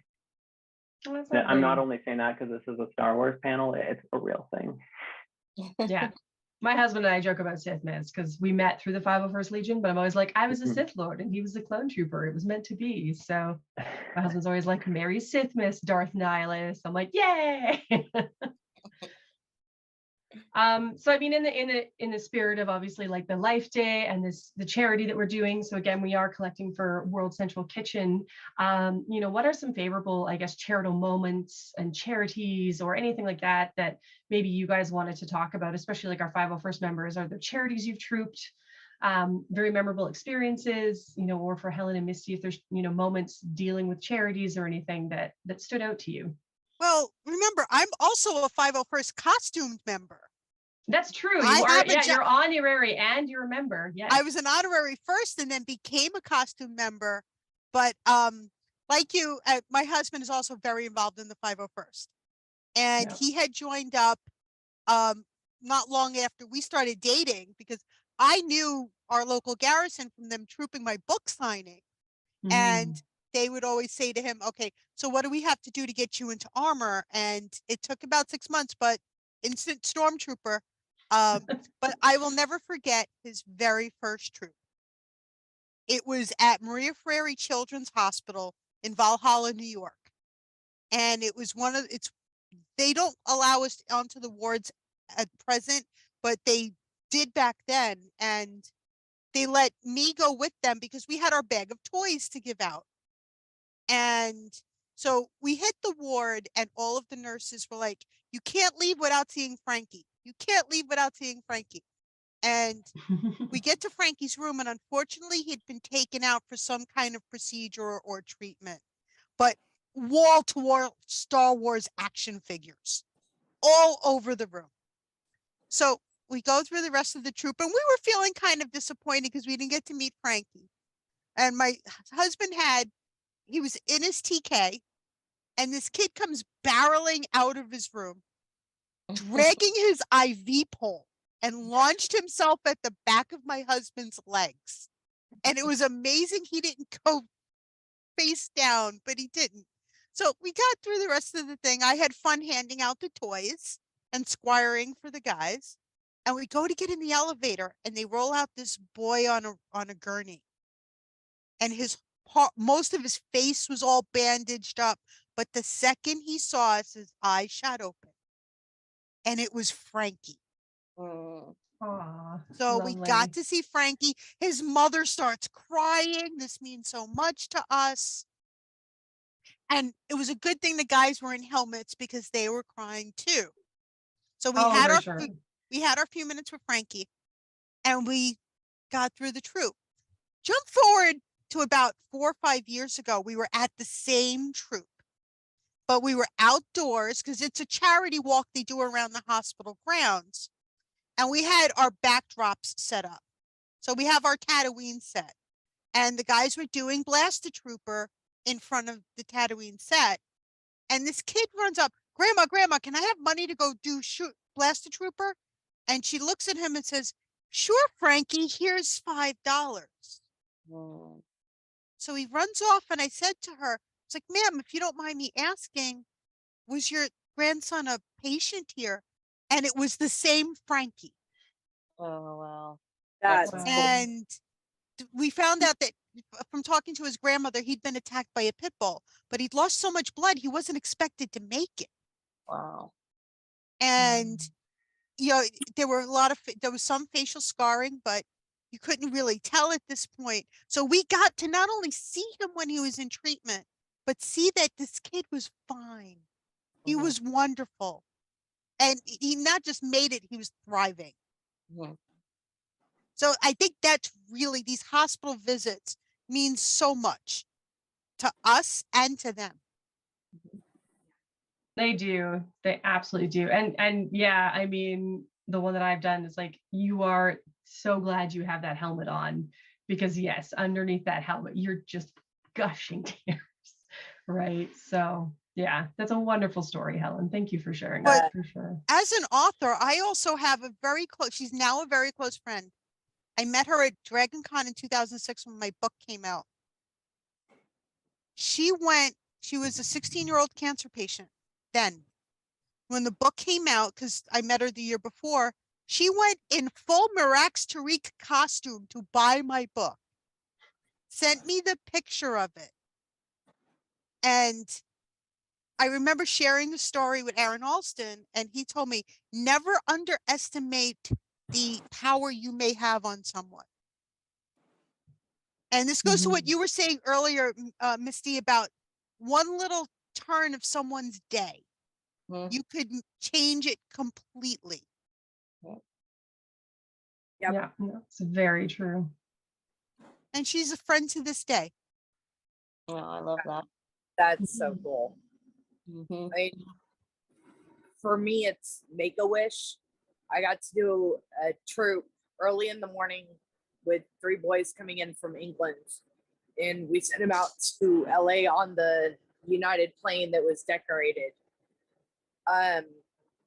Seeing their faces, it really made it worth it for everything. I'm just like everybody has said, be glad you're wearing helmets because you are crying underneath those. And you know, sometimes they don't make it, but at least you know you put a smile on their face. And I've kept up with the 3 boys and found out, you know, one of them did pass away, but he never stop talking about it. So Make-A-Wish has that special spot here for me. Indeed, my sister-in-law, she sadly passed away last year, but she was a Make-A-Wish child, and even way into her 30s, still talked about that opportunity when she was a Make-A-Wish child, that she got to go down and do the experience. She went to Disneyland. She got to go down. She got to meet her favorite characters, right? So, you know, character acting is so important because to a child, it is that character. Whether it's Star Wars or Disney or anywhere, you know, like the princess and stuff like that. It is so important for all of them, for sure. So, but did you want to share any stories, Blake, or? Yeah, I think that it's kind of been talked about a little bit, but I do like having those opportunities to have that connection with either like a small group of people or even just one person, like making even one small thing, like buying someone a meal or helping them with something, or just like they might just want someone to talk to. And I think that those really mean a lot to those people. It doesn't have to be like this huge thing, like this national television worthy type of setup. It's like, it can just be like one little small thing that can really make someone's day a bit better, and you don't know what other people are going through. And like, as well, it kind of helps you and it puts things into perspective for yourself as well. Like, of course, everyone goes through their own things, but it's really being human to human with people and accepting other people as human beings. And then on more of the front of looking at charitable organizations, I really like to use like program or like Charity Navigator, which is a great resource that allows, that kind of gives grades to these different charitable organizations. And it really says how much of that money that's being given to that charity actually goes to help in need, what's going to administration costs. So like if you are looking to give any money away this season, then it's a great place to see where that money is going towards with these different organizations. Thank you for mentioning that, Blake. Yeah, it's a very good resource for sure. So I guess, I mean, just we've got sort of 5 minutes here. So I don't know, like Blake or Amanda, did you guys have any questions specifically for Helen or Misty before we sort of finish up, or? Yeah, I did. Or Amanda, if you want to go first. Sorry, I do have one for Helen. I am a huge reader. So I know you have the one book. Do you have any others that are out with characters in them that you've researched and stuff? No, I just wrote that one. I just wrote and Margaret Lewis had written the original Essential Guide to Alien Species. I was brought in to do the update that included the material from the prequels. The book, unfortunately, has not yet been updated for the sequels. Like I said, I worked on New Jedi Order as an outside reader and a continuity checker. But my writing other than that was interviews in the Insider. Because that was my stock and trade when I was with the Force.net, was interviews. And Misty, for you, what's the next thing that you're going to be doing in the Star Wars world? Or I'd say. I have no idea just yet. So, but hopefully there's something for me out there. I did do, I mean, the film projects, like for me outside of a suit, which was, again, it's not my comfort zone at all. It's called My Favorite Girlfriend. That movie is on Hulu right now. So, and I actually do really, I love comedy. So, I got my very first actor demo reel up, and so I'm kind of taking a shift into wanting to do more comedy roles. I do have a wish I want to be on the show Abbott Elementary, and then just do more stuff. I'm working on a new showcase for my singing and songwriting. So yeah, so those things are, I mean, it's things that I have. It's not necessarily put on hold, but I've been busy for a few years with Star Wars, which, again, I would live there if they'd let me. Yeah, you just, I like to kind of weave in and out. I don't want to end up being, the small soup performance characters, like, ugh, not her again. So, it's like I like to come in and out and, surprise people with meaningful little characters here and there. So in the meantime, I've got other places that I'm going to. Misty, don't think of it as, oh, her again. Think of it as, she's so great, we've got to get her. Oh, for sure. Helen, that means a lot. So yeah, I guess Blake, so yeah, that would be cool. Well, we will all definitely rush to get your album when you get one out. So thank you. There's stuff out. You can visit me on all of my songs are on YouTube. And then I do have my singles, and my last EP is on iTunes. So cool. Awesome. Blake, what did you want to ask a question real quick before we wrap up? Yeah. Well, first off, I'll take the opportunity to say that my son wanted to say hello. His name's Finley, to Misty. And as for, you've worked on different sets, like you in your acting career, and I wanted to know, like, what was your first impression jumping into the volume, like as it being like this brand new thing to how you like create a set and you can change it around. I mean, we've all probably seen that documentary. How was it for your first impression? Oh, it was amazing. I mean, it's Star Wars. Come on. Like I remember being a kid and just loving the movies, and so to stand on it, like I always go to set early before anyone's there. Usually I'll be there with the DP who's doing stuff, but just to kind of see everything, because again, that volume, you're there, instead of having to kind of imagine or have tennis balls and just this blank green screen. I will say, just probably it was so crazy and cool, when Quill was racing back to the Razor Crest with Grogu, they had different speeds as well of how the volume, the screen is moving. So it looks like you literally are moving. And then obviously when it was getting more intense at the very end of that, we were moving much faster. And the crew, some of them weren't paying attention when the AD said, okay, this time, like, the speed of the sets is going to be much faster, so brace yourself. And they turned it on, and there's like a few people that like, because it's just like started moving, and it was just weird for people. It made me laugh in my costume, which I usually try not to do that because I'm trying to conserve all the oxygen I can. So That's amazing. Thank you. you're welcome. And hi, Finley. All righty. Well, we are out of time, but I just want to say a huge thank you to Helen and Misty and Blake and Amanda for joining us. And again, please donate to World Central Kitchen. And if you can't do that, just drop off some food at a local food bank and just share a meal this holiday season with everyone. So thank you everybody for joining in. It's been a wonderful time. The time's really flowing, but it's been great. So just happy holidays to everyone, wherever you are in the world and however you celebrate, from us at the 501st Legion to all of you out there. So thank you. Yay. Thank you. Happy holidays.